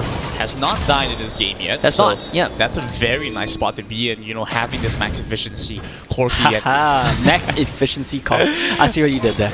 Unintentional, but you know, take it. And now with the package. So he has some form of disengage, has some form of re-engage. He could start the Baron, could just wait for the Dragon. Either way, they have options available. Nope, they're gonna kill Upper Moon Tree. Yeah, he is out of position again. No, I think they're coming in now, right? They have some opportunity to jump for the Fiora. I mean, Charm the Water comes out a little bit early. Yeah. Should have needed to wait for the repulse to come out first. Pretty sure they couldn't decide if they wanted to go or not. That seems like a case of miscommunication right there. Akali backed off while Fizz went in, and now it looks like they are just gonna back off. Dragon's gonna be up in 2, so maybe play for that instead. They move back into the mid lane to get some control as both objectives are up. They have a hard time deciding what they want to go for. It looks like the Dragon will be the answer as Akali jumps onto the Kha'Zix, nice. dishes out a decent amount of damage. That's going to be the Destiny proc, then going golden to survive. Nice bind coming in from the Lux, deny a little bit of engage potential out from V5. The characters are locking down the enemy. Lost is going to suffer at the hands of River. This Fizz has to flash away though as the rest of V5 gets shredded down. Back to front to back, pack like pig. Dismantle V5 and now they're onto the Dragon. Yeah, and the story of the last game was that your solo laners, your jungler was doing a lot of carrying. It's nice to see them do a stylistic change this time around. My goodness! Nice snipe there. Jumps back in and double time with the 5-point strike secures them a double kill. And they grab the Dragon and the Kha'Zix. Now moving on to the Baron. Peppa Pig in full control of the game. There was a copium attempt to steal right there. It was never gonna work, but he had to give it a shot. And honestly, yeah, it's nice to see a stylistic change this time around. Your jungler is on a full tank Gargoyle, Stoneplay, Sterak's Gauge. Well, maybe not full tank, he has a bit of damage, but he's a tanky boy on that Jarvan. And let Max on this Corki be the carry. He's doing a lot of work here. Zhonya's all around the board as well. I mean, that's really nice against the TF gold card. You just Zhonya's to dodge out that timing, and the Kha'Zix assassination attempts as well. Zhonya's 6 Zhonya's in this game. I mean, it works on both sides. I have to wonder how the Lux kind of fits into this. You know, it feels like it has been quite nice, but at the same time isn't as impactful as we might have expected. But who knows, honestly, how the game could have gone otherwise. False execution with a flash out, and now they get the re-engage back on, but the Java stopped in the strikes, gets stunned. Charm the Waters over by the side means that V5 will definitely have to back away. Losty, he tries to pop the blast cone, misses it. Instead, the Flag and Dragon with the re-engage and the stun card from Separate cannot save his marksman. He goes down. V5 lose 2 once again. It definitely seems like Peppa Pig are just having a little bit of fun, and you have to touch on the Lux pick really quickly. I think his impact is a little bit more understated. Look at what he's doing. He's just standing in the back, throwing out shields. So it's a little bit of a more subtle impact on the game, but I feel like he's helping his team a lot, as well as giving some peel over to Max. So yeah, like I think the bot lane of Peppa Pig, they're very subtle and very quiet in how they carry and impact the game, but they're definitely doing a lot. While the rest of them, they're just monkeys. They run it, they fight. Unseen impact, and it looks like the fight is exactly what I want to go for. Notice her drops very low there, and Peppa Pig takes some more control. Chunks down the mid inhibitor turret as quickly as they can there. Put it down to half. Meanwhile, Akali will continue in the side lane, and he's inviting them to a romantic view on the side. Oh, Max! You just compressed them.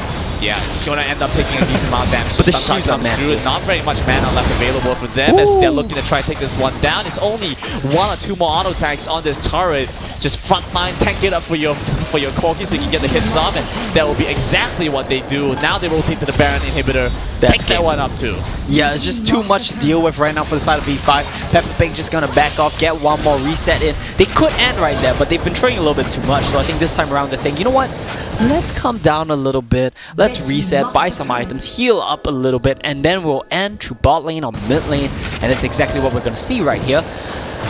Entirely out of mana. Yeah, they're out of mana as well. It's not fun when you're playing a Fiora and you have to rush a second item more. So that's probably not the pick this game. If you end up in a situation where you just can't lane, you just can't play, then yeah, you need to change up your pick. It's not a Fiora angle for sure. Very curious as well. You know, Braum optimizing for the second item fawn is interesting to me. I feel like there might be items that could better provide some utility for the team, and that might not necessarily be in this item.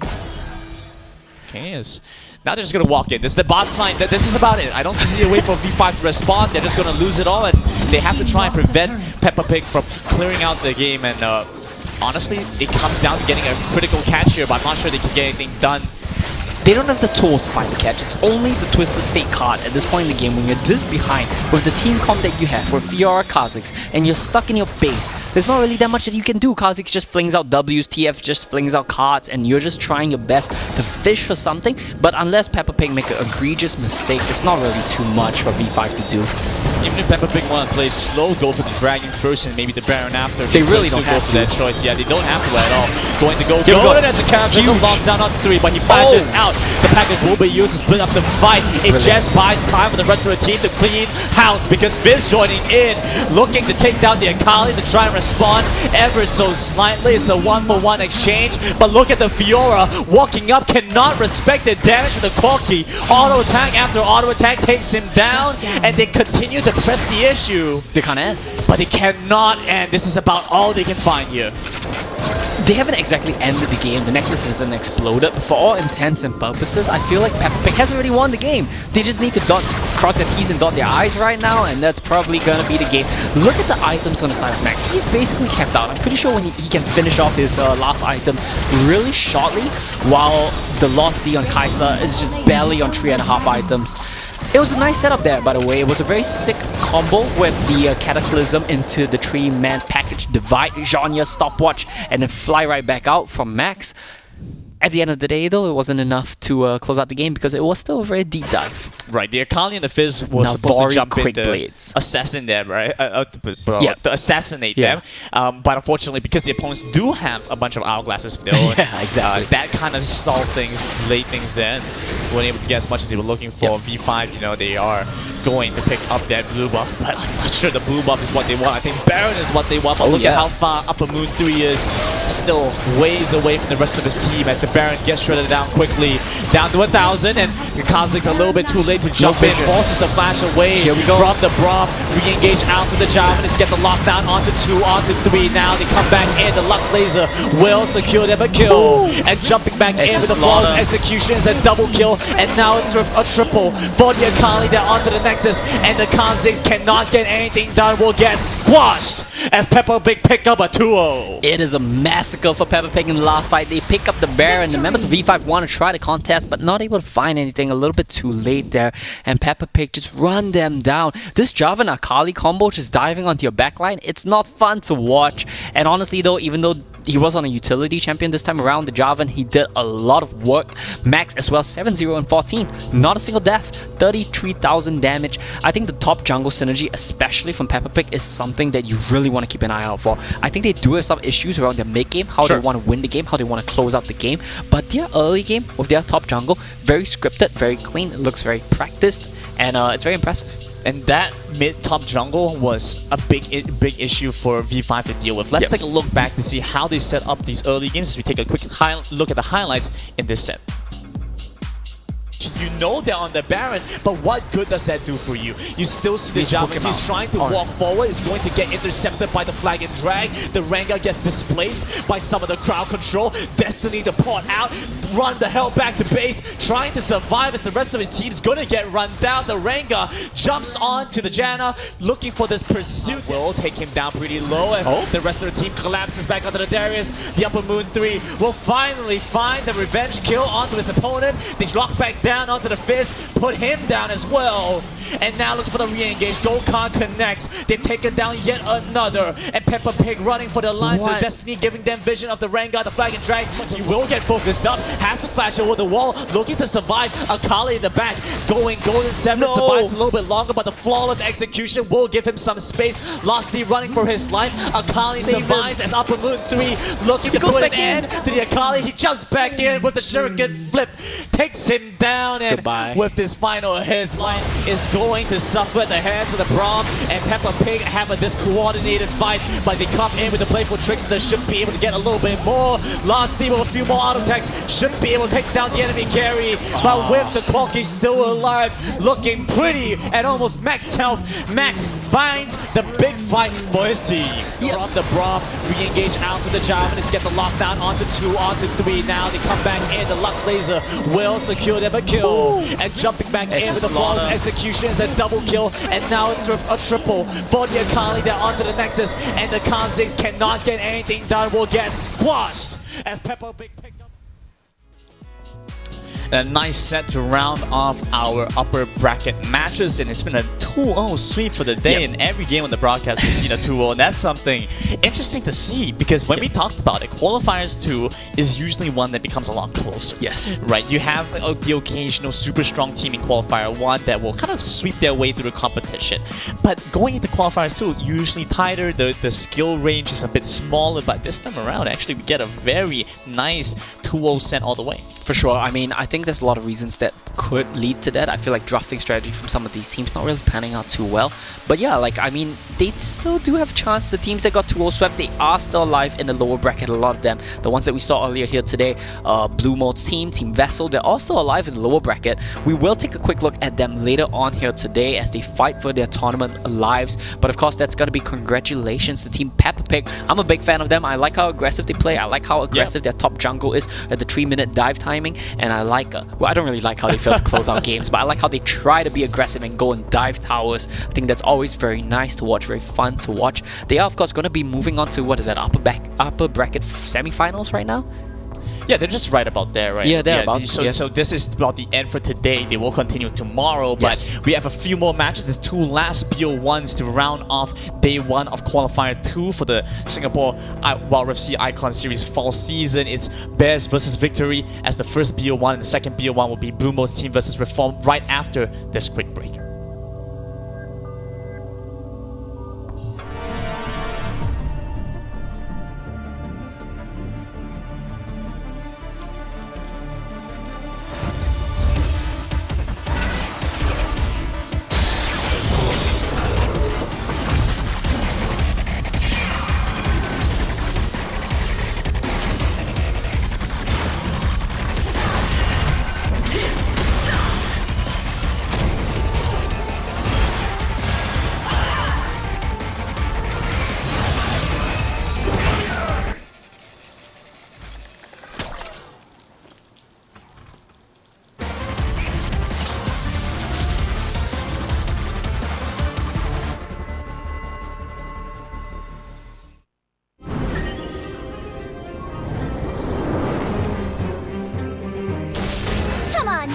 Let's dance!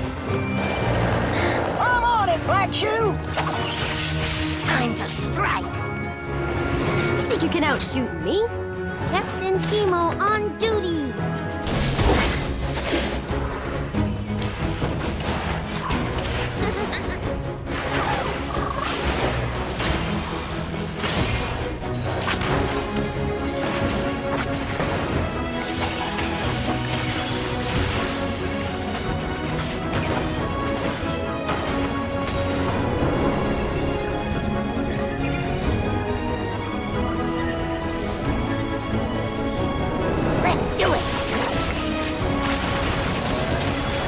Delta Sierra at 12 o'clock!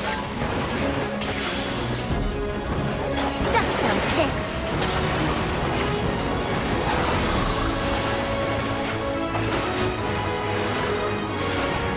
Nothing a little gunpowder won't fix.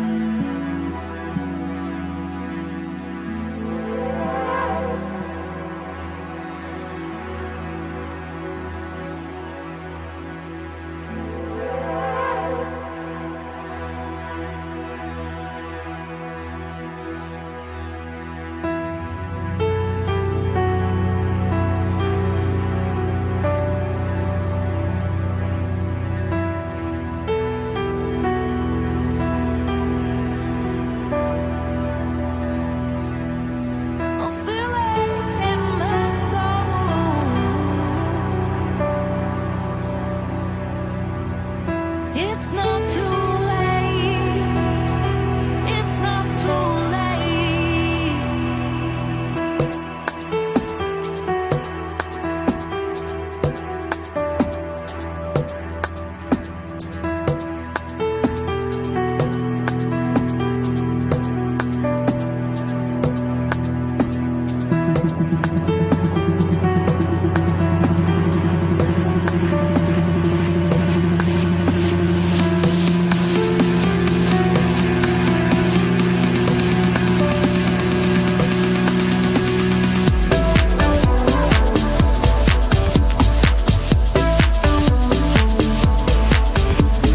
As a lower bracket round 2 matches in the Wild Rift C Icon Series Singapore Fall Qualifier number 2. I'm gaming this, and with me is Omo as we take a look back to our lower bracket matches with some teams still trying to make that championship run happen and get into playoffs, and then, you know, dreams can happen from there.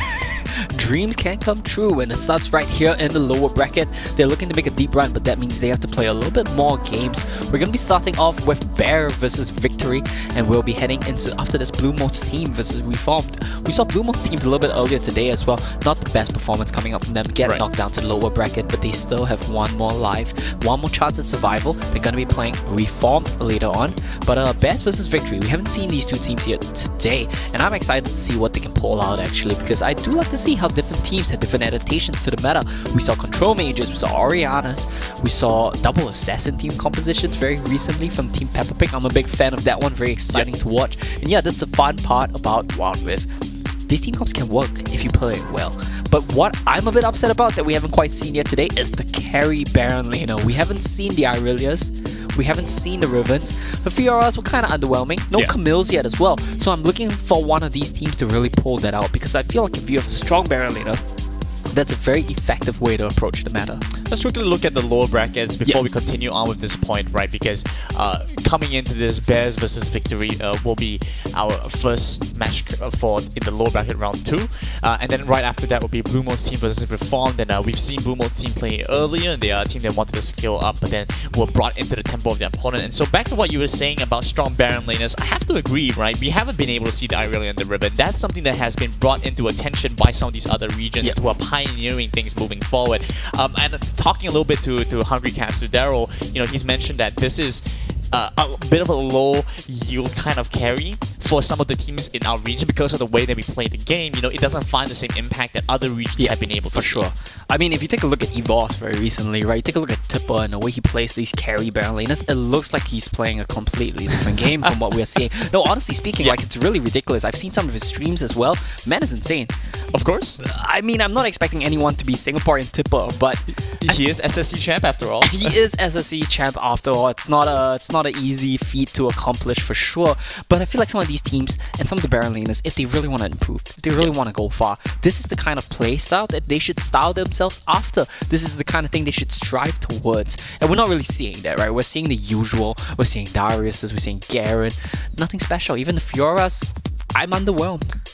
Yeah, it hasn't been able to get a good matchup, a good situation. You know, we occasionally see the Renekton and the Darius soul kill one another, but that's about the extent that it goes. We see so much focus on team fighting, on going around these objectives, and the side lanes are kind of ignored. You know, they always bring the Baron lane to join into the flanks. You know, they're never there split pushing, trying to make a setup, trying to get something happen. And I think that's been kind of the difference that we've seen throughout our games. Yeah, for sure. I mean, there's definitely a lot to be worked on right now, but we have to see how they adapt. I feel like for Singapore at least, or at least for this qualifier, Baron laners are going to stick to their role of generally being role players within the team. We did see a very good carry performance, Akali, coming out from the last game though, so that's something, but we'll have to see a little bit more, I feel like, before we can safely say that Baron lane is a steady, stable threat for Singaporean teams. And talking about staples, you know, another staple for me has been the 100+ that's in front of us. I knew you were going somewhere with that. You know, my second bottle of the day. Second bottle of the day. Bring you the broadcast, and you know, this is being zero sugar. You know, this would not break your fast. If you're intermittent fasting, it would not break your fast. And health stonks. Health stonks indeed. Yeah, I mean, it's been keeping me hydrated. My throat normally dies out a little bit quick. I need some, you know, honey lemon, partially because of my diet. A lot of coffee, a lot of caffeine in there. But this balances that out very well. Keeps me. It's like when you're drafting a team comp, you know? If you have some aggressive pieces, you do also generally need some defensive pieces to to round things out, get some control in there. This is the control. And for you guys back home, up your hydration game and grab a bottle for yourself and join us as playoffs will be happening on the 21st and 22nd of August. We also have more games for you guys tomorrow, same time, same place on the Versus Asia Facebook page, Twitch stream, wherever you guys are watching this. As we get ready to go into our next game, it's Bears versus Victory. We haven't got to see much from Bears so far, but Victory we got a little bit of a glimpse for, and so this is going to be, I think, a pretty standard game. Both sides don't really seem to bring much more to the table. They play towards what we kind of generally expected. We'll be looking to make use of what we've already established. Yeah, another counterpoint to that as well. Not counterpoint, but point to add on to that is this is their elimination game as well. They're fighting for their lives. I don't think this is the game to be risking anything, so they're probably going to be playing pretty standard, generally following the meta. And you know what that means? What this means. Twist the fate. I expect to see it yet again. I think the win rate right now is actually 20%, right? Like 1 in 5. So we've just been seeing TF at the start of the day just plummet down the win rates. It's a champ that you have to do a lot to win on, which kind of explains the win rate, I feel. It does well in a lot of the early game situations where it's short skirmishes, where it's easy to set up because their moving parts are really only going to be you and your jungler, maybe your Baron laner. But when you start expanding the game and you broaden it out and you start including your Dragon lane coming in, your supports engage, the enemy assassin trying to kill you, with all these additional moving parts, it becomes so much more difficult to find value of this Twisted Fate. It's very easy to get overloaded with this information, and that can be where they misstep. I definitely agree with that. There's just so much you need to do even going to the mid game in terms of how you play the map as well, how you find engages, your team needs to back you up because you don't have the damage to do it alone. So many factors to think about. Or you could just play Orianna and go for a Shockwave. That's also great. I mean, we've only seen one of that today, but that's definitely the simplistic answer, if you will. It's like I tell Hungry, Orianna can be a control mage, or you can be a budget Diana, flash in with the orb on yourself. Don't sombrero though. Sombrero ultimate, that's about it, right? Yeah. He's told me that he's flamed me for this before, this opinion piece of mine. But I'm just going to say that, we never know when that's going to happen. So I'm going to keep my hopes up. Yeah, it could work. That someday this is going to be the case. And then that's when you clip it and send it to him, right? Like we said, it's always results-based analysis, yes. So if it works, you're always right. That's right. Yeah, that is in fact correct. We've also seen, because of the 3 bans, that there has been some adaptation coming through. With the Twisted Fate being allowed through, we've also seen some different kinds of compositions and strategies being involved, right? We just saw in our previous game between Peppa Pig and V5 a very assassin damage-focused team. Something different from what we've generally seen, and I don't think we would have seen that in the old system, where 2 bans meant that you definitely have to grab every power pick available. Yeah, for sure. A lot of power picks will be left out. Lucia, Gragas, a bunch of them that we keep talking about. But here today as well, I think that one team that definitely suffered from the new 3-ban system is the team that we saw just now and the team that we're going to be seeing again later, Blue Mode's team. Yeah. They're a team, like you mentioned, that likes to scale out. They play the Senna, they play the Ziggs, they play the Seraphine, and they got triple ban against them in the first game. I think that was a very brilliant draft adaptation, honestly. It just shuts down what you want to do, and I'm afraid that we're going to see that here again. Like, if we form to watch that game and they just copy the drafts, I think they're going to be in such a comfortable position for that game. If they can get that same effect, and if these teams are watching and figuring out what their opponents are playing, any competitive edge is worthwhile playing. For sure. So the opponents reform going up against them later. Let's hope they have that in mind. But here we go, Victory versus Bears. I'm trying to figure out what their icon is supposed to be. It's a little... Oh, it's the We Bear Bears, I think. I don't know if I'm saying that right, but it's one of those trendy, cartoon bears. Right. Maybe I'm a little blind. I can barely make it out. But let's take a look at the bands coming through. It's Lee Sin. Stop! It wasn't intentional. It was not intentional. You emphasized the barely make it out, and you're telling me it's not intentional. Intentional. Don't do this. Alright. Lisa and Akali, yeah, very understandable bans. Yeah, Lisa and Akali, very understandable, because this also means that you take away some aggression, some potential focus along these assassins, and Victory, keeping to that trend of potential junglers, are looking like they might want to get rid of the Rengar. This shrinks the pool to potential junglers by quite a decent amount. Choking the bear. I was reading the names, and there's Ice Bear going up against bears, so I get a little bit confused here. Yeah, but choking out the pool of available junglers is a very viable strategy to go for. You're really testing the champion pools of your opponents. How many junglers do you play?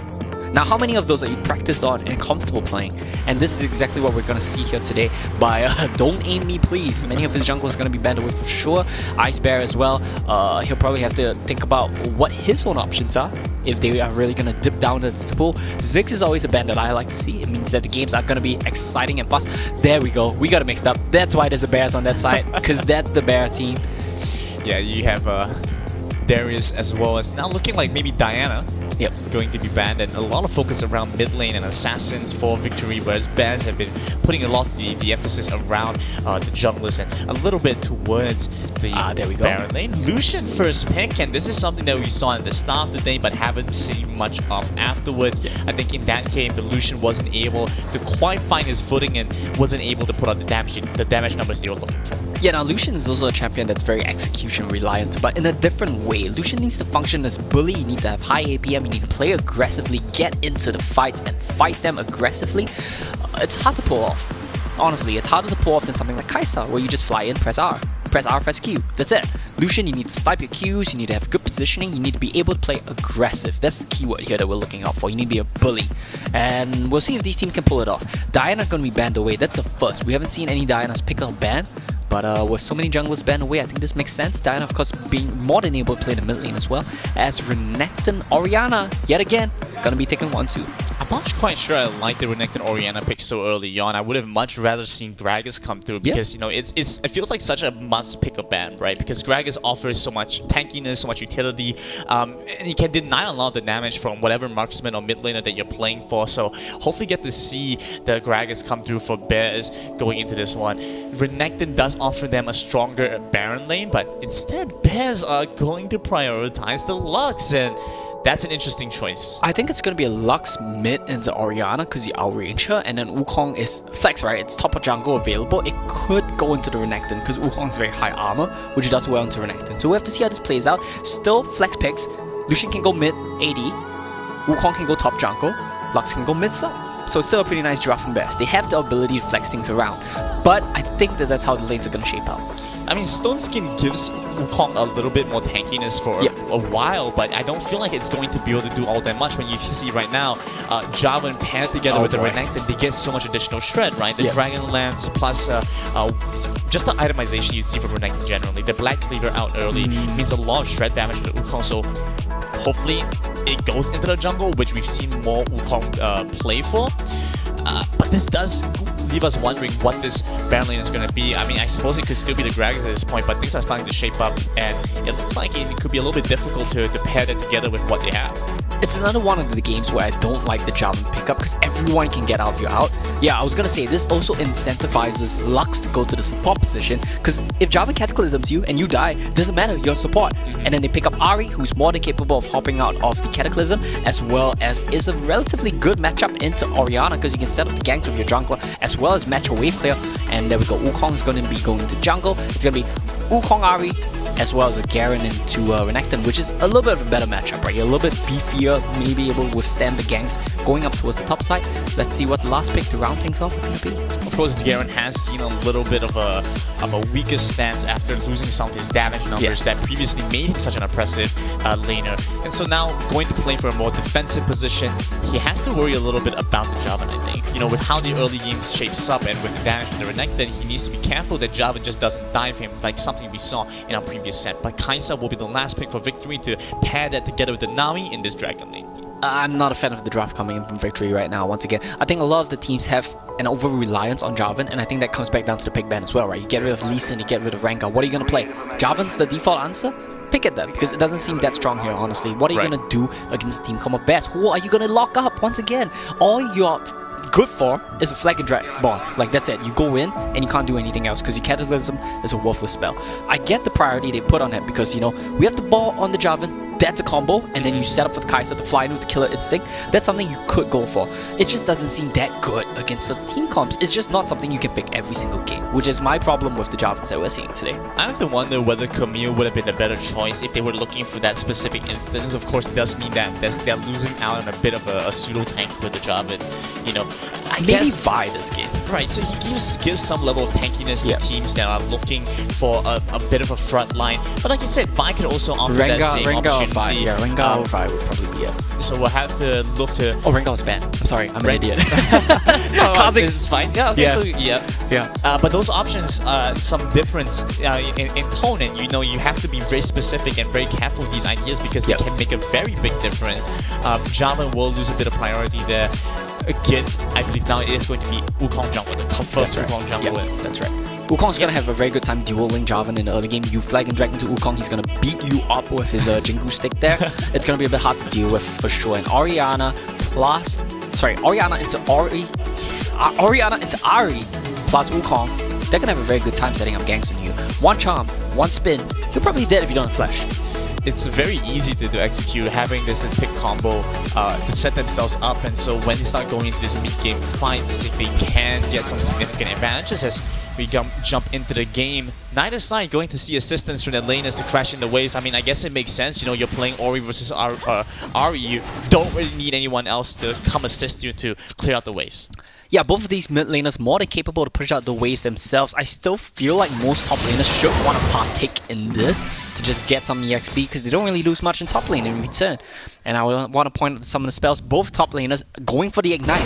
Once again, Barrier is a good option against Garen. Oh okay, my goodness! I should just not say anything. Apparently.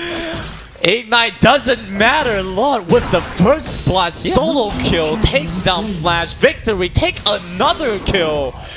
Lucian going down. Solo kills across board. I was gonna say just now that Lucian and Lux are bully lane.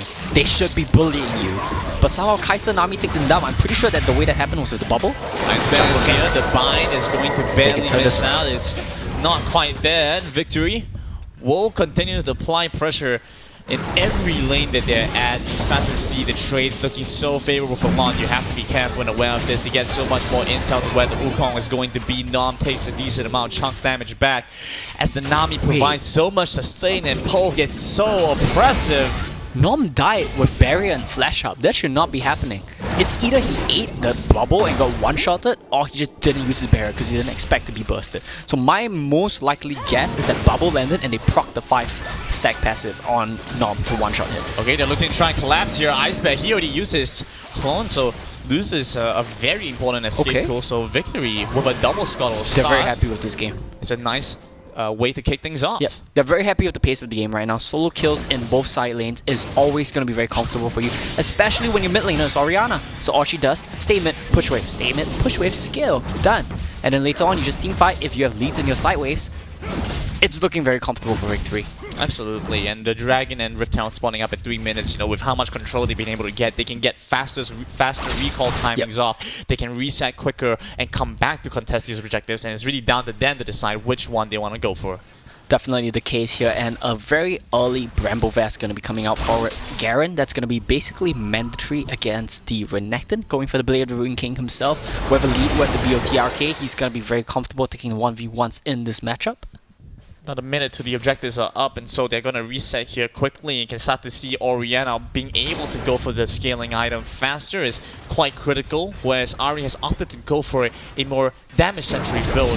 This could be the difference in some of these fights. This could definitely be the difference in some of these fights. Here we go. Once again, bot lane getting out-traded for the side of Bears should not be happening. Lucian. Guys, don't pick Lucian if you're not going to use it to bully the lane. That's pretty much the case for 90% of these matchups. Lucian is good at one thing, being a bully and being oppressive. If you don't do anything with him, if you fall behind, I think you're better off picking another AD carry. You have to pan it well with your Lux, and if your Lux isn't going to be able to hit those binds, I feel like hitting the binds isn't even most important, it's having the threat of hitting your binds. And the fact that Lux is using it quite freely there, Grizz hasn't been able to generate much value. Pointing out the top lane gank right now, the Jarvan has a setup available, but it looks like he's just going to call this one off. He forgets that he doesn't want to waste his time in the top lane. Wait, what? Decides that he does want to waste his time in the top lane. He wants to farm, he wants to farm. Wave and move over to the Rift Herald because now Garen is stuck under turret. Bears trying to trade back for the Dragon. Yeah, they're going to be trading right now Herald for Dragon, and generally the trend that we've seen is Herald has been very valuable. It's let teams snowball the game. not Very the well. case. They've decided that they want Okay. them both, so they're going to Yeah, they go want to over fight. to the Dragon Good call. to start this fight off. The Bubble will be able to connect. Tidal Wave not able to find all that much value. Ice Band looking a little bit. No, the first wave of the Cyclone will lock them down. They're stuck in the cactus and multiple flashes away as they try to escape. Lux Laser will connect, puts them down low, and Dark Raidamon almost goes down. The slam down for the Garen will take down the Jarvan. It's a Demacian on Demacian action. But it looks like they should be able to trade back a little bit more. Puts Nom and Ice Bat down very low. The Cathian Raid and the recall right in their faces gonna to shoot a prove the ultimate. Maybe you don't Advantage. want to cancel your recall until your W comes on cooldown. That's second. fine. Oh, you want to play it. Okay, that's okay. I mean, it feels like the fight could have been executed better from the side of Victory. The Nami tidal wave, not really the best in that situation. Trying to find a snipe, not really He's getting 4 anything. kills right now. I didn't see this. He is now 4 kills. He's on a rampage, he's massive. They got a solo kill, and then I'm pretty sure he picked up almost every kill in the skirmish. So this is a big boys Kai'Sa for sure. Very easy for them to convert into a little bit more now. Oh, But yeah. I mean, Victory have been able to hyper skill their Kai'Sa. You know, we talk so often about how Kai'Sa is kind of is still strong and relevant within the current meta. But where it falls to the solution is not having that kind of early power. But if you're willing to hyper scale the enemy Kai'Sa to this extent, then by all means, you know, the Kai'Sa will not lose against Illusion. 4-0 at 5 minutes is definitely hyper skill. I don't know how that happened, but yeah, the problem with Kai'Sa is not the pick itself.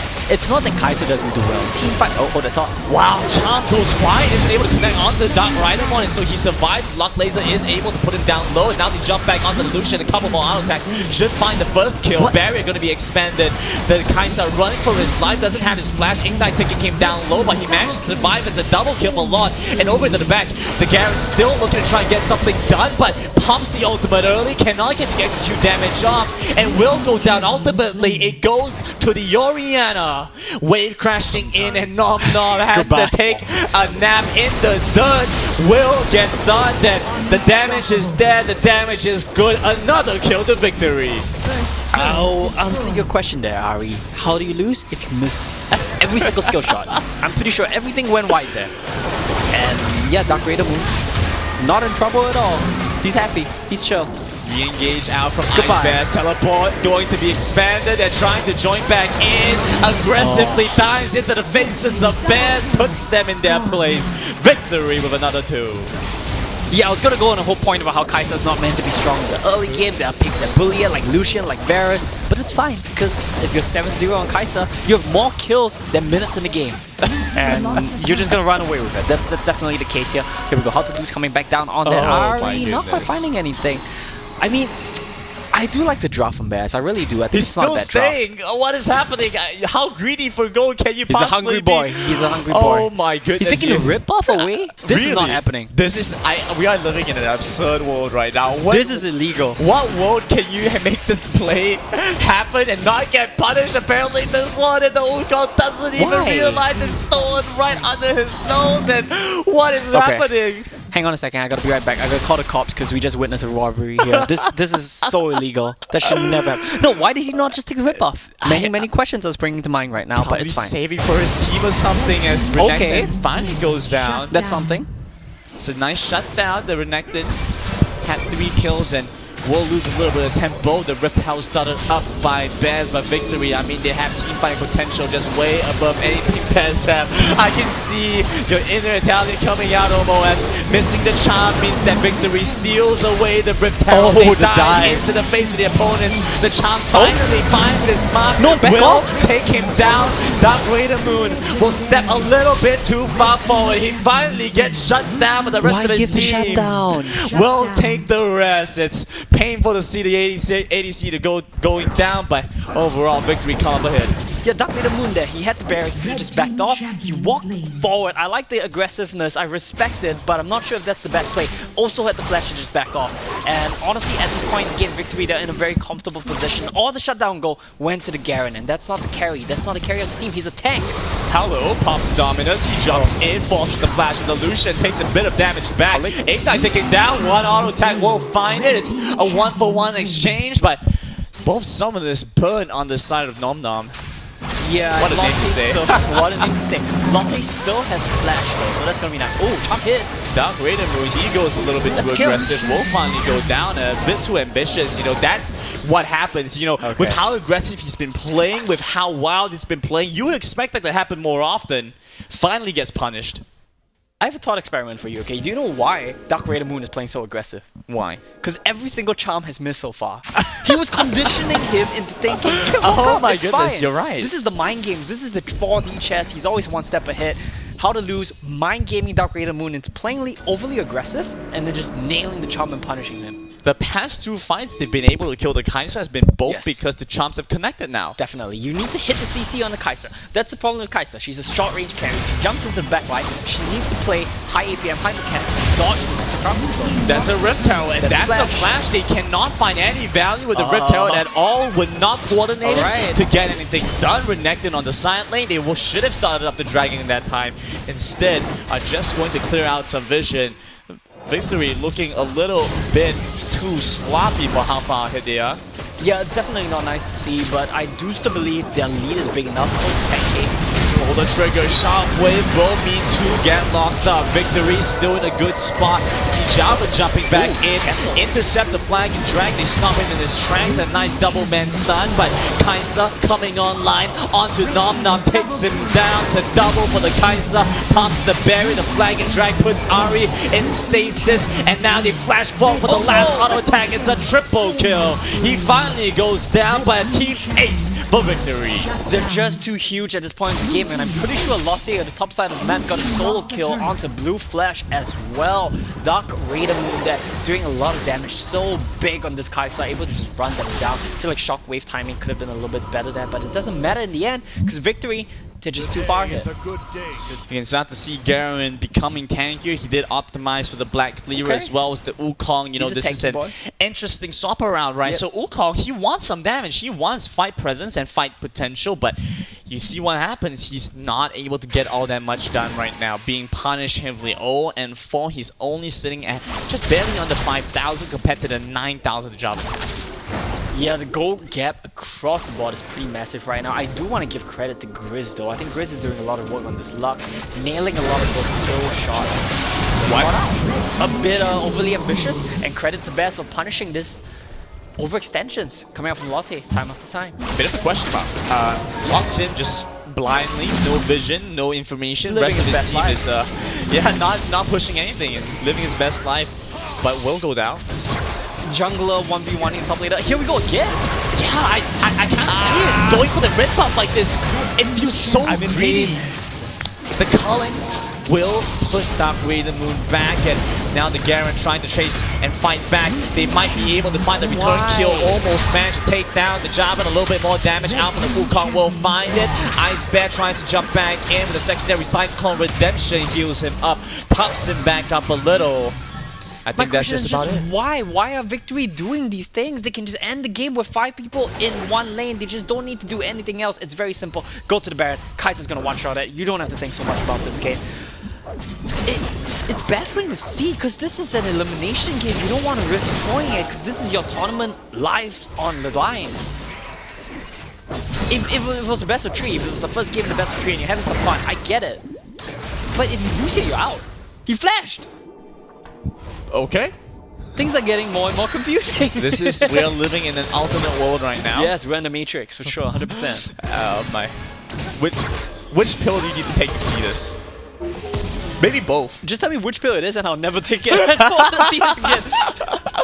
Some strange things happening in this game, and I want to see Victory actually push their advantage and really close things out. You know, stop allowing some of these things to happen. It's been strange. Stop making solo plays. Your team comp is good as a unit.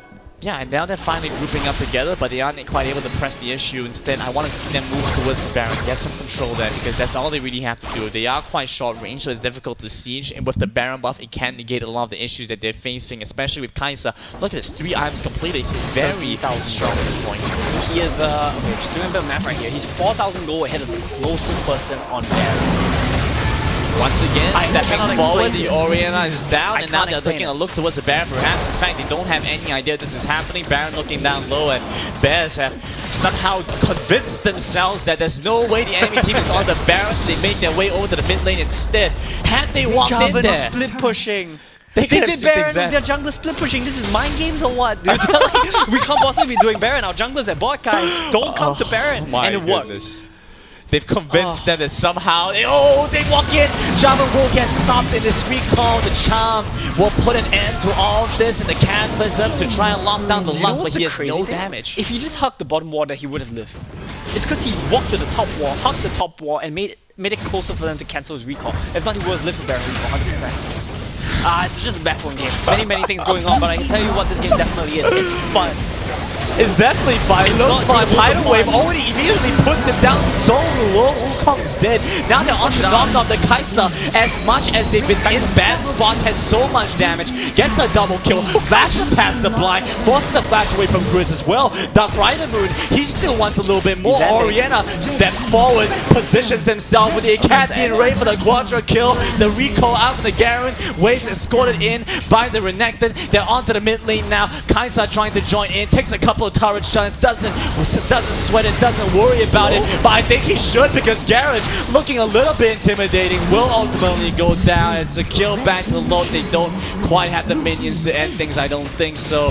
Actually, with how things are going right now, Nexus is going to go down surely with a couple more auto attacks. They find it. And off of that, Victory will secure their win to continue their tournament run. That was a game. That was a game. That was a game for sure. Was it a fun game? Yes.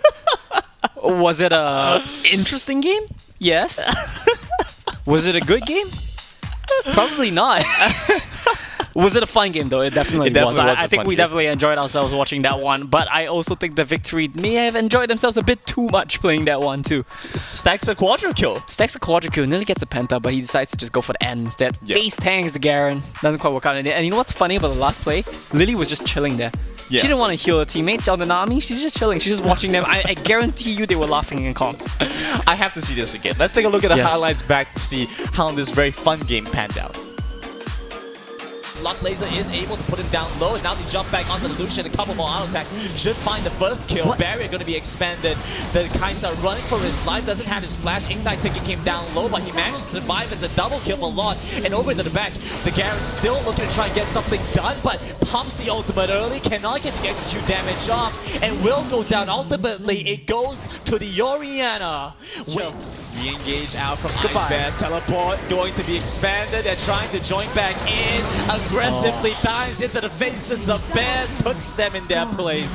Inner Italian coming out almost. Missing the charm means that Victory steals away the Rip Talon. They the dive. into the face of the opponents. The charm finally finds his mark. No, back will off. take him down. Dark Raider Moon will step a little bit too far forward. He finally gets shut down by the rest of his team. shutdown? Kai'Sa coming online onto Nom Nom, takes him down to double for the Kai'Sa, pumps the berry, the flag and drag puts Ari in stasis, and now they flash forward for the last auto attack. It's a triple kill. He finally goes down by a team ace damage, gets a double kill, flashes past the blind, forces the flash away from Grizz as well. Dark Rider Moon, he still wants a little bit more. Oriana steps forward, positions himself with the Acadian Ray for the quadra kill. Then off of that, Victory will secure their win to continue their tournament run.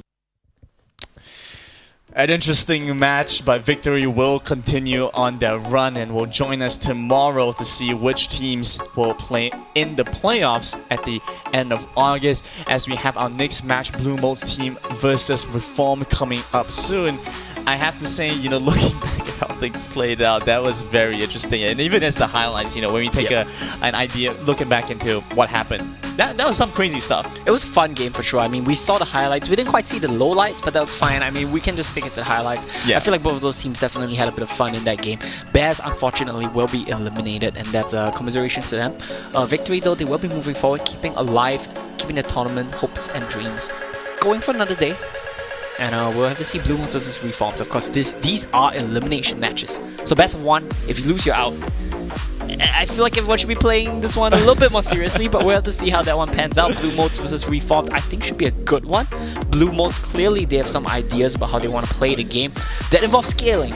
But with 3 bans available now, that seems to have been targeted by some of the teams here. We'll see if Reformed continues that trend of targeting their picks. If not, things might go in the favor of Blue Modes. What good is a win if you didn't have fun while getting it? I think that's the mantra that Victory has showed us. And, you know, while we are able to appreciate all of these games, I would have to say this has all been made possible by 100 Plus, the official drink sponsor, and Secretlab, our official chair sponsor, for being able to provide us some comfort while we take a look and watch some of these matches play out. Because we still have more games tomorrow, we have more games at the end of August, being able to kind of put us in a good spot to reward our I've been very comfortable today. Be able to reward our players especially well. I think, you know, we take a look back at the prize pool, right? Yeah. The winner will get the lion's share of a $22,000 prize pool with 12,000 and 5 Secretlab shares. 5 of these bad boys, that's insane. Yeah, you get to pick and choose, if I'm not mistaken, right? Whichever League of Legends version that you want. I'm actually a big fan of this one. The Ari one is actually super clean. I really like it. Right? Yeah, I didn't think the Ari one would be this nice, honestly, but I'm a big fan. Of course, and being able to choose for them, and they also released a new line. I think Daryl just got to see what I was talking about, but I was saying the Ruination one and the Viego and the Pike one were especially nice, if you ask me. Haven't seen it yet, but I'll make it a point to, because those sound really cool. It is very cool. Let's also take a look at our lower brackets, because this is where things are starting to shape up. You know, the team that wins between Blue Modes and Reformed will play against Team Artisan as we continue our matches tomorrow. So whoever can perform well here will continue their run the next day. That's a very important thing to mention, because being able to continue tomorrow means you get a chance into the playoffs, where all the prizes that we talked about will be at stake. Yeah, for sure. I mean, the goal for all these teams is they really want to get into playoffs, and from there they can take it one step at a time. For now, you really need to make sure you get into the top 4 of the qualifiers, and that starts here in the loser bracket, 1 match at a time, clawing your way back up. I mean, that's just the reality of it, right? If you drop down to the loser bracket, you have to grind it out. You have to make sure every game is do or die, and that's the stakes involved. If you want a piece of playoffs, that's the reality of it. Calling it as it is, it's the loser bracket. It's the lower bracket. It's the lower bracket. I'm sorry. Lower bracket, loser bracket. It's fine. You know, calling it as it is. Yes. You know, you did lose a match to get here. Exactly. It doesn't mean you're a loser. It's just that you lost a match to get here. That's all all. it See is. teams go into the lower brackets and win it still all. win it all. Exactly. Definitely. It's a chance to play it out. And because once you get into playoffs, I think things kind of reset there as well, right? Yes. So you get to go at it again, you know. And occasionally you play against teams that just are very good. Right. Yes, that's true. You might just have a bad matchup against them. Every once in a while, you have teams that just play in a style that's just doesn't suit yours, and you kind of falter at that point. You might play against a team that wins the whole upper bracket, so that's also a possibility, Of course. right? Yeah, so there's definitely a lot of factors involved. Being in the lower bracket, no shame at all. It does mean you have more games to practice, though, and that's definitely a good thing. I feel like the more next games match, to practice. 4 games to practice if you drop out at the start. So there's a lot of factors involved in this as well. I think there's a way to min-max it, optimize it so that you play best of 3, drop out, and then play best of 1, best of 1, and drag it out that way. But these are all, you know, a bit too much to think about. As we will see, of course. Can we take a quick look at what we have for the upper bracket? Peppa Pig versus Astrodyte, as well as we're gonna have GE Esports versus Team Happy. So a lot of good games coming up tomorrow. Actually, I'm curious, is it GE Esports or is it G Sports? I have no clue. We'll have to find it out. We'll have to ask find out. them. Ask them what their team name is. I also want to very quickly mention that Reformed they played 1 set of BO3 against V2, right? And then they went to the lower brackets, and then they had a bye, and now they're up against Blue Modes team. So they've only had to play 2 games so far. Yep. This, I mean, it's very good for maintaining energy, but I have to feel that Blue Modes team have been able to build some tempo and momentum throughout their games. Yeah, definitely. I mean, even though they lost their games, at least they have more games to warm up in. And I do believe we are heading into the draft phase. This is the one that I think is going to be super important for this match, and I'm hyped to see how this one plays out. I want to look at what Reformed specifically ban away from Blue Mode's team here. We've seen some of these players before, you know, Desarius and Scripto are coming back and making a repeat appearance, but under a slightly different name this time under Reformed. First ban will be that Lee Sin. Blue Mode's going to respond with the Akali. Lee Sin, Akali, very traditional bans being taken away. Reform though, I really need to see the second ban because they might just mess up and give Blue Modes what they need to succeed here. Oh boy. I don't like where this is going, my friends. Are we gonna see the Senna? Maybe they're gonna go for the Senna themselves. Please don't pick Senna Ziggs. If we pick Senna Ziggs, we're basically watching a best of 3 here in one game. Alright, we'll have to see how it plays out. Olaf, Lee Sin, Ben getting rid of junglers. I mean, I can't blame them. These are very strong picks, but if you want to target your opponent team, these are not the bans to do so with. This is always that discussion, right, between teams, between players and coaches when they say like, yeah, no, this pick is actually not that strong. We don't have to ban this. Yeah. But then you always have to wonder, you know, against a one trick, you know, like we talk about. Not that they're one trick, but they specialize. They specialize. Yeah. Well, even especially because I remember there was a bit of discussion back when guys like Adrian or Broken Blade were playing in the LCS and such, right? Do you ban Riven against them? And people are like, yeah, no, well, Riven is not that good of a champion. Just ban, you know, we don't have to ban this. But when he's playing anything else, his win rate tanks. You know, you specialize in something to that extent. I mean, no reason not to. And we'll see the final bans. It's the Galio and the Fiora, meaning everything that Blue Modes want has been left open, reformed. Let's see what they take away. Graga's first pick is a good option. It's a very stable pick like we talked about. It can go to 2 lanes. And it's just generally flexible. It can't even be played spot if you really have to. And that's a nice swap up right there, Lucian. But I'm pretty sure Lucian has a 0% win rate today. That champ needs to be aggressive, needs to be a bully. And are we going to see that out of Reformed? If the answer is no, then Lucian's not going to do well.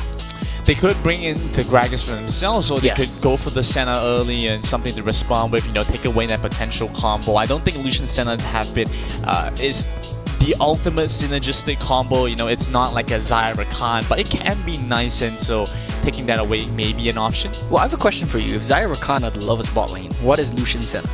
They are the Starcross lovers.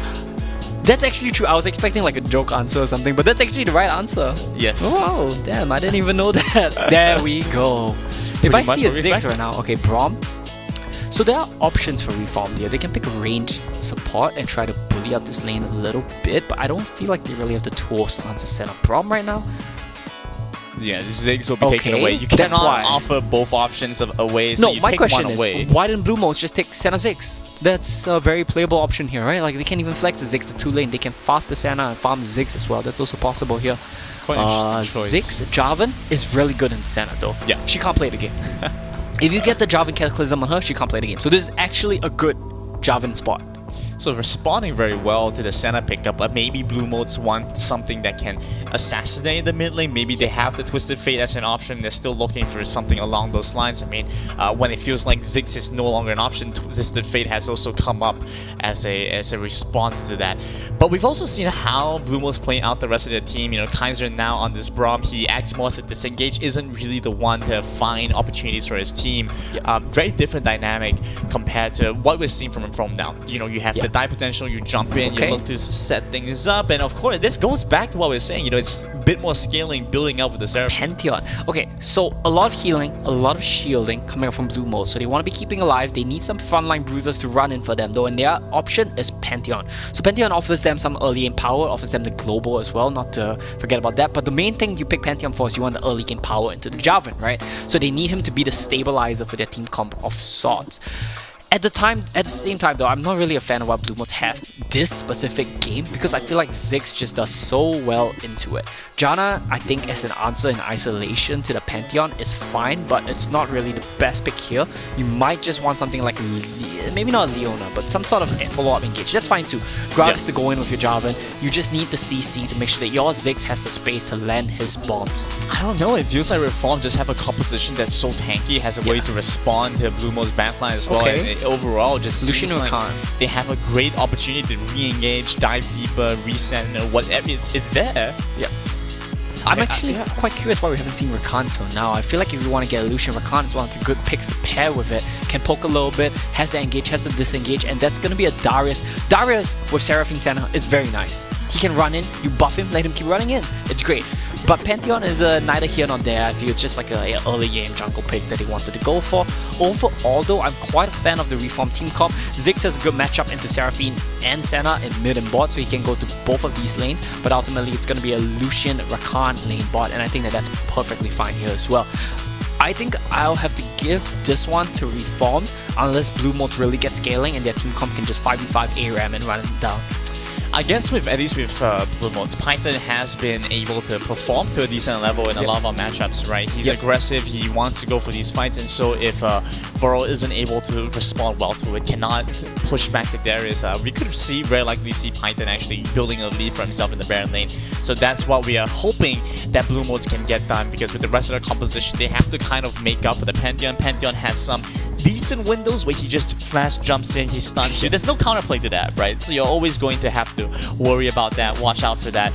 But at least with the tankiness that the Gragas provides, it's easier to survive a potential dive. Yeah, they are a little bit low damage on the side of Blue Modes. The main thing they want to be doing is making space for the Darius to go in, hit people, get some stacks. That's the downside of tanks, right? It's a double-edged sword against Darius. If you give him the time to hit him and he doesn't have enough DPS to kill him or CC him, then he's just gonna get stacks, run in and kill your whole team. Especially with the comp they've drafted to enable this Darius. But I feel like they do have enough damage this time around. It comes down to the Ziggs and the Lucian and how well they play. Of course, the Wombo combo potential is always there for Reformed. They have the Jarvan Rakan to jump and CC people out while Ziggs just chucks his Super Mega Inferno Bomb at them. And that's gonna be a very big combo to look out for this game as well. Especially with your carries being Senna, Seraphine. I cannot think of a combo which gets popped more easily than that. And it gives so much utility, so much vision. You know, the Super Mega Inferno Bomb, it gives you intel on if people are starting Baron, Dragon. You can clear the wave from across the map. If your Baron lane is being shoved in, clear the wave there. While you're still in mid lane, you have all these options available, and I think that's the strength of the Ziggs. And we saw a lot of it happen, especially in the hands of G4. You know, he was able to bring it to its full potential. It blossomed in its hands. And so now I think a lot of people are starting to see Ziggs as that very powerful, viable option. Unfortunately, we haven't got to see very much of it. I believe this is our first game on broadcast. We've seen the Ziggs come in. Will be nice to see how this pans out though. For sure, I think the Ziggs here has a lot of potential to really just follow up on the combos. The main thing I want to look out for here is we're going to see an anti-synergy combo this game. Jarvan's going to lock everyone up. You're going to have the Ziggs bomb come in and Gragas cast knocks them all out. I hope we don't see that, but it would be hilarious if we do. So keep an eye out for that. If anything like that happens, hits them on the outer ring of the bomb. Knocks them right out, they take no damage. That's always fun to see. Yeah. Hopefully not. Hopefully not. Maybe hopefully we see for some. Reformed, hopefully not. For Blue Mode, hopefully yes. Different hopes and different expectations, but I think I can say that both teams are hoping to pick up this win, as it's a best of one in our lower bracket second round. Our final match of the day, Reformed and Blue Modes. They just want to get this quick win. Blue Modes will send in the Darius to assist the Seraphine clearing out this wave. It's pretty much what we expect to see starting out.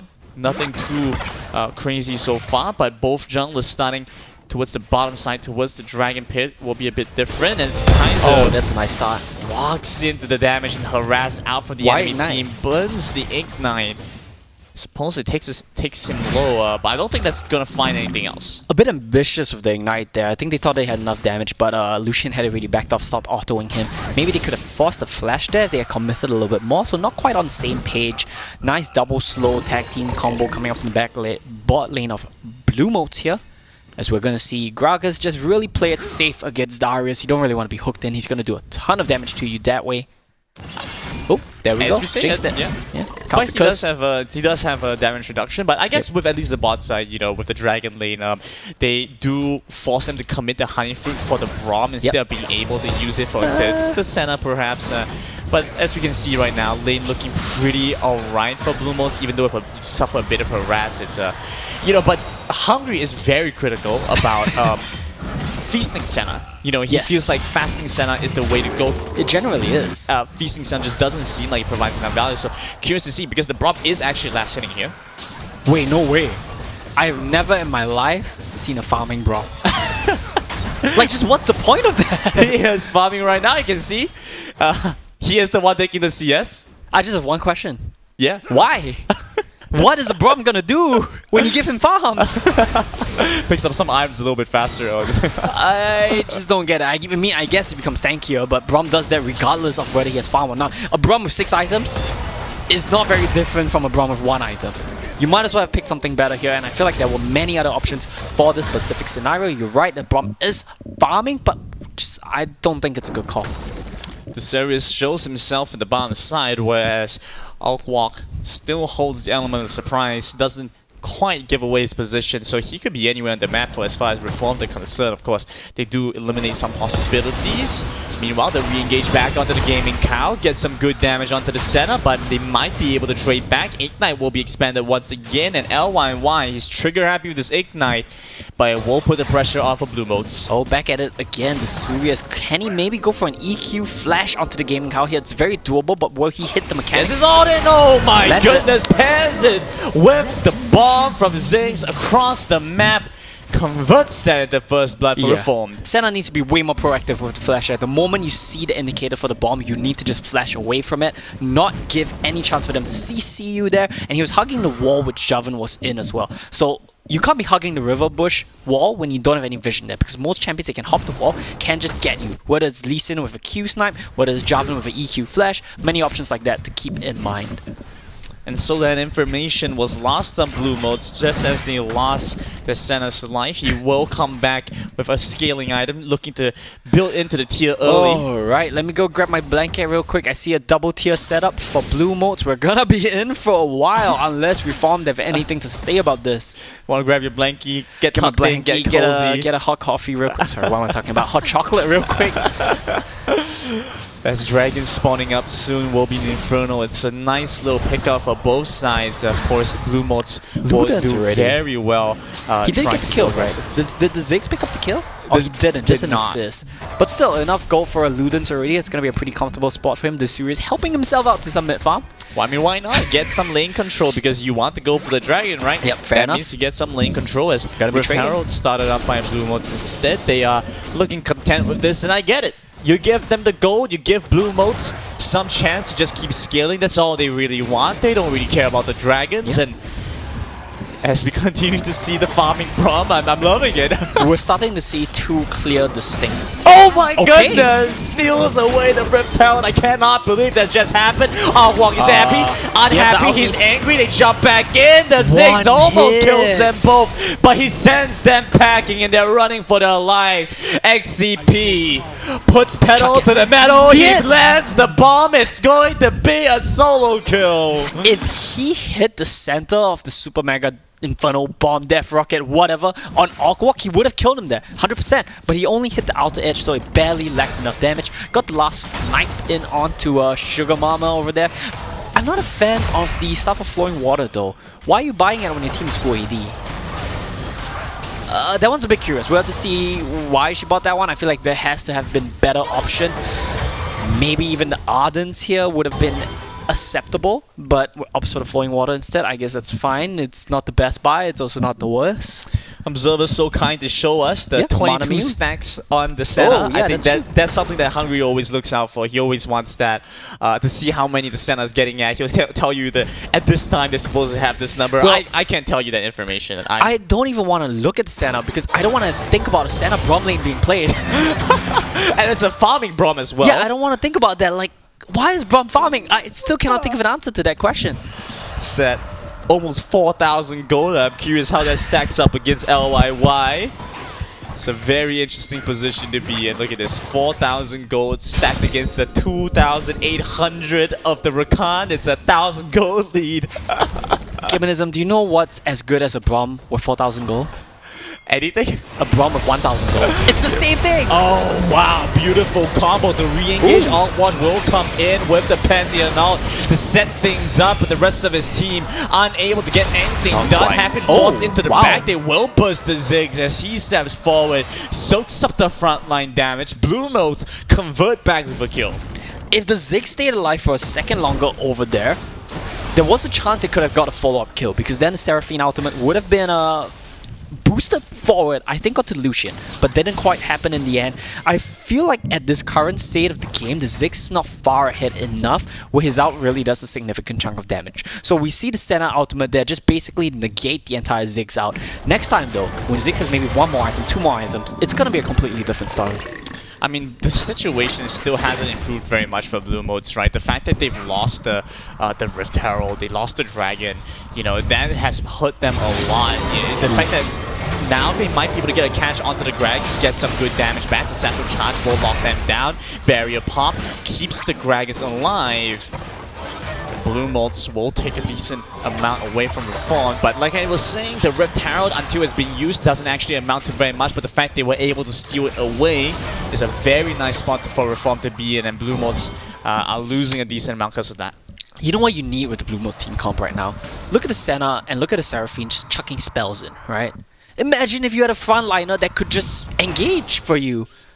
It's just annoying to see the Braum because he does really, honestly, zero in this team comp. Nothing. If they had a frontliner, I feel like Blue Motes, I would favor them to win this game. They just need someone to stand in front of the Senna, stand in front of the Seraphine while they chuck spells and engage for them.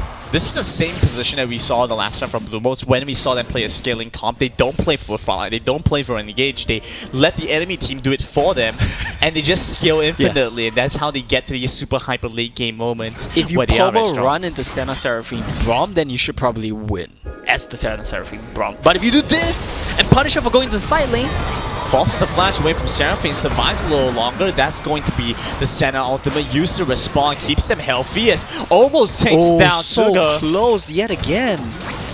That's Dragon though. They're back onto the Mountain Drake. Let's see how Blue Motes respond to this. Seraphine still has ultimate, so the encore could be used, but they get a big quickening. They get the charge off, gets the double knock up the Kali. Going to be used face first into Kaiser, but Kaiser very tanky, means he soaks some damage. Off-walk is dead next. Braum survives a little longer, but look at the cast! A triple kill for Euro. Python tries to flash in, tries to set up for his team. The Emperor Hen will not be able to execute Reformed. Instead, he's going to go down. You're on a rampage, an unofficial quadra kill for this Gragas. There we go. Gragas with the big barrels coming in, picking up the kills as a full tank Gragas, no less. I'm pretty sure. Okay, I'll take that back. He's AP.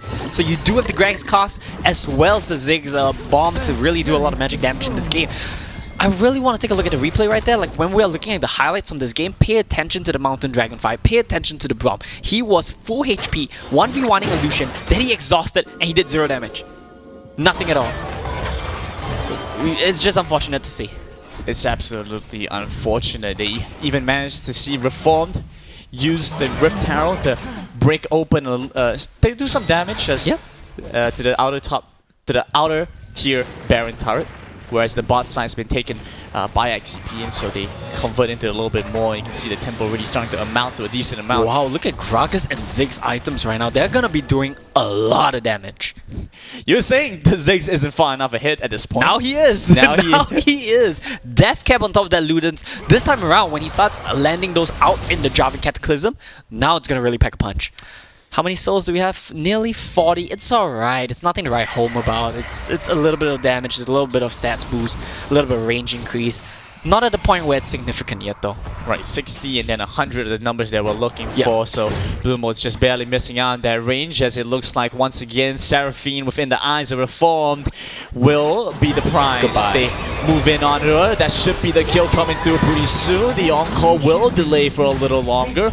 Still goes down, that's 2 ultimates committed, but both of them incredibly long cooldowns. Yes. I don't like how much they expanded there. They just tried to save the Seraphine, but there's no universe in which a Seraphine survives a 1v3 at the turret right there. The Seraphine can't be caught on the side lane. I don't think they start Baron. Yeah, they don't start the Baron here. They don't have the damage for it just yet, but that does give them a lot of space on the map to work with. So much more room for the Ziggs to farm. They can just go for this harass, gonna walk into Blue Motes. You see right now, Reformed, he's able, or rather Yor is able to deal with the Darius, be able to step forward, absorb a lot of this pressure, and even though he's not going tanky because of the Rod of Ages, because of how much AP he has, can soak up a lot of the chip damage that the Darius otherwise is able to provide. It becomes very strong, and this is difficult for Blue Motes to deal with. Yeah, I think Uriel's doing very well this game. Like we talked about it a lot. Baron laners who are raid bosses, play Irelia, all that jazz. Uriel is also doing a very important role here. He's playing a weaker top laner, he's playing a weak side top laner rather, and he's just farming up, not losing CS, not losing in kills, not feeding, and he's just doing so much in team fights, and props to him for that. That's a really great position to see as well. 3 items on the Gragas. See, continue to scale. So will Blue Motes. I like this. Kaiser is walking forward, but the gaming cow is gone. They locked him down. Death awaits him from that brush. Let's see what else they can get done. Offwalk tries to jump back in. Will fight a little bit there. They slow things down a little bit more, but it's a double kill for the Ziggs as the bomb connects. Now they're back on the Python. It's a triple kill. He's tilted. He wants to walk into the face of 4. But they're going to go into the Baron instead, and I cannot imagine a world where being able to walk forward into their faces is going to pan out well. Reformed are onto the Baron, Python zoned out, LYY and Euro will be there to stop them. I feel like they think they have to try. They can't afford to lose this, but at the same time, they can't get it as well. There's no chance. Beautiful crowd control has stopped Walk. The flash expanded as well, puts him low. Now the cast, one more auto attack going into the hourglass to stay alive. Now Senna only coming through to provide some help. Python barely escapes as well. Yeah, very nice game coming out from Reform. They didn't start it off super well, but I think they are playing the mid game extremely well. Trapping the Baron, going for the turn plays, looking for the combos and the chokeholds in the jungle. Brilliant stuff coming out from Reform. I think they're definitely doing very well here. Reform definitely finding the footing in this game, getting some good control, whereas Blue Modes, they have... oh my goodness. Look at the items on Blue Mode.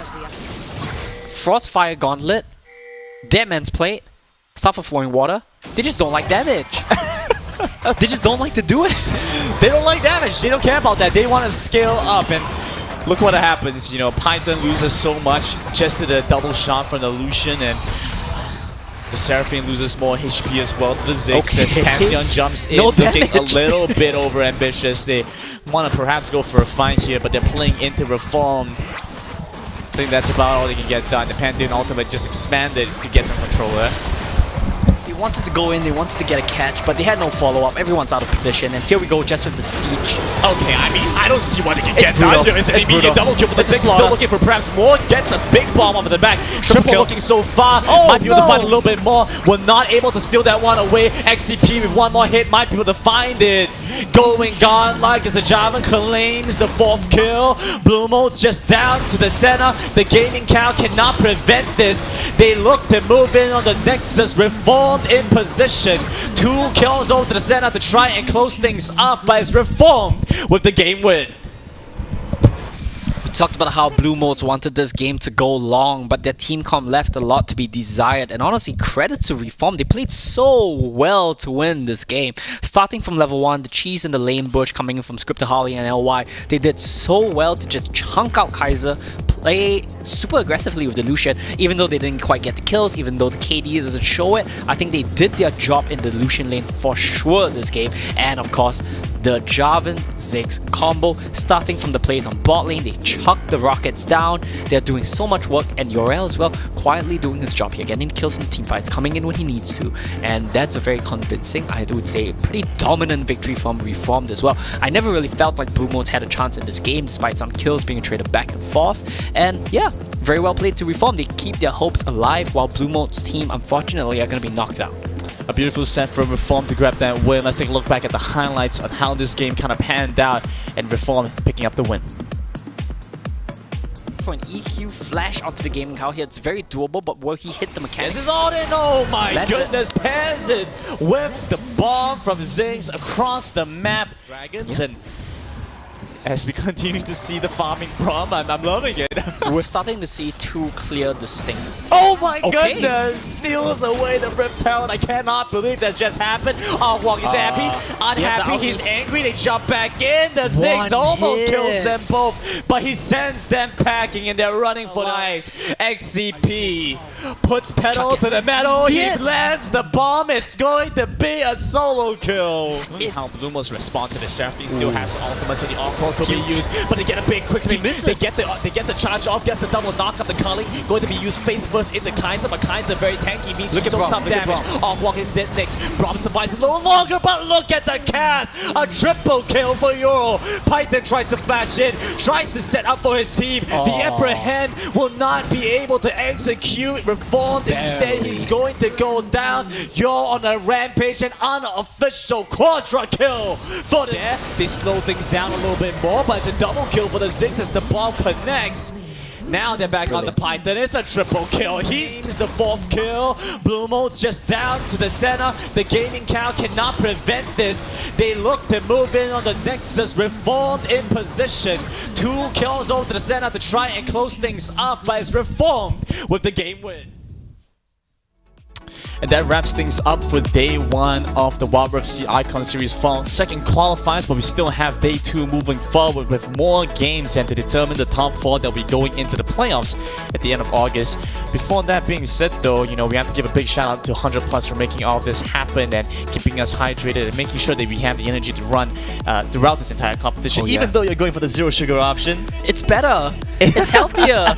Both are tasty. This one tastes just as good and it's healthier. I think you say it tastes better. I disagree. I do think it tastes better. Maybe I just forgot how the original one tastes, but yeah, that might be the case actually. And you can get to up your hydration game while we are in this heat storm. I think across the world, right? Yeah, it's been so hot. I definitely need to bring home some of these 100 pluses. Definitely. You know, if you win summer season, you get 3 months. You win fall season, you get 3 months. You can have half a year of 100 plus just being.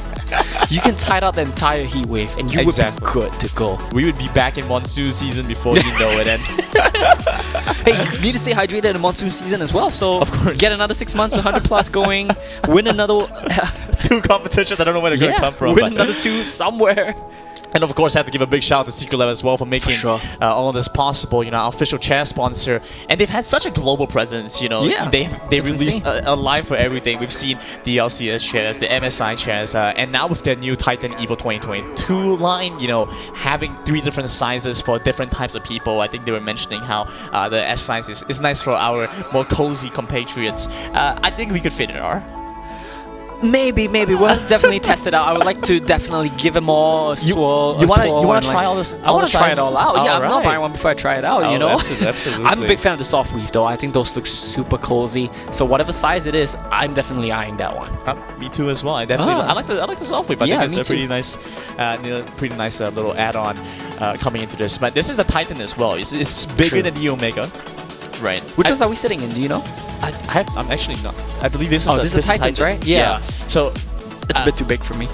No? Yeah, it's a bit too big. I like you need to fit into it. Well, that's why we have different sizes. That's the one for me. Yeah, we have different sizes. We need to find the right one for you. For sure. That's why you got to sit in all of them.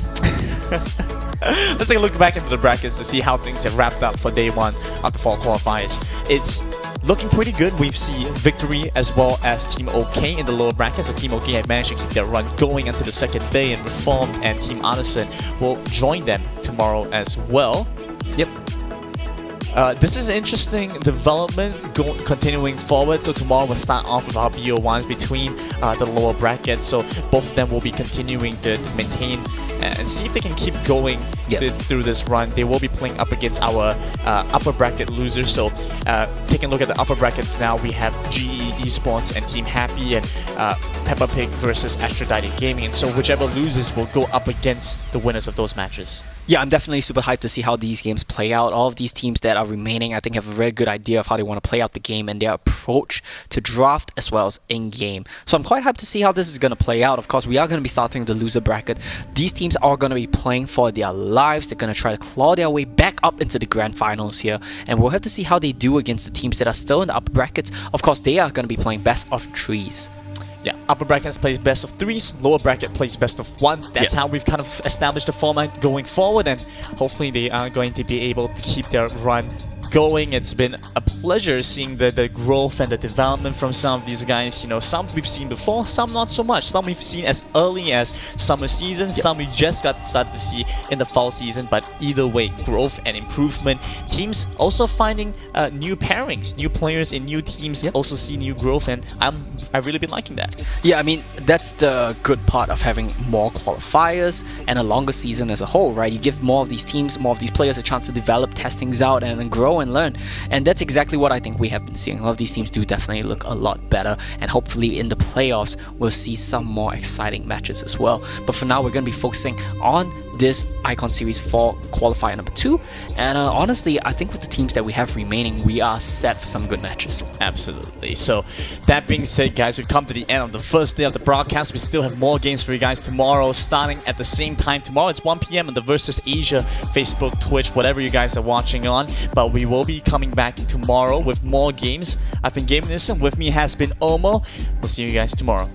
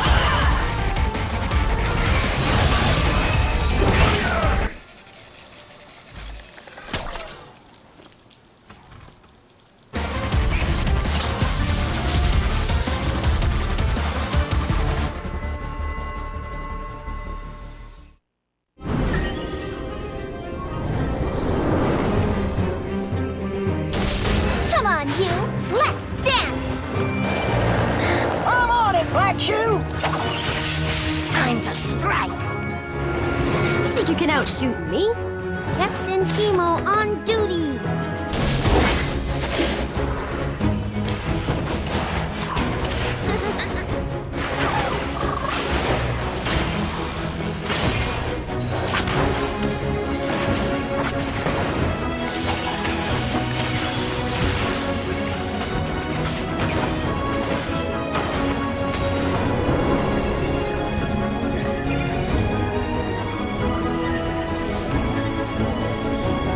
Let's do it. Delta Sierra at 12 o'clock. Dust 'em, Pix.